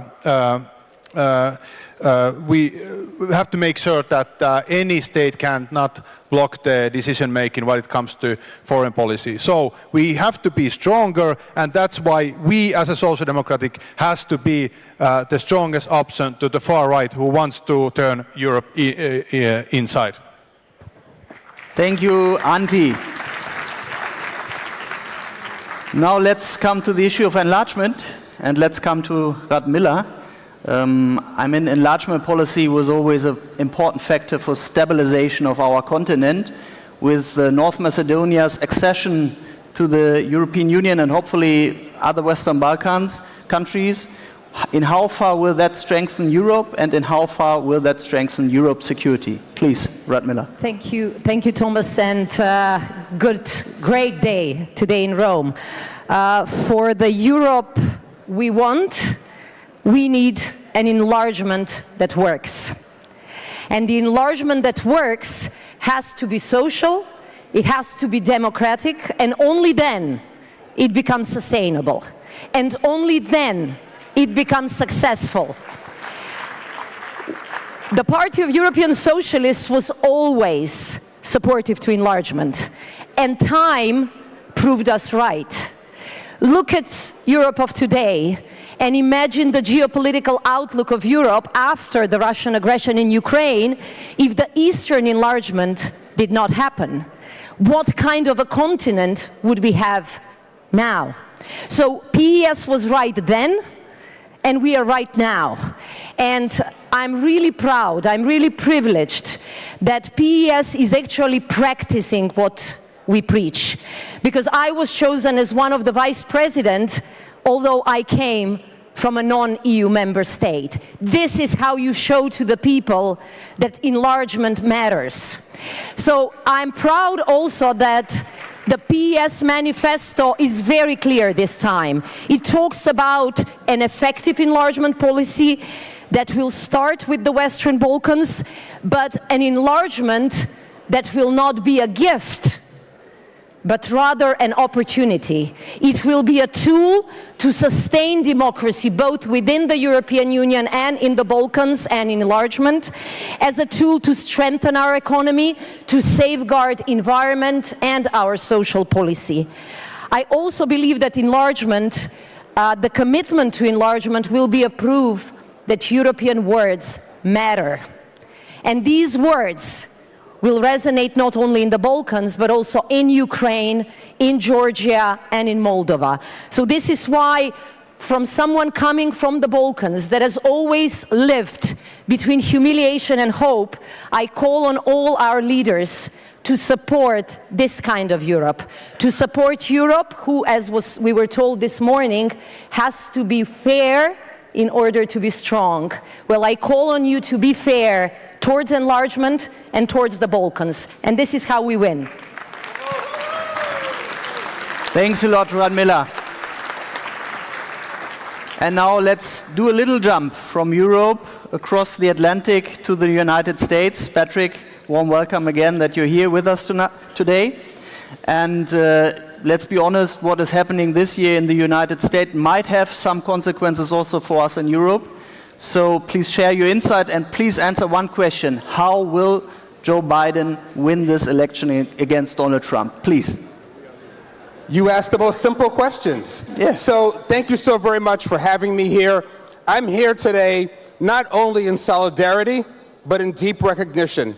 The challenges that you have in Europe are so similar to the challenges that we have now in the United States at this moment of ascendant illiberalism. When you ask your question of how Joe Biden will win this election, I'll quote Joe Biden. Joe Biden is fond of saying to the American people, don't compare me to the Almighty, compare me to the alternative.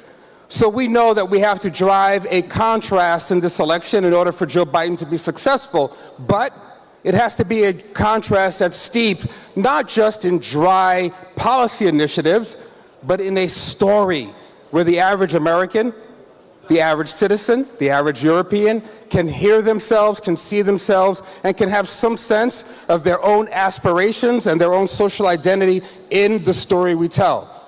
Every story, any good story, also needs to have a powerful villain at the center of it. We have that villain in the candidate who will be the candidate for the Republican Party in the United States, of course, Donald Trump, who's an extremist, who brings a kind of toxic xenophobia into the election, and the ability to contrast with that is key. However, we have to recognize that the very simple story that he tells about America, about the world, and the lives of its citizens is a story that many find compelling. And one of the reasons that they find it compelling is because the same failure that we have made in the center left in the US that I suspect many of my friends have made here in Europe. Our failure to listen, our failure to meet people where they are, our failure to appreciate that the growing economic asymmetries in society have not accrued to their benefit and have instead created a sense of profound dislocation from the industrial economy through the service economy to the information economy. That story, that villainy has to be lifted up, and we have to make that comparison. Lastly, we have to give an affirming vision of the future and where we are trying to go in the economy, in the contrast with abortion, in the contrast with rights. I like to believe, as I look and saw what happened in Moscow yesterday with the thousands who came out for the funeral of Navalny, I have to hope that we, as the left, as the center left, will not divorce our sense of democracy from our sense of citizenship and talk about responsibility and obligation and appreciate and help our people appreciate that if we're going to continue to have durable governments of, by, and for the people, that our rights are not merely self-evident, they must be self-actualized. Thank you, Patrick. And I think you can be sure all of us here, we're with you in the next month, so to give any support we can to make this election a success for the right side, which is in this sense, the progressive side. So thanks for being here with us. So, thanks to all the panelists. We move on in the program, and I have the privilege to welcome on stage Dimitar Kovashevsky, till recently Prime Minister of North Macedonia, and hopefully soon again. Dimitar, come on stage, please.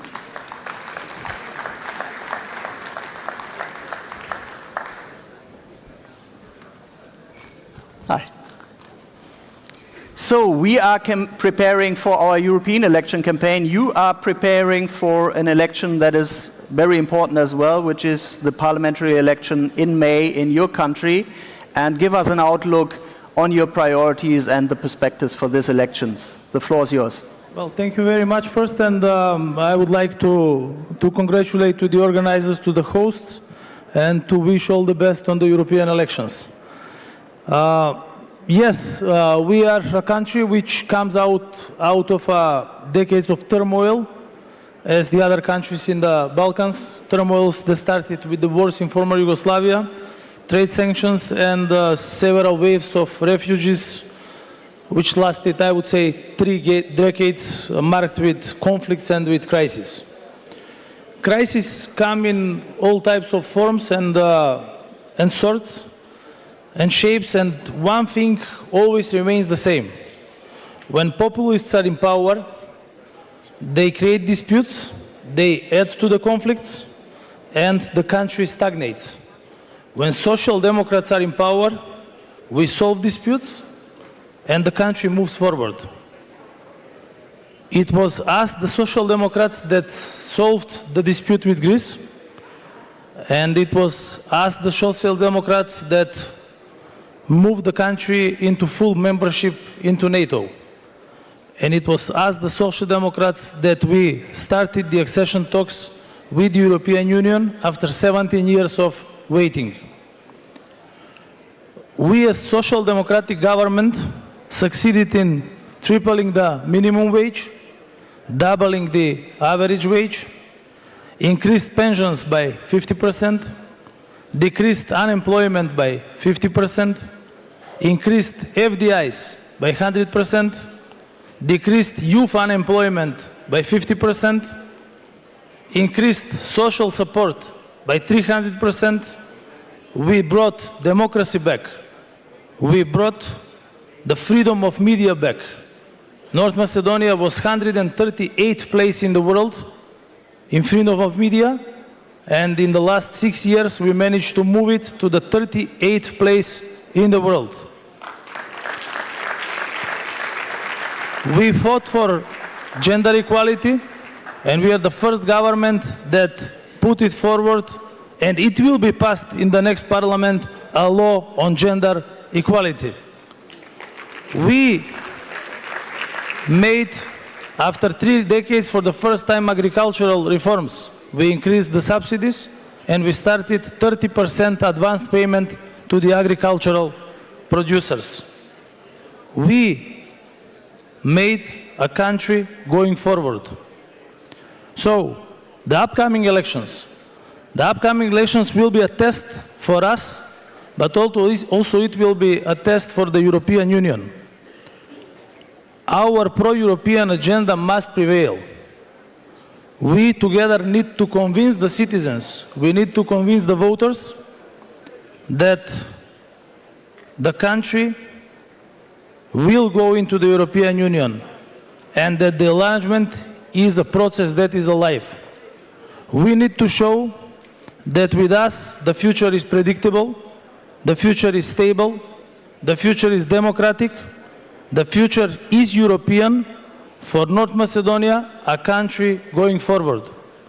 We need to show that solidarity, solving disputes, supporting democratic reforms, making economic reforms pays off.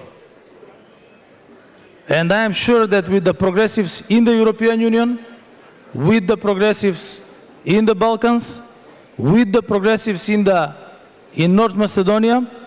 Together, we will offer hope, we will offer hard work, we will offer progress, and we will offer solidarity.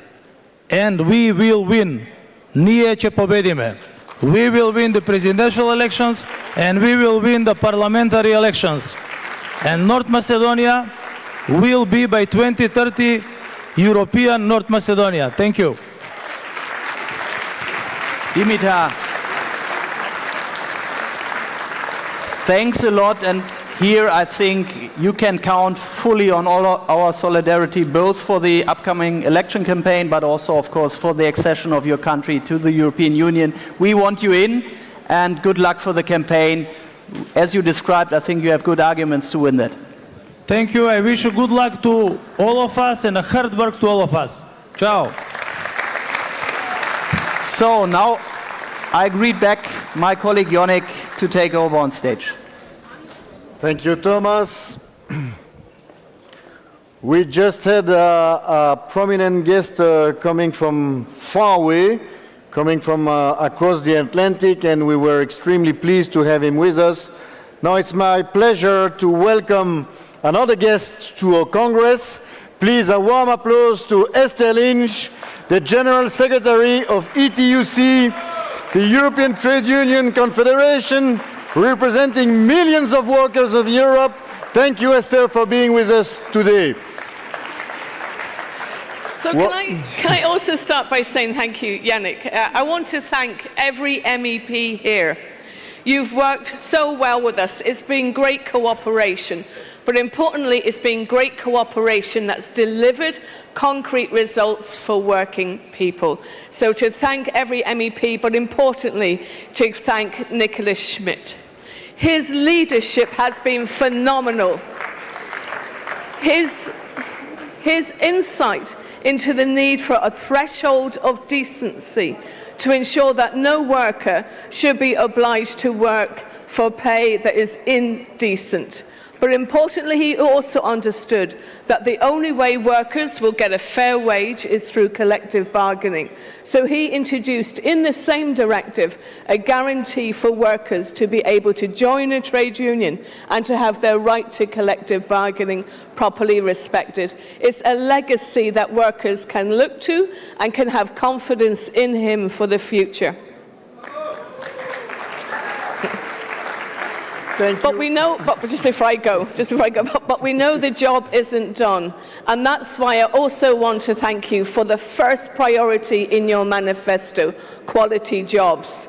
Working together, we can ensure that we have an EU instrument to support quality jobs, to deliver them the just transition, but also a directive that guarantees workers and their trade unions anticipation and management of change. So we see a great future, but we're going to have to fight for it, we're going to have to work for it, and the ETUC is with you on that journey, Yannick. Thank you, everybody. Thank you, Esther. Your presence here was a sign of the great cooperation we have, all the good fights that we had in the Parliament and in the Council. So thank you, Esther. Thank you very much for the great work you are doing at TTUC. And now it will be my pleasure to call in another speaker. Another speaker that is a strong voice. Yes, there she is, a strong voice in the European Parliament. She has been very vocal for a more just Europe, a more democratic Europe, a more sustainable Europe, a more feminist Europe. I'm calling the President of our S&D group in the European Parliament, Irache. We are so glad to have you with us. Please, the floor is yours. Thank you, Irache. De socialistas y demócratas estamos muy orgullosos de haber contribuido y de haber liderado históricas decisiones que han puesto a Europa nuevamente en el corazón de nuestra ciudadanía.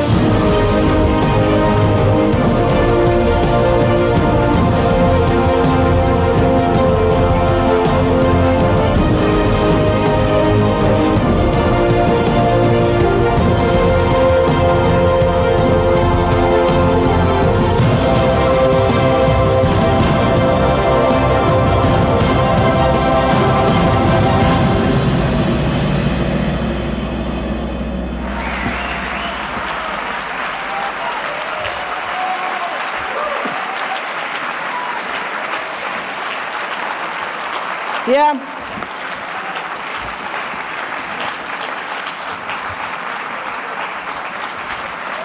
I know that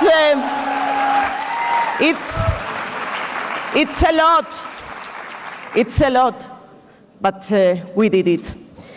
Compagnie e compagni, cari amici,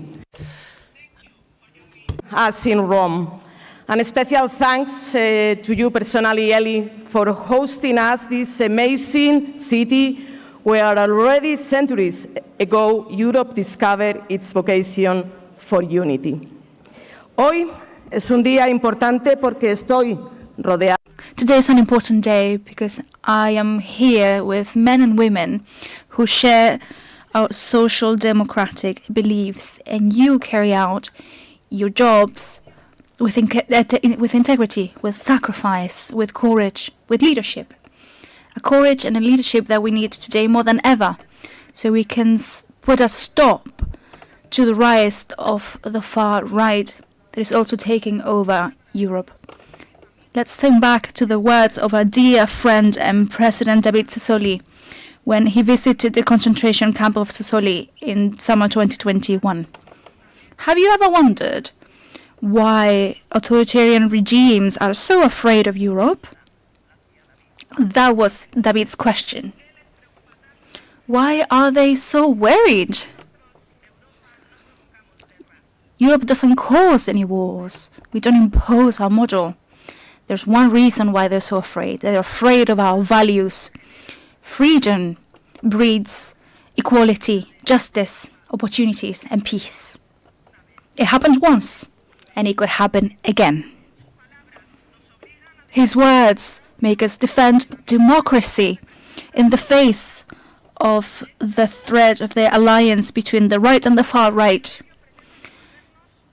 The project tries to turn back the clock and to push back against rights, women and the LGBT community, and the fight against climate change, or even culture, is also a victim of the hate that belongs in the past. En Cerdeña. El siguiente paso en tu camino. El siguiente paso en tu camino. And the next step forward will be the victory of the Partito Democratico in the Italian elections. I have every confidence.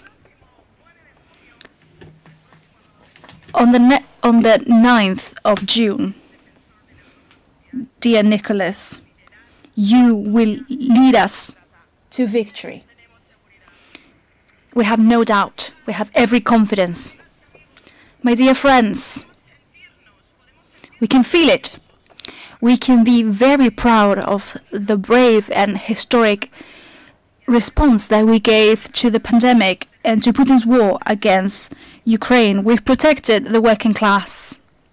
Existential threat that climate change poses, we made sure the von der Leyen Commission accepted the Green Deal as a tool for making the ecological transition in reality, and we did it.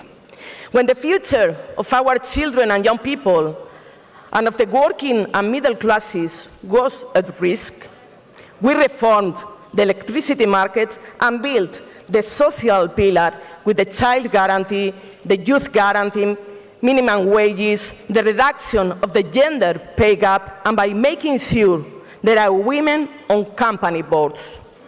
When the rights of women and minorities have been under threat, we have responded with more equality and with our efforts to end the gender-based violence. We didn't come to Rome to feel nostalgia about our achievements, but to tell our citizens the Europe we want. With your support, I am leading the Social Democratic Group with gratitude and humility, but also with ambition, the firm ambition to ensure our group as an instrument to change people's lives for the better and to bring the European project even closer to citizens. Hoy, Today we're here in Rome because we want a union that leads by example, that defends public services, that protects the working class, and that fights against inequality.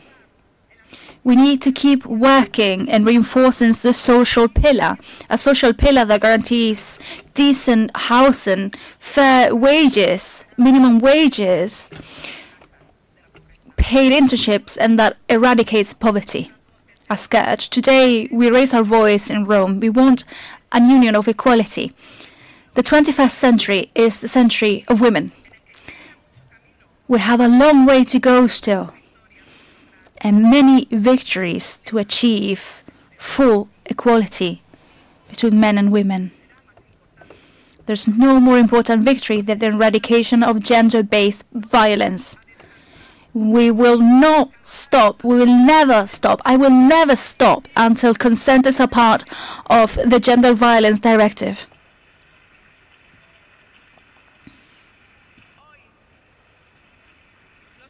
Today, the citizenship in Europe looks at Rome. We want a union that fights for individual rights and public freedoms. We want an inclusive union, a union that guarantees the rights of the LGBT community, where every single person can be free to love whoever they want to love. We need to move forward towards a union that respects migrants and their circumstances, with a new pact for migration and asylum, with humanity, responsibility, and solidarity, to stop the bloodshed and to contribute to developing our societies. Today we hear the voices of our youngest, of the youth. Yesterday we shared a very important moment of this Congress. We want to be at the forefront of the fight of climate change. Progress must be sustainable, or it will not be progress. Science tells us that we have damaged our planet. Human beings have damaged it, and it's up to us to repair this damage, to stop the disaster. There's no alternative to the Green Deal. What we can do is to guarantee that the transition is just and not to leave anybody behind. Today, we join our voices. We speak up because we want a more autonomous union that supports industry to look outside. We want a union with a human value added to the digital transformation. Today, we defend our values here in Rome. We want to export peace as a union. We were born as a peace project from the ashes of the war.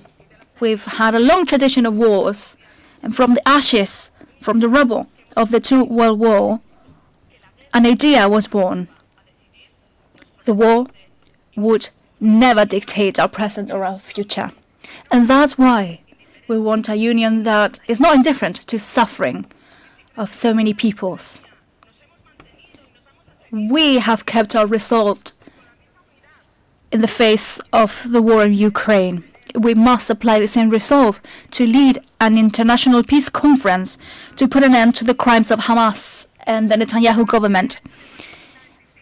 Palestine has the right to exist as a state, and this must become a reality.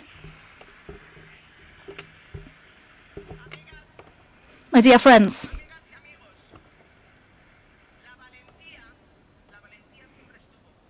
we were always courageous as a family.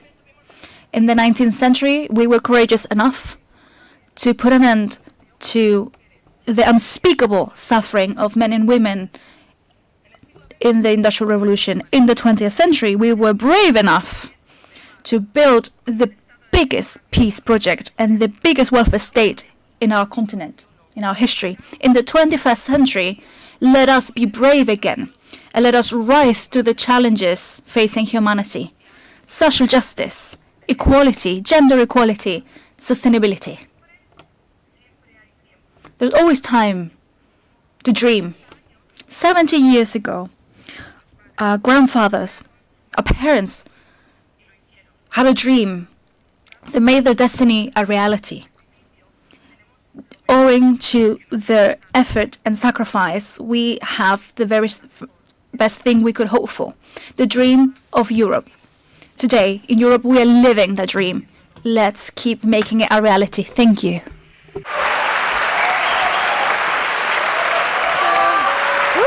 Thank you, Irache. Irache, thank you so much. My mic is not on. Hello. Thank you, Irache. It's not on.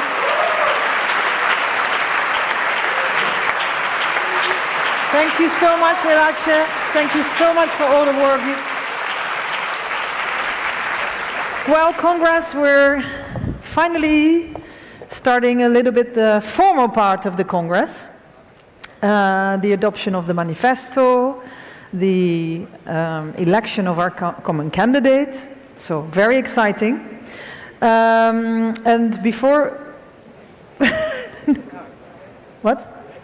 Giacomo wants me to remind you already now that there are election cards under your seats, or you have them with you.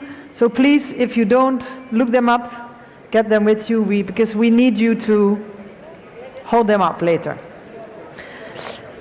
But before we do this formal part, we also want to bring the young faces of our family on stage, because then they can present us all the priorities from our manifesto. So please welcome our activists from all over the 27 member states in Europe. None of this existed, but now it's all yours. Your freedom and your rights, they belong to you. For all the opportunities that previous generations fought for, or the education they provided to you, now your future and your work belong to you.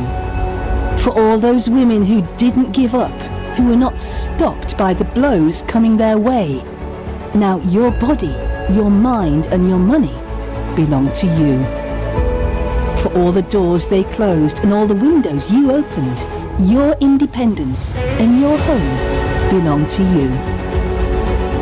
For all the times you have cried, fallen down and gotten up, for those who were there to support you, your well-being, your happiness belong to you. For all the times that you have dreamt, that you have wanted to move forward, that you have laughed, that you've had fun with those around you, all this, your life, belongs to you. Don't let them take away everything we have achieved. Join us in June to defend a planet where you can breathe, to defend education and public health services, to have decent and well-paid jobs, to have a home where you can be who you want and raise the family you want. Help us defend our rights. Europe belongs to youth. See you at the polls.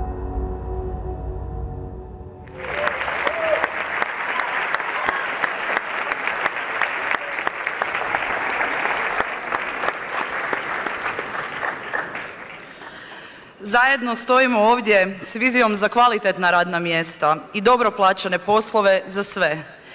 Promičemo kolektivno pregovaranje, borimo se protiv nezaposlenosti i branimo prava radnika.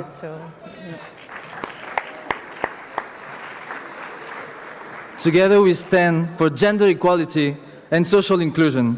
We want to close the gender gap, the gender pay gap, and make sure social safety nets are available to all.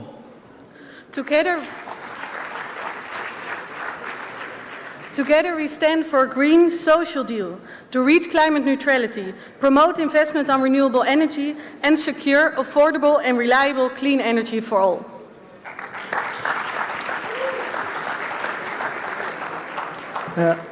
Together we will strengthen the European economy with an investment plan for the green and digital transition to seize the opportunities of the fight against climate change. Together we stand for the reindustrialization with a Make in Europe strategy that supports business of all sizes to create good jobs in a low-carbon, circular economy.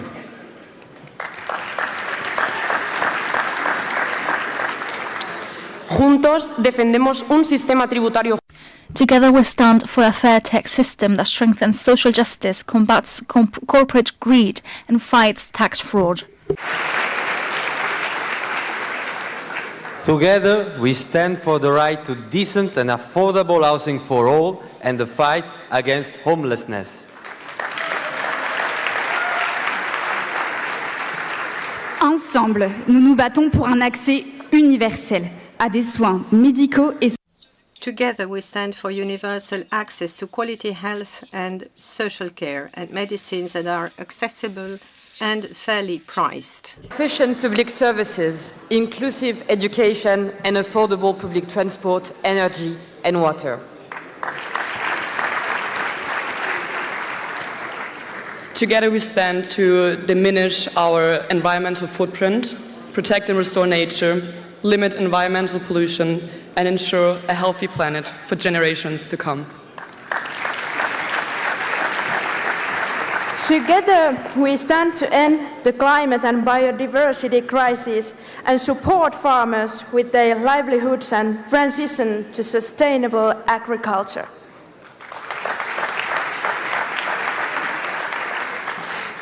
Together, we stand for all citizens of Europe to feel safe and secure and to be free from organized crime, cybercrime, and gender-based crime.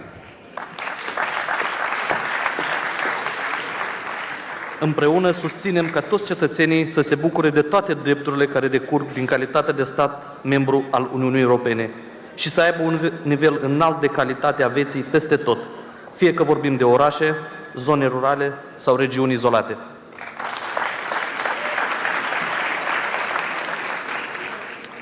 Together, we stand with civil society to defend democracy, the rule of law, and fundamental rights against the far-right and populist movements.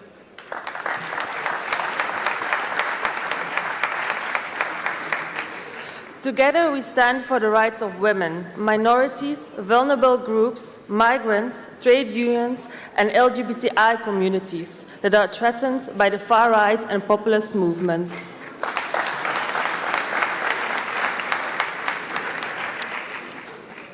Together we stand to end gender-based violence and discrimination and make all forms of violence against women an EU crime.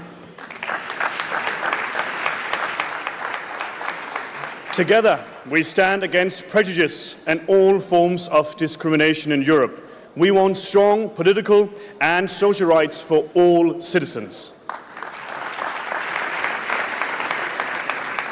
Together, and I mean all together, we stand for a common migration and asylum system based on solidarity, shared responsibility, EU values, and human rights. We strive for complementary legal pathways for protection and labor market opportunities. Junts defensem la protecció i els drets dels sol·licitants d'asil, els nens i altres grups vulnerables que busquen seguretat a Europa.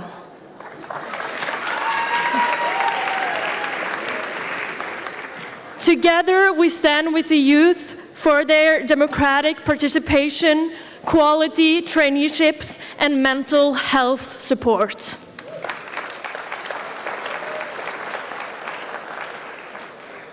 Ze Summe stimme fir d'Rechter, d'Inklusion, d'Onofhängigkeit an d'Wohlbefanne vun all unsere Matbiergerinnen und Matbierger, unabhängig vom Alter. Das promoviert intergenerationell Gleichheit und Solidarität.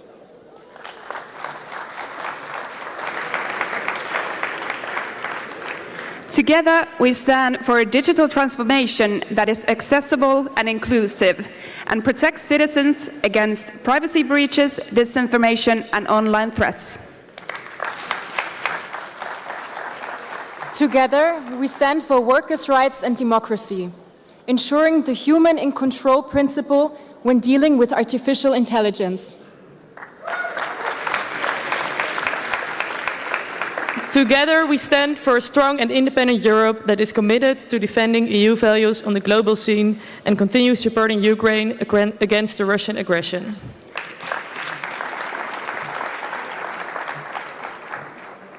سنتعاون انسحاب الجميع لتقدم أوروبيا والديمقراطية.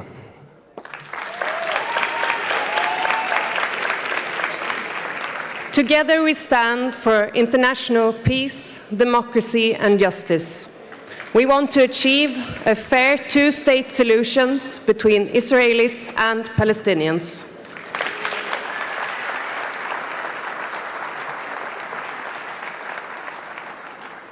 Juntos, defendemos o reforço da cooperação internacional, apoiando as forças democráticas, a sociedade civil e os sindicatos em todos os países, construindo novas parcerias de igual para igual num sul global.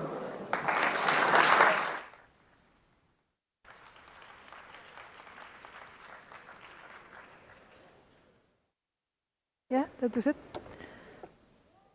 And for our young faces of the family, thank you very much.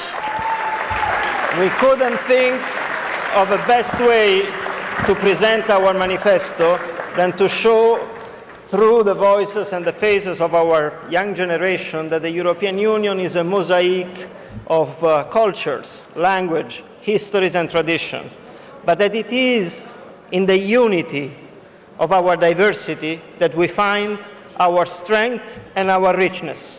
Thank you very much. Now,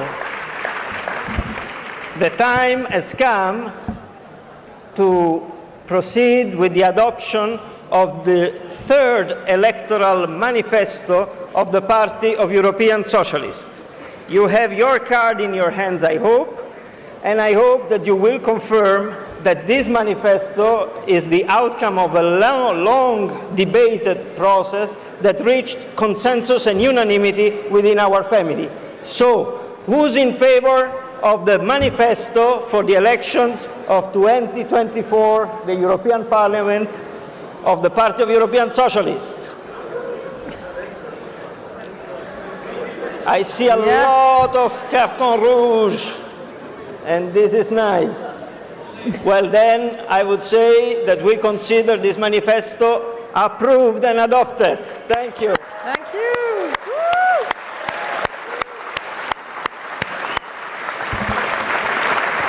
Before proceeding to the second votation that we need to make, I would like to take just one moment to, first of all, thank Sar van Buren, our Deputy Secretary General and the best campaign manager you can ever work with.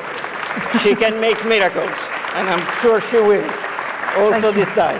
Thank you. Speaking of the manifesto, I would like to really thank Yonnek Pollet, our Deputy Secretary General, who has been very much into the drafting process, and I would also extend my heartfelt thanks to Mr. Thomas Vaupel, our other Deputy Secretary General, without whom this Congress would have not been organized in this perfect way.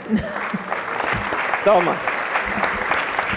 By doing this, I also want to thank all our colleagues in the staff, because believe me, these young or even less young comrades are first and foremost comrades, militant activists of our family, and they don't sleep at night when we have a Congress like this to organize. They dedicate all their energy to make sure that everything goes smooth for all of us here on stage, but without them, we will not be here. So, thank you very much. The same goes to all the Partito Democratico, tutto lo staff del Partito Democratico, tutta la squadra. The entire staff of the Partito Democratico, the team of Elli Schlein, the Secretariat, the Foreign Affairs Office, and all the comrades who came from out of Rome. Thank you for your warm support. We can feel it, and it's very important for us. It is really a pleasure to call for the vote for our common lead candidate of the Party of European Socialists for the position of the President of the European Commission, Nicola Schmidt.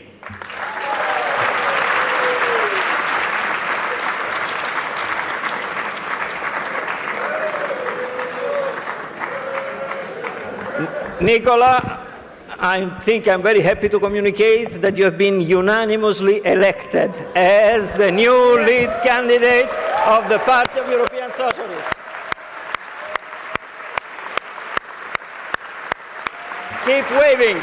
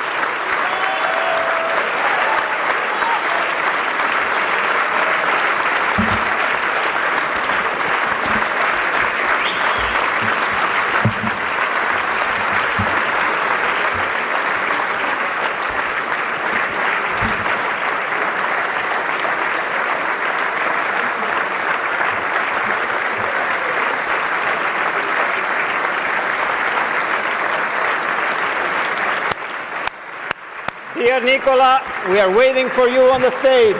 The floor is yours.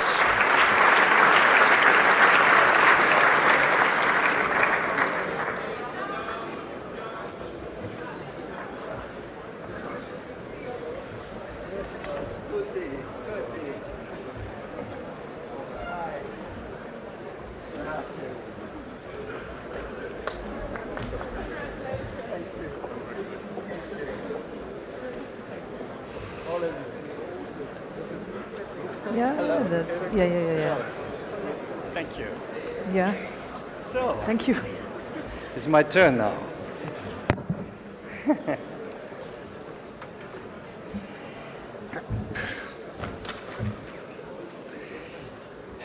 Cari compagni e cari compagni del Partito Democratico,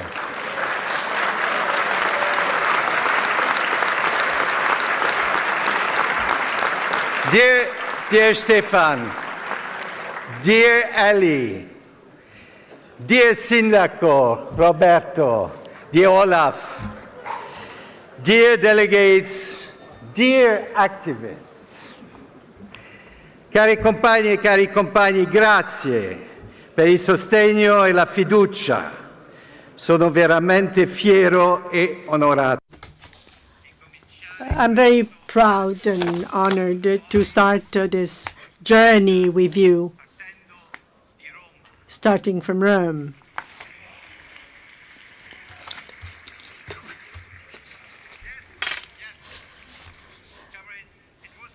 It was 70 years ago that the leaders of 6 nations met. 6 nations that had been scarred by conflict, among them my home country of Luxembourg. The leaders of those nations had witnessed devastating, not once, but twice in their lifetimes, just as millions of women and men across Europe had, just as my family had. My father, a steelworker in Luxembourg, lost his father at 12 years old, a 10th of May 1940. My grandfather was caught in a crossfire as German soldiers occupying Luxembourg were fighting with French soldiers. Shot in front of my father's eyes in the family kitchen on the first day of the invasion of Luxembourg.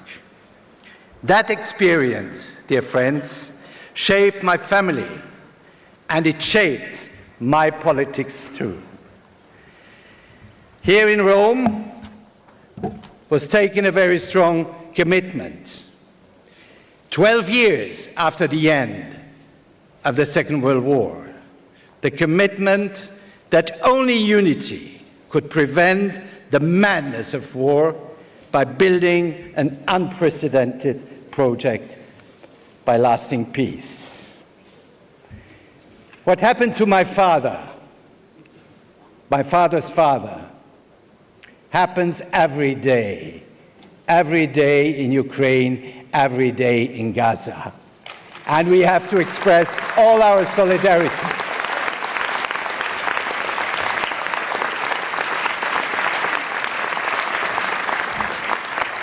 Until recently, speaking of Europe as a peace project, this did not resonate so much with younger generations. But now, the Russian war of aggression against Ukraine has radically changed this. As Olaf Scholz, as you, Olaf, said recently, ohne Sicherheit ist alles nichts. Without security, nothing holds. This is not only about Ukraine, but about the survival of democracy. Ukrainians are risking and losing their lives for their own country, but also for all of us, for our freedom, for our rights. Courageous Ukrainian women and men are engaged in the defense of our common values of self-determination, of freedom of expression, and of the fundamental respect for human life. From Rome and from the heart of our Congress, I would like us to renew our wholehearted support for our Ukrainian friends and allies. We social democrats from all over Europe will never let you down. And as Mette has said this morning, as Olaf has repeated and many others, we have to do more. This is urgent, absolutely urgent. Yes, the death of Alexei Navalny reminds us of the brutality of the Russian regime, of a totalitarian regime with a long list already of killings, of freedom, people fighting for freedom. Politkovskaya, a journalist, many others were killed by the Putin regime. And our thoughts today are with Navalny's wife, Yulia, and all those who continue to fight with an enormous courage for freedom and democracy in Russia. Let's think of them. Let's express our support to them.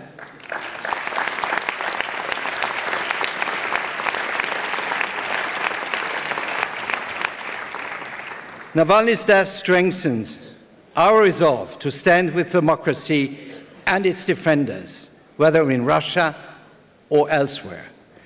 Putin's tyrannical regime is also a threat to the Russian people, and especially to world peace. He must be accountable for its human rights violations and war crimes in Ukraine. And we will not sit back while he continues his march of death. We will defend international law and the rules-based system. And as Social Democrats, we stand up for these values we believe in, especially when they are tested. Friends, what is happening in Gaza is a humanitarian tragedy. And the recent events show us it's a terrible human tragedy. As the Secretary General of the United Nations, Antonio Guterres, said, the situation is a festering wound on our collective conscience that threatens the entire region. We cannot turn a blind eye to the level of violence and destruction for which civilians pay the highest price. Yes. What has happened on the 7th of October of last year, the brutal killing of more than 1,200 Israeli citizens and civilians, cannot and will not be forgotten.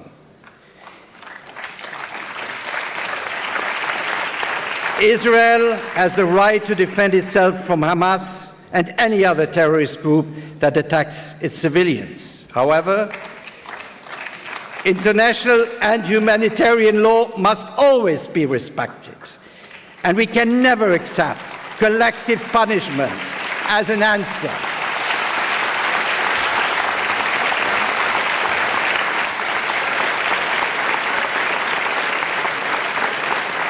And friends, I am a friend of Israel, but I never forget that this government in Israel is a far-right, extreme-right government.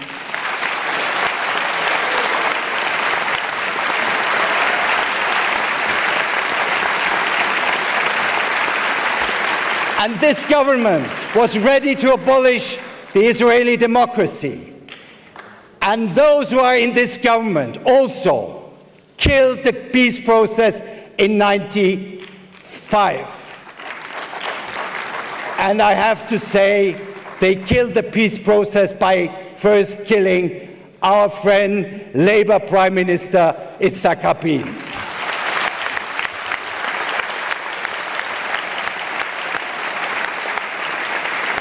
And therefore today, it's our duty to urge for an immediate ceasefire in Gaza, to support EU High Representative Joseph Borrell, continue its political engagement and efforts to restart the peace process between the two peoples.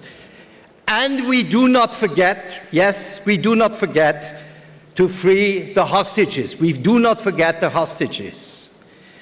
And I must say we have to support an international peace conference, which has been suggested by Pedro Sanchez, to achieve an equitable two-state solution between Israelis and Palestinians. And this reminds me, by the way, that in 1991, it was under a socialist government in Madrid in Spain that for the first time was convened a peace conference in Madrid, which led to the Oslo agreements. So we should not give up hope, and we should further commit to peace in this region.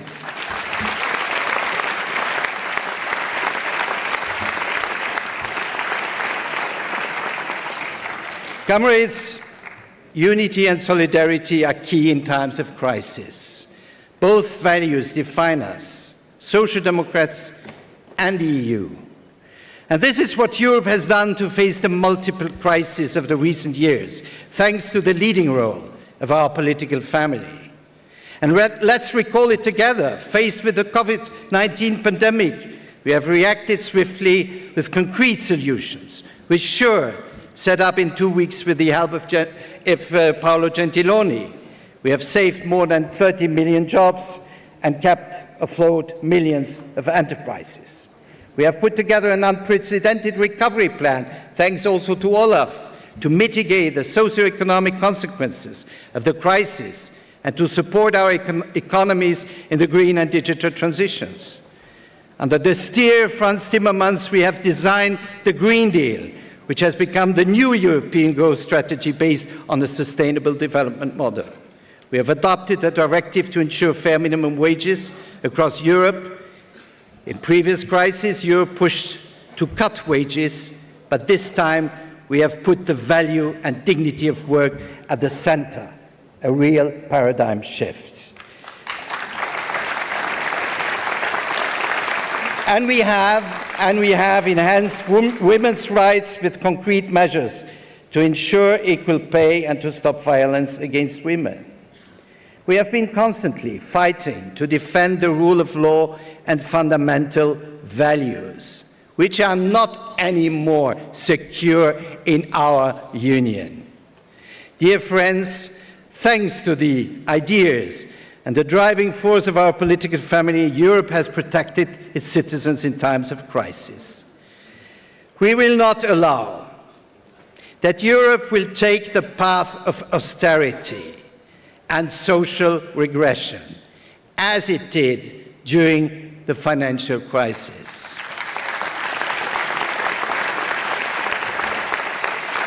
This is a main argument. This is why we want to win these elections, together in all 27 member states.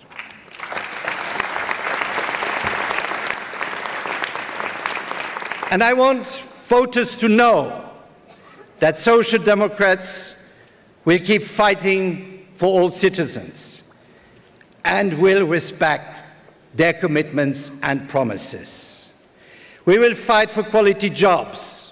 You sometimes hear politicians say, jobs, jobs, jobs. But what kind of jobs do they want? Zero-hour contract jobs? Full self-employment jobs? Uber jobs? We say no. Our citizens need and deserve quality jobs. Quality jobs.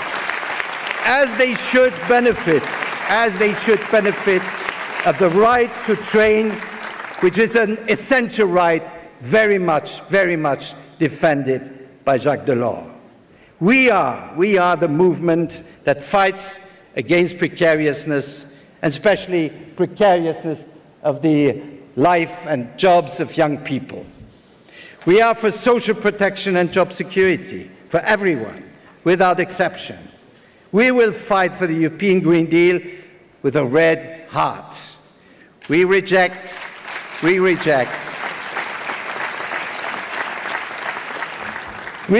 the idea of a pause, because apparently the Conservatives have the only idea on the Green Deal is to speak about a pause. Well, have you seen climate change? Have you seen fires, floods, to say, okay, we accept the pause? No, climate change is going on. Climate change is accelerating, and that's why we have to continue to act.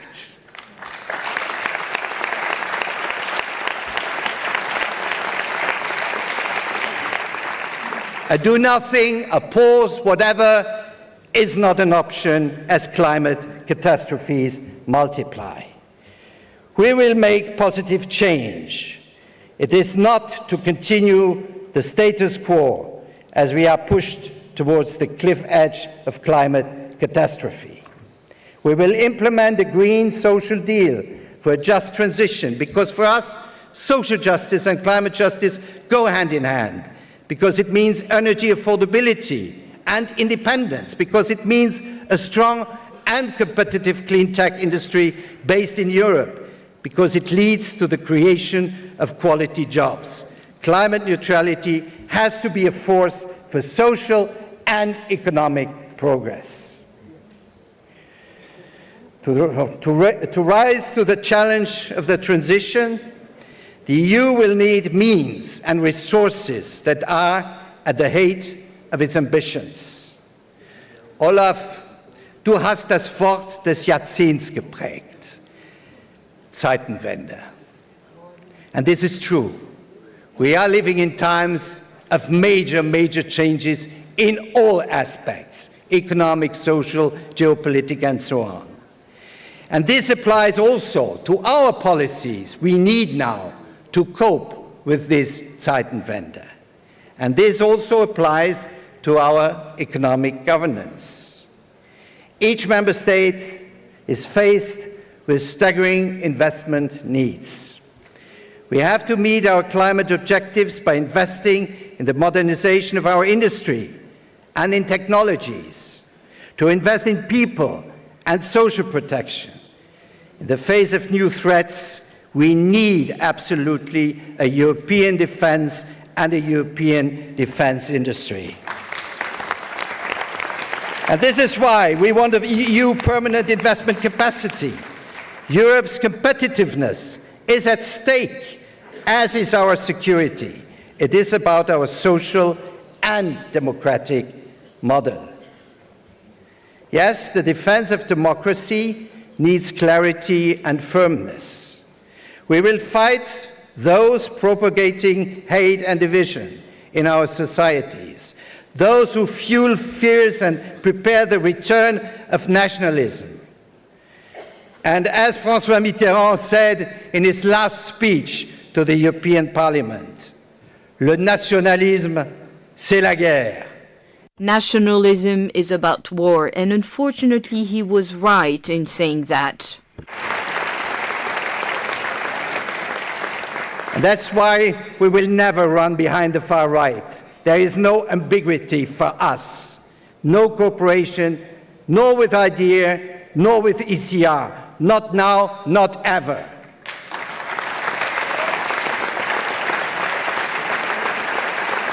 And I want to send a message to both the EPP and ALDE. Be coherent with yourselves. Stay faithful to your own history, to your European commitment. The normalization of the extreme right, and we have seen it in the Netherlands, is dangerous and irresponsible.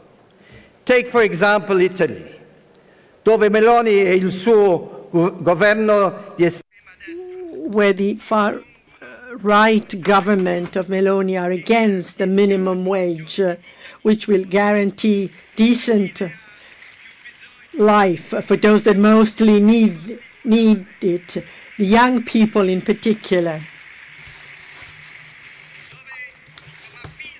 In Italy, in Pisa,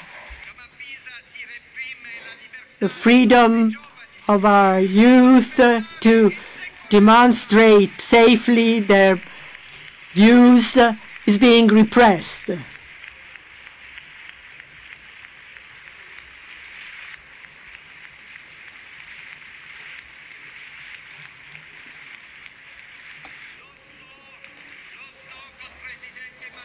I stand with President Mattarella, with the young people. If you use the batons, that will be a total failure.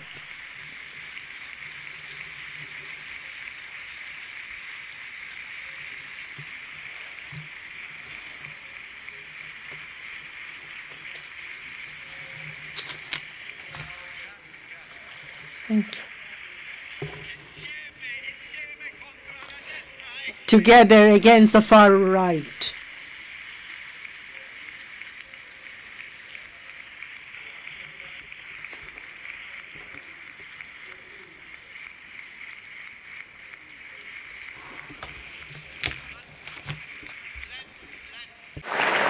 Let's leave Italy for one moment and let's go to Finland. Yes, the True Finns party, together with the EPP ally, attacked the rights to strike and the rights of collective bargaining. In Poland, we know how PES attacked women's rights, particularly the right to abortion. And then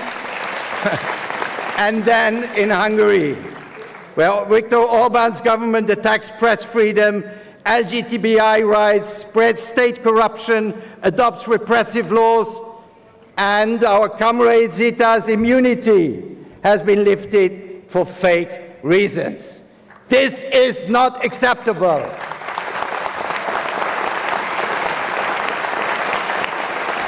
The far right is a poison for democracy.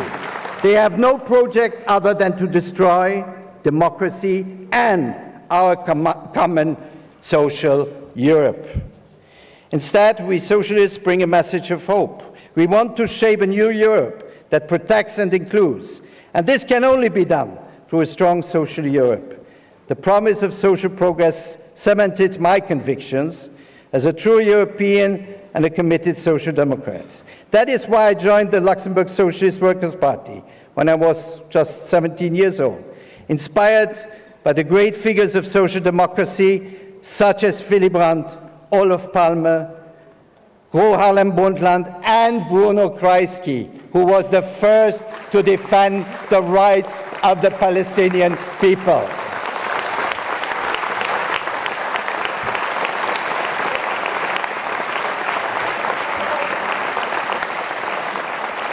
Coming from a working-class family, I was also confronted with the realities of struggling industries and how difficult it is to adapt to new realities. This is still the case today, as many regions, sectors, and workers are facing restructuring processes. I want to send a clear message. We will not let those workers alone. We will help all workers from those industries affected to find a new and a good job. We want to put forward the European mechanism to protect workers during transitions. A strong social dimension is truly the glue that holds our society and economy together. And it is also the sense of cohesion policy my good friend Elisa Ferreira is defending with all her energy. Thank you, Elisa.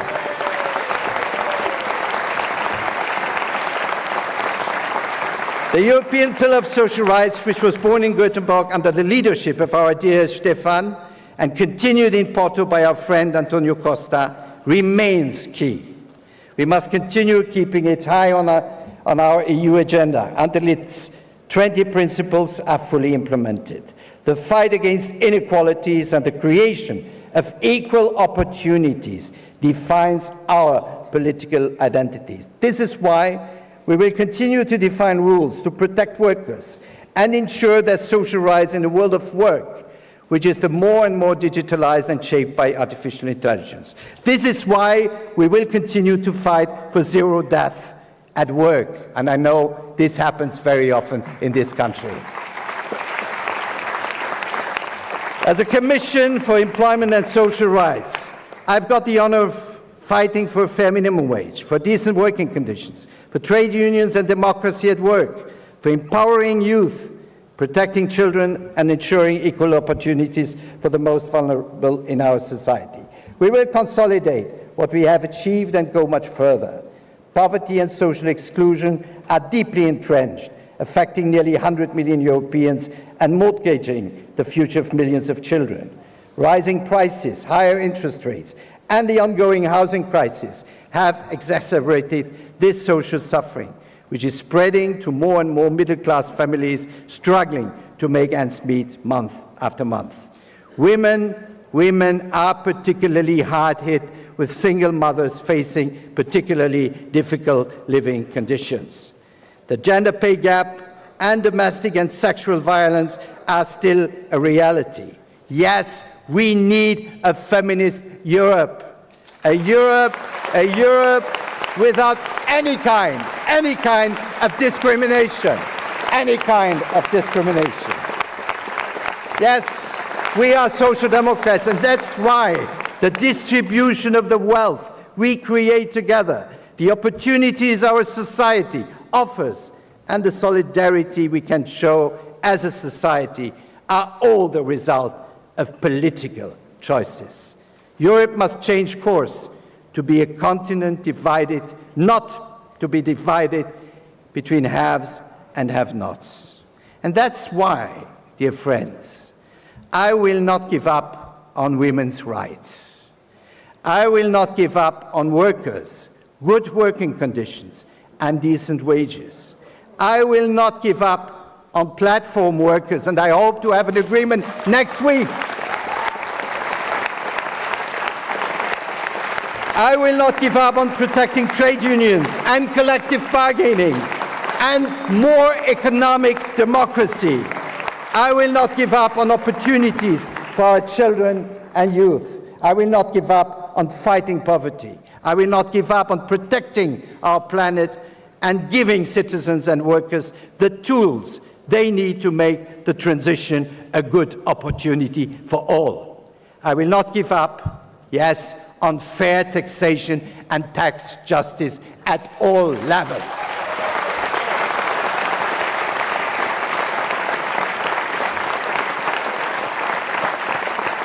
And this takes the real meaning, because we together will never give up on democracy and will always fight those who threaten it. In Malaga, Stefan said, solidarity is a two-way street. When we help the collective, we are also helping ourselves.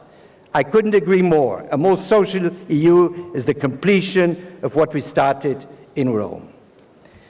A last word for those who are behind me.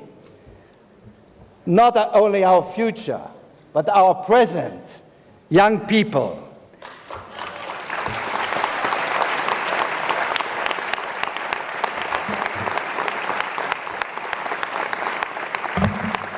I see many of you here today. Some of you are voting in the European elections for the first time. The Conservatives always give the impression that they care about the future generation. But what about this generation? About their future? We care about the youth today and tomorrow. And here's my pledge to you. We will not let you down. We will continue fighting precariousness and eradicate child poverty. We will adopt a directive on quality traineeships in the EU, because your work, your motivation, your commitment, your innovation capacity, they have a value.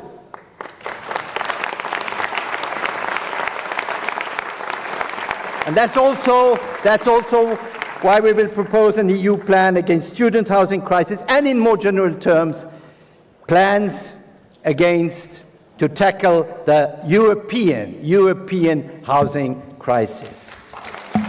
Our solutions are about giving our young people opportunities, but also about ensuring that they have time to fully enjoy their lives, their private lives, ensuring a work-life balance and the right to disconnect. And for us, negotiating on working time reduction is absolutely not a taboo.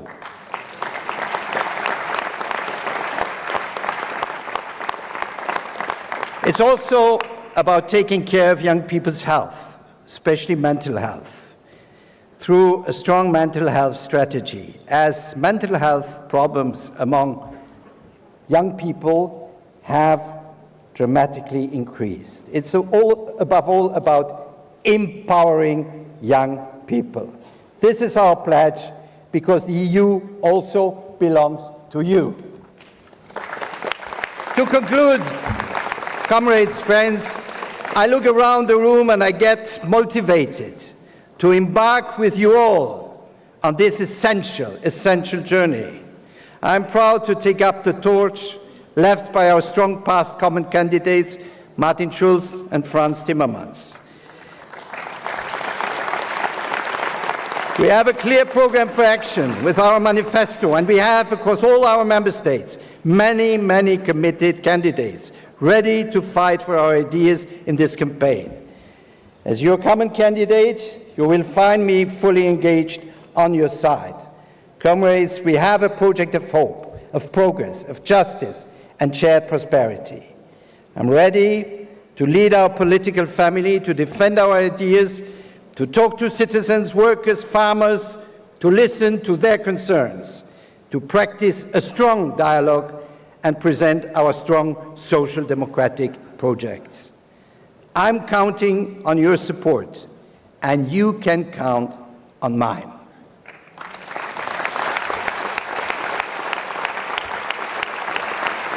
Care compagni e cari compagni, prendiamo ispirazione da... Dear comrades, let's take inspiration by the great achievement obtained in Sardinia, thanks to the Democratic Party.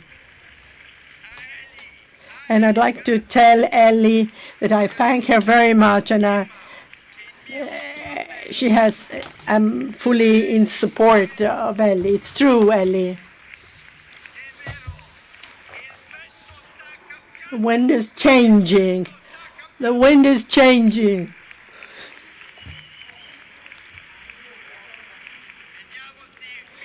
We must believe in that till the very end, and we will win such elections.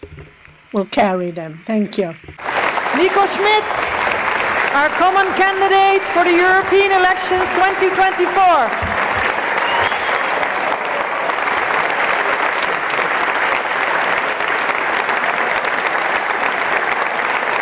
We are very much looking forward to campaigning with you, Nico.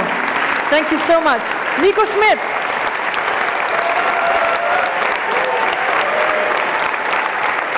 Now, what do I have to do? I go back? Okay. Thank you, Nico. Thank you all. Thank you. And now, Congress, it's always an honor to welcome our next speaker, another strong leader in Europe from our family, someone who has taken tough, decisive decisions, leading Europe through some of the most difficult times. The Chancellor of Germany, Mr. Olaf Scholz.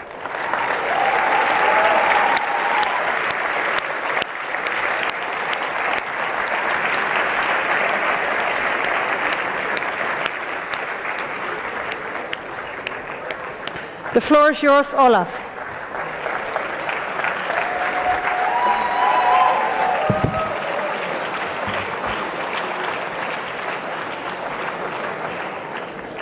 Dear comrades, dear socialists and democrats from all over Europe, cari amici, thanks for the opportunity to share a few thoughts with you. But first I would like to thank our host, Elly Schlein, for having us here in Rome today and for bringing us together at a challenging time for Europe.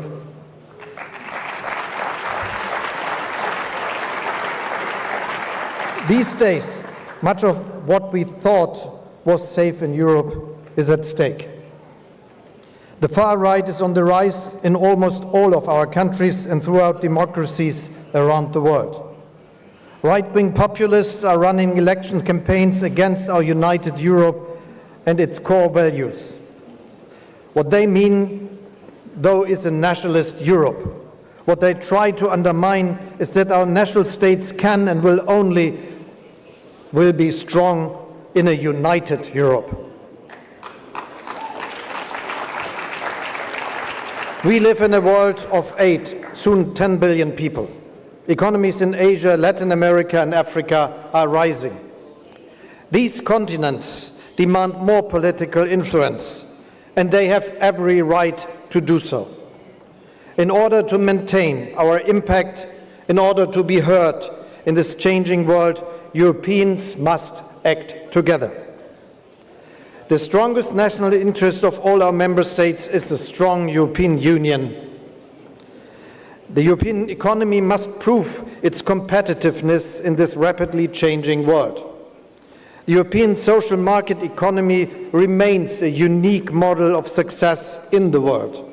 However, the rising cost of living is hurting many people, and the pace and depth of the ongoing transformation leads many of our citizens to ask themselves, where is my place in all of this? Will this end well for me and my family? The war in Ukraine adds to this uncertainty. The largest country in Europe attacked the second largest country on our continent based on pure imperialism. 2 years ago, I called this a Zeitenwende.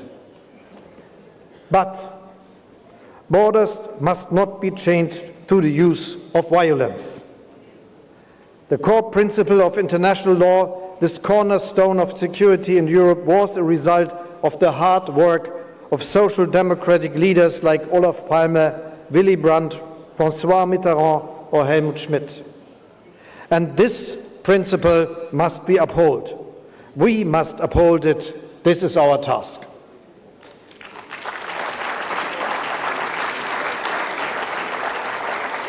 The war in Ukraine ends the moment that President Putin decides to withdraw his troops. However, we will only take that decision if he realizes that he can't make any gains on the battlefield, that he can't dictate an unjust peace. Therefore, our ongoing support for Ukraine is key to restoring peace in Europe. And I'm grateful that many European leaders heeded our calls to do more so that Ukraine doesn't run out of money, weapons and ammunition. At the same time, everyone at our meeting on Monday in Paris clearly reaffirmed that NATO and none of our countries will become a party of this war. We will not send European soldiers to Ukraine. We don't want a war between Russia and NATO, and we will do all we can to prevent it.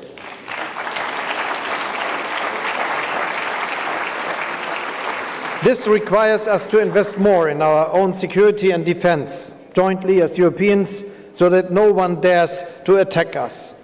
Jointly also means that we must put narrow self-interest aside and build a strong and truly European defense industry. This will be one of the major tasks for the EU after the upcoming elections. At the same time, we must not lose sight of the world around us. I already mentioned the tectonic changes that we are currently experiencing. They are calling for a new cooperation between Europe and the global South. Citizens in Asia, Africa, and Latin America have every right to enjoy the same level of prosperity that we are already enjoying here in Europe. However, we all know that building that prosperity with the fossil technologies of the past will make our planet uninhabitable. It is in our best interest to establish true partnerships with countries of the Global South to help them transform their energy systems and grow their economies in a sustainable way. We have what it takes: the knowledge, the technologies, and the political will. A new partnership between North and South could also help us restore the belief in multilateralism and a rules-based international system, a belief that has been shattered here in Europe and elsewhere. For this to succeed, we must remain focused on our generational goal, namely to create the conditions for a strong European economy free of fossil fuels. The entire world invests in new technologies and production processes, in clean energy and in a digital future, but also in better infrastructure such as railway networks, roads, and hydrogen pipelines. And it is good that Europe doesn't watch this from the sideline. During one of the biggest economic crises, we invented the greatest common European investment program ever. We held Europe together when the pandemic struck, in contrast to what conservative leaders did when the euro was put into question 10 years earlier. Hence, we have to build upon this experience and finish the job. Primarily, this means unlocking the full potential of our common financial market to finance the transformation towards climate neutrality. We have to become serious to complete the banking and the capital markets union. Doing so in a social democratic manner means that we need to put an end to unfair tax competition and avoidance by large companies in our common market.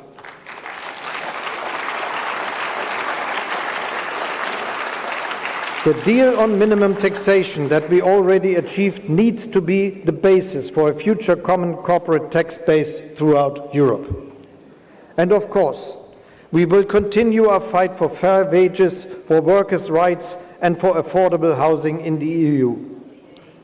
A few weeks ago, we also made progress on an issue that has divided us for far too long. We agreed on a European Pact on Migration.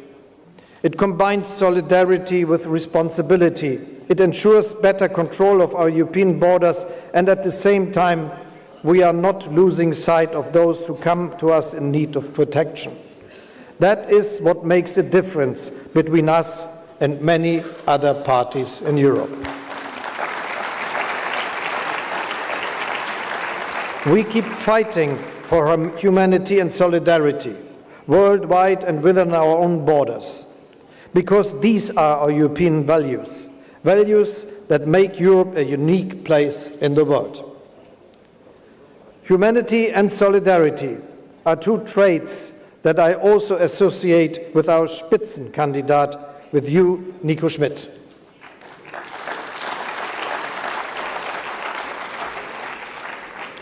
Unforgotten is Nico's resolve to protect jobs during the pandemic. Thanks to him, we have a directive on fair minimum wages in Europe. Thanks to him, we have an action plan on the European Pillar of Social Rights. Thanks to him, we have a European Child Guarantee that gives every child in Europe access to basic social services. Such improvements that we, as Social Democrats, are fighting for have one common denominator. And that common denominator is called respect. Respect for the people who go to work every day. Respect for people who rely on a functioning and secure welfare state in times of need. Respect for different lifestyles, beliefs, origins, and cultures that make up the diversity in which we Europeans live. As Social Democrats, we are united in certainty that we can shape a better future. Let us fight for that future and against those who want to take us back into the past. Let us fight for a vision of a fair and peaceful future, a future that lies in a united Europe. Grazie mille.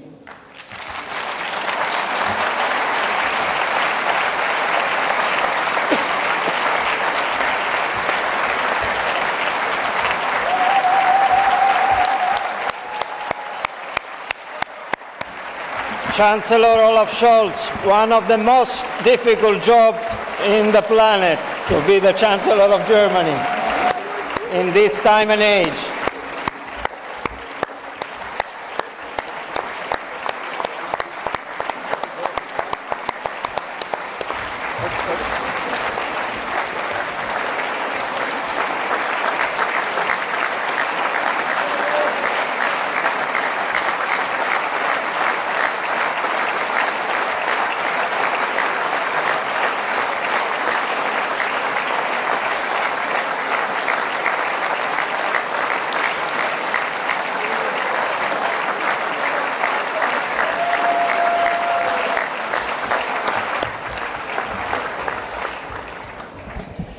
And now, last but definitely and surely not the least, we have the pleasure to close our electoral congress here in Rome in the same place where this important leader of our family has been precisely elected as the new leader of her party 1 year ago.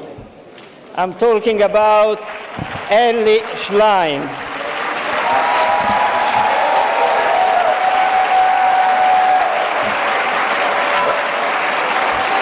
A strong young woman who took our party in very difficult circumstances and managed to give new energy and new life to it. Elly, you are welcome. Tanti di noi si sono sentiti delusi dalla politica di questi anni, si sono sentiti poco rappresentati. L'unica cosa che possiamo fare è rimboccarci le maniche e provare ad essere parte del cambiamento che vorremmo vedere nella società. Introducendo finalmente un salario minimo, perché non si può lavorare dignitosamente con meno di 9 euro l'ora. Più sanità pubblica, più scuola pubblica, più nidi. Ricostruiamo un senso di comunità che cura e che non lascia indietro nessuno.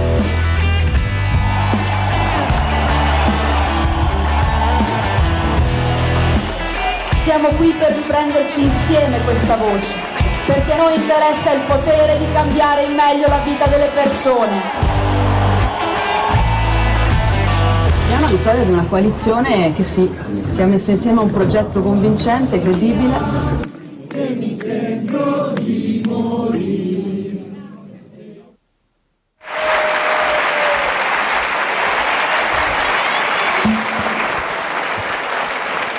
Thank you.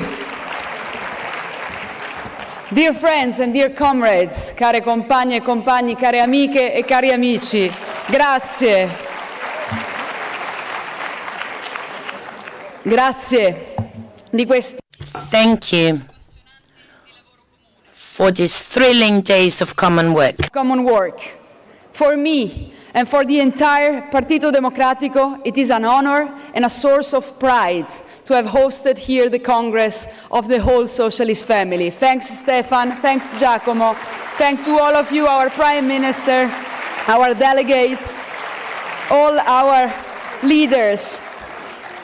I want to thank all the workers and all the actives of both PES and Partito Democratico because they've organized all of this for all of us, so thank you very much. Grazie a tutte le dipendenti e dipendenti, lavoratori e lavoratrici che hanno insieme agli attivisti animato questi 2 giorni. When we started working at this, we were calling you here to bring us hope.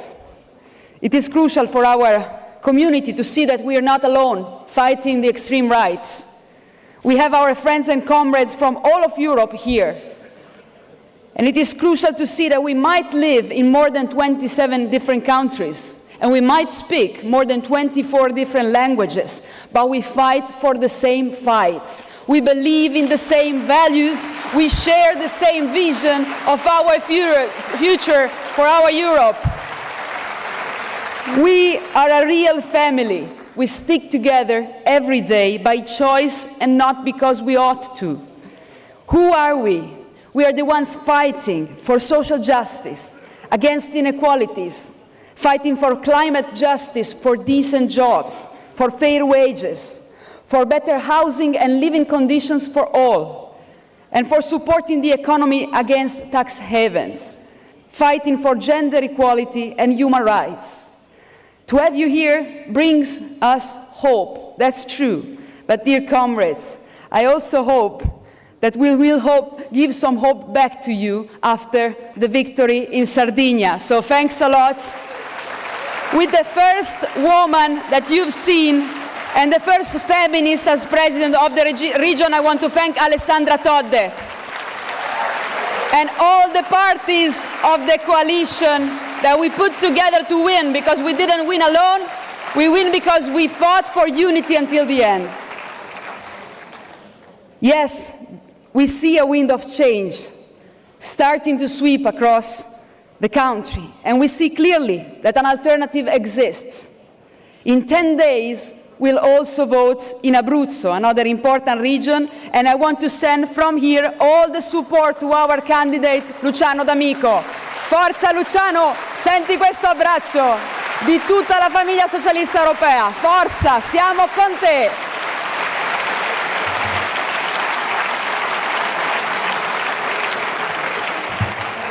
Change is possible, and we're already demonstrating it, and together we will demonstrate it throughout Europe on June the 9th, together with Nicola Schmidt. Nicola, thank you. Thank you for being our candidate. We are proud of this. And we are on the eve of a very crucial campaign and election for the destiny of all our continents, to decide which EU, which European Union we want, what voice Europe should have in a changing world. We are at the heart of global transition that, let's be honest between us, are scaring off our citizens. And we must be the force that drives this change in order to redistribute the benefits, redistribuire I benefici of the two transitions, the digital and the ecological transition. We, as progressive, are the ones willing to protect people through the green and digital transition and represent their hopes instead of blowing on their fears, as the right is doing across all Europe. There is a demand of protection in Europe. We cannot deny that. We have to look at that. There is a demand of protection, but it is mostly a demand of social protection. And that's why we can build together the answer. We must be the worst enemies of the fear of future that we see every day in the eyes of the new generations. Think about the multiple crises that have affected us in the last years. The economic crisis, climate emergency, the pandemic, the return of wars. They demand a more united European Union and have clarified once more that transnational threats can only be managed through stronger common institutions and common European answers.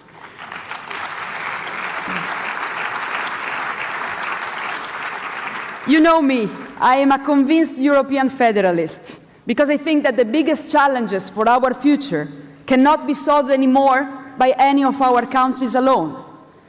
The national borders are too narrow. So, if you think about fighting inequalities, managing migration, and also ensuring better life conditions to all people, in front of global phenomena, we need European solutions.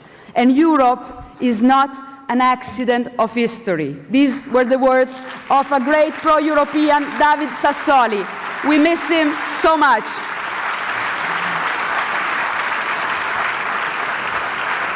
But it's quite obvious that the European Union we know today is not the one that our founding mothers and fathers had in mind. It's not yet it.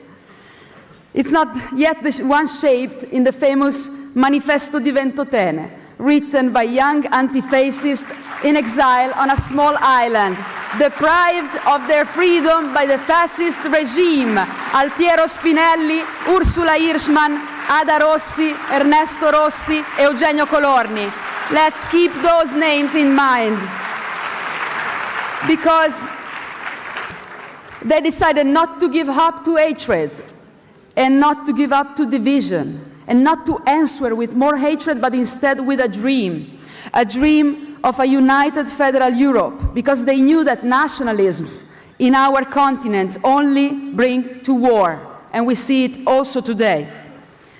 And they understood that the only way to bring a better future for the new generation is to stick together and to share resources and competences rather than fighting over them. We must do whatever we can to bring on and to complete the project, because the project got stuck into national selfishness. The world needs a stronger EU, and in this EU we are the voice that is not afraid to point out also the shortcomings, the unfinished business, even the mistakes of these recent years. And we must be the voice calling on the European Union to move forward, to improve people's lives, and to avoid being crushed into irrelevance. This is the time to fight for the EU we want. We want a social Europe, a Europe for the many and not for the few.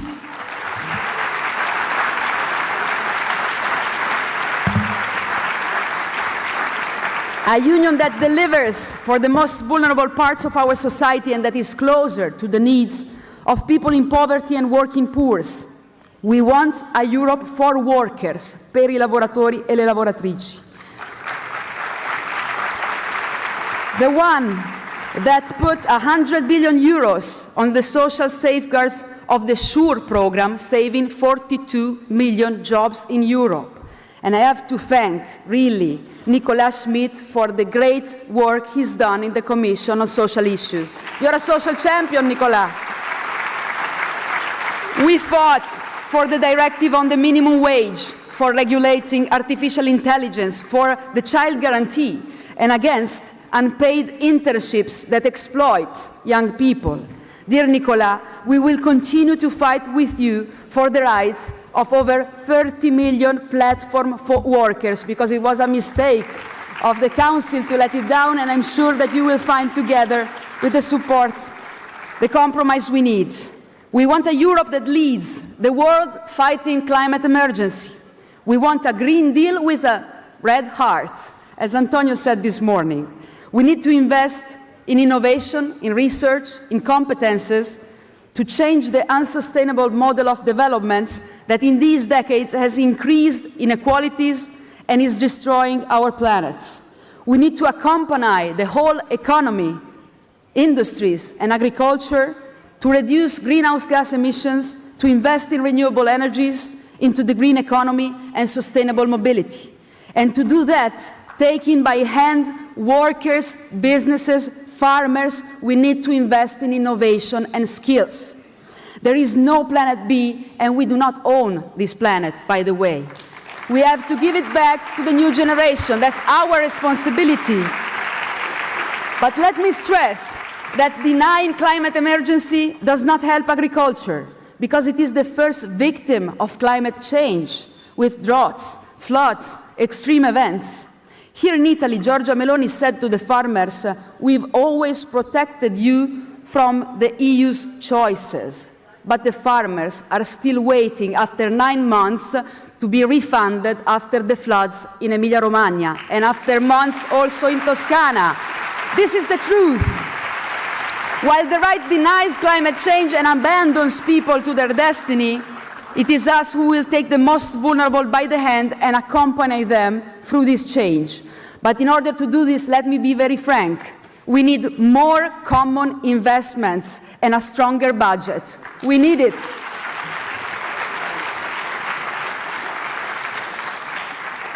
After the pandemic, thanks to our socialist family, Europe woke up, and finally we saw the suspension of the Stability Pact, the SURE program, the Green Deal, the Next Generation EU. A qualitative leap has been made, a change that did not come out of nowhere but came largely from the commitment of our political family. And here I want to praise our commissioner, particularly our Paolo Gentiloni, and all the other commissioners of the family for their work in the Commission, but also our S&D group in the European Parliament, because you have made the EU closer to citizens in need in these years. We must ensure that this window of opportunity does not close down in order to avoid to go back to austerity and divisions. Conservatives and nationalists are already trying to close this window and to cancel these steps forward. You see it in your countries. It's the same thing. It's the same rhetoric. And we need to give continuity to the next generation EU. We need more investment to accompany the most fragile, the workers, the businesses, in these transitions. Mario Draghi warned out about the needs of at least 500 billion of common investment every year to support a just digital and green transitions. Our former secretary, who is here, by the way, and I thank him, Enrico Letta, is soon to deliver his paper on the social and economic rethinking of the future in the single market. Thanks, Enrico. It will give us good insight and input to go on. We need a European industrial plan to lead the transition, or they will hit in the face the poorest. This is not enough if we don't have a greater budget. Let me say that the budget of the EU is something like 1% of European GDP. It's not enough to meet the challenges that we have ahead of us. And to be honest, we cannot build the next generation EU without listening to the next generations. Thanks to the young European socialists for their leadership and their commitment. We want a Europe without tax havens, because we still have 27 different fiscal systems that are competing with each other. And it is estimated, as you know, that we lose something like 700 to 800 billion euros every year to tax evasion and tax avoidance. It's like another next generation EU plan.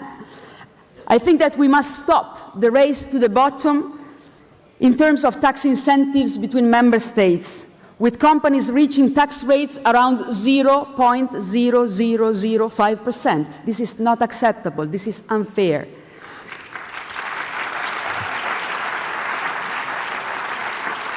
And to people following from their home, we have to give a clear and simple message. Taxes should be paid where profits are made, and not where you made an agreement with a government that wants to steal resources to the neighbor.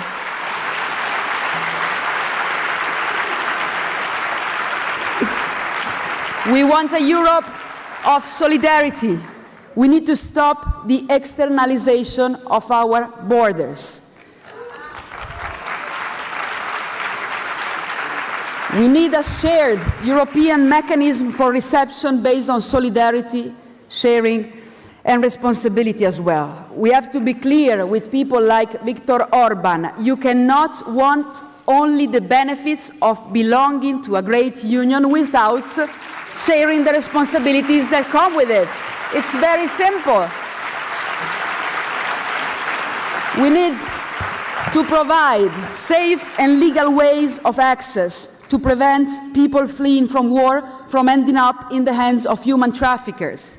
And we need a European mission of search and rescue in the Mediterranean Sea, because it's a shame that people continue to die.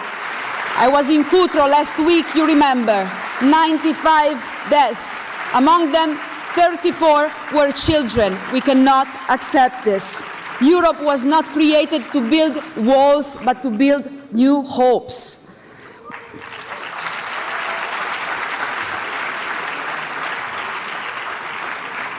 And we want a feminist Europe. And I want to thank Zita for her leadership and give to Zita Gurmai all our support, because her fights are our fights and we cannot accept the attacks that you're receiving. So we need to fight for women's rights against patriarchy and discrimination, to support women employment and a fairer distribution of care work in the families. That's the hardest part. We have to fight against gender-based violence, but let me be clear. We should not give up fighting to state that rape is a Eurocrime and that sex without consent is always a crime. We should not and shall not give up this fight.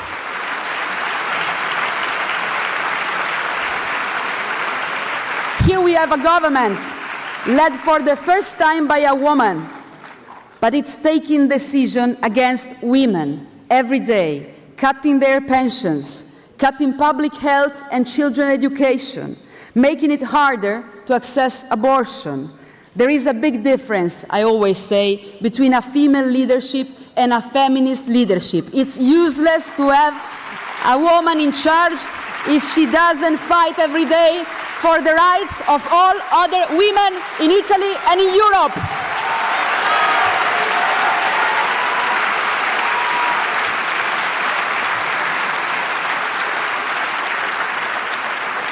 We want a Europe that respects fundamental rights and the rights of LGBTQI people, that respects the rule of law in every country, and let me send our warmth to an Italian citizen detained in unacceptable condition in Hungary, Ilaria Salis.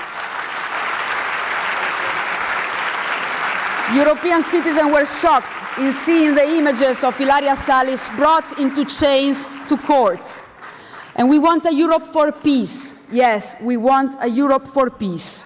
We cannot and must not get used to the daily images of pain and destruction.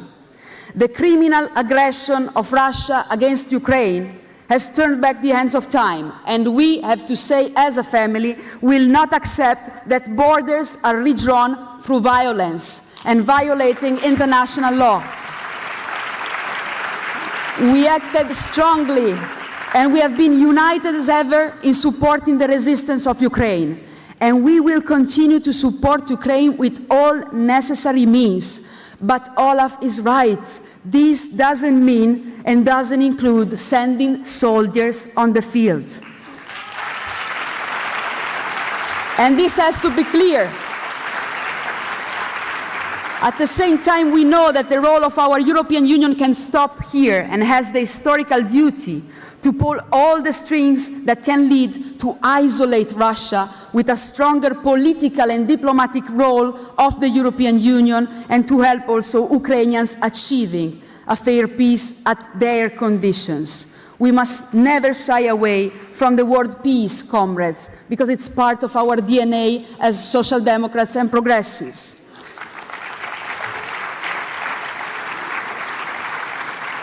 For the same reason, we want a stronger role of the European Union to start a peace conference in the Middle East. What is happening in Gaza is not acceptable.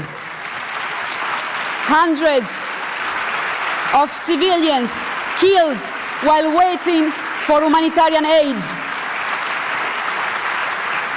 Adding to the 30,000 victims of these past 5 months, none of us have forgotten the brutal attacks, terrorist attacks of October the 7th, the rapes and execution perpetrated by the terrorists of Hamas, which we immediately condemned. But that brutality does not justify in any way brutality against Palestinian people and civilians. And I agree with Nicola. Fighting Hamas cannot mean a collective punishment of the whole population of Gaza. Partito Democratico calls for a stronger European initiative for a ceasefire and the release of all hostages and to bring humanitarian aid. We must support Josep Borrell's commitment and his proposal for a peace conference towards the two people and two state solutions, recognizing each other and living in peace and security. But let's be honest, this cannot be done denying Palestinians their right to have a state.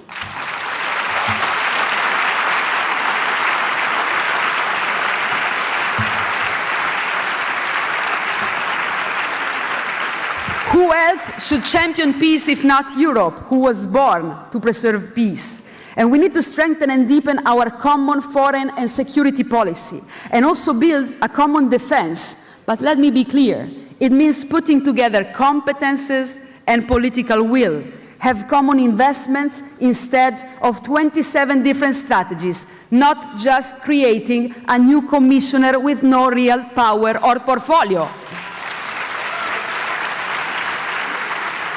To do all this, we know that we have to reform the treaties. And I know that we have different sensibilities in this family over this. Let me just tell you what I think.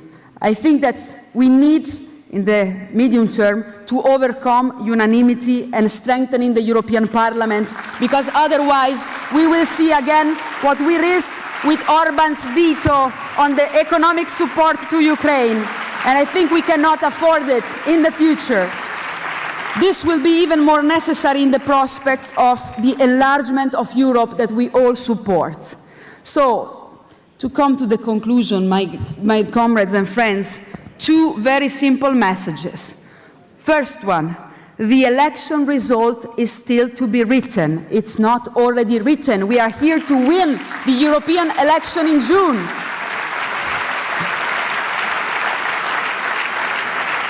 And the second message is that the Social Democrats are not to be taken for granted. We are not to be taken for granted. And let's warn the Conservatives. I ask them, are you really willing to betray your history by opening the doors to the extreme right? Where is your limit? I am asking it to the Conservatives and the EPP. Let's stop the normalization of the extreme right. Meloni has opened the door of the ECR to Orban and to Zemmour. So where is the limit for the EPP? It's something that we've already seen here in Italy. It ended with the parties of the EPP family becoming a minor ally of the extremists of ECR and ID. This has led in Italy to the most right-wing government in the history of the Republic, and I assure you, it has behaved exactly as expected from the far right. We wanted to host you here in Italy to see the disasters of the right wing at the government. Since they started, they've cut public health and welfare. They reduced schools in the internal areas. They've cut pension, especially to women. They made it more difficult to save lives at sea, and they are criminalizing young people. They have denied recognition to the children of LGBTQI couples, and they cancelled support to pay the rent and the subsidies against poverty. This is what they really are. But we also wanted to host you here because Meloni and Salvini have brought to Italy the extreme right nationalists, Eurosceptics, friends of Putin, people holding their sign with no money to Italy. This is the people, this is the allies that they have selected. And here we show that we are bringing to Italy the friends of the EU and the friends of the Italian interests. These two things go together. The friends with whom we obtained the Next Generation EU and the Directive on Minimum Wage. That's why we must mobilize here and in other European countries to reaffirm our values, because, let me say, we must not leave internationalism to the nationalists, okay? This is what we ought to do. It is a reactionary right, unable to solve people's concrete problems, and therefore seeking for a new enemy every day. It's the same in all our countries. Think about it. Migrants, LGBTQI communities, emancipated women, judges, journalists, climate activists, NGOs. We must highlight their contradiction because the same rhetoric of hatred and intolerance that they use in a paradox would put them one against the other, on the opposite sides of the wall that they want to build together. We have to show that we have much more in common as a family. We share values and a vision, and we have to bring concrete answers to our people's needs. Social justice, good wages, quality jobs, healthcare and mental health care for all, education and affordable houses, clean energy and more participation and democracy. It is up to us, comrades, if Europe will choose fear or hope, closure or progress, the past or the future, and we owe it to the next generation. We owe it to the next generation. Let me just conclude with some words in Italian. Noi insieme ci battiamo. Together we stand to raise wages. They are the ones who block minimum wage. We stand against precariousness, they increase precariousness. We stand for public health care, they dismantle it. We fight for every child to be ensured quality education while they cut schools. We fight for European solidarity while they make it harder to save people at sea. We fight for love and the right to love who you wish to love while they deny rights to the children of gay couples. Shame on you. We fight for the equality of men and women, whereas they cut pension to women, and we fight for the right to housing while they cancel the fund to support rental payments. To that woman, 27 years old, raising alone her child, who earns 90 euros a month and pays 850 euro to the bank for the interest on her house. We owe it to the young woman who graduated as engineer and sent out, it's a true story, 127 CVs to look for a job, and she was only offered unpaid trainship. And we owe it to that man, Nicolas, that I met in the airport of Turin. He was working there, earning 5.16 euros an hour and doing 3 jobs to be able to get a dinner on the table at night. We owe it to them, our fight, and together we will make it. Thank you.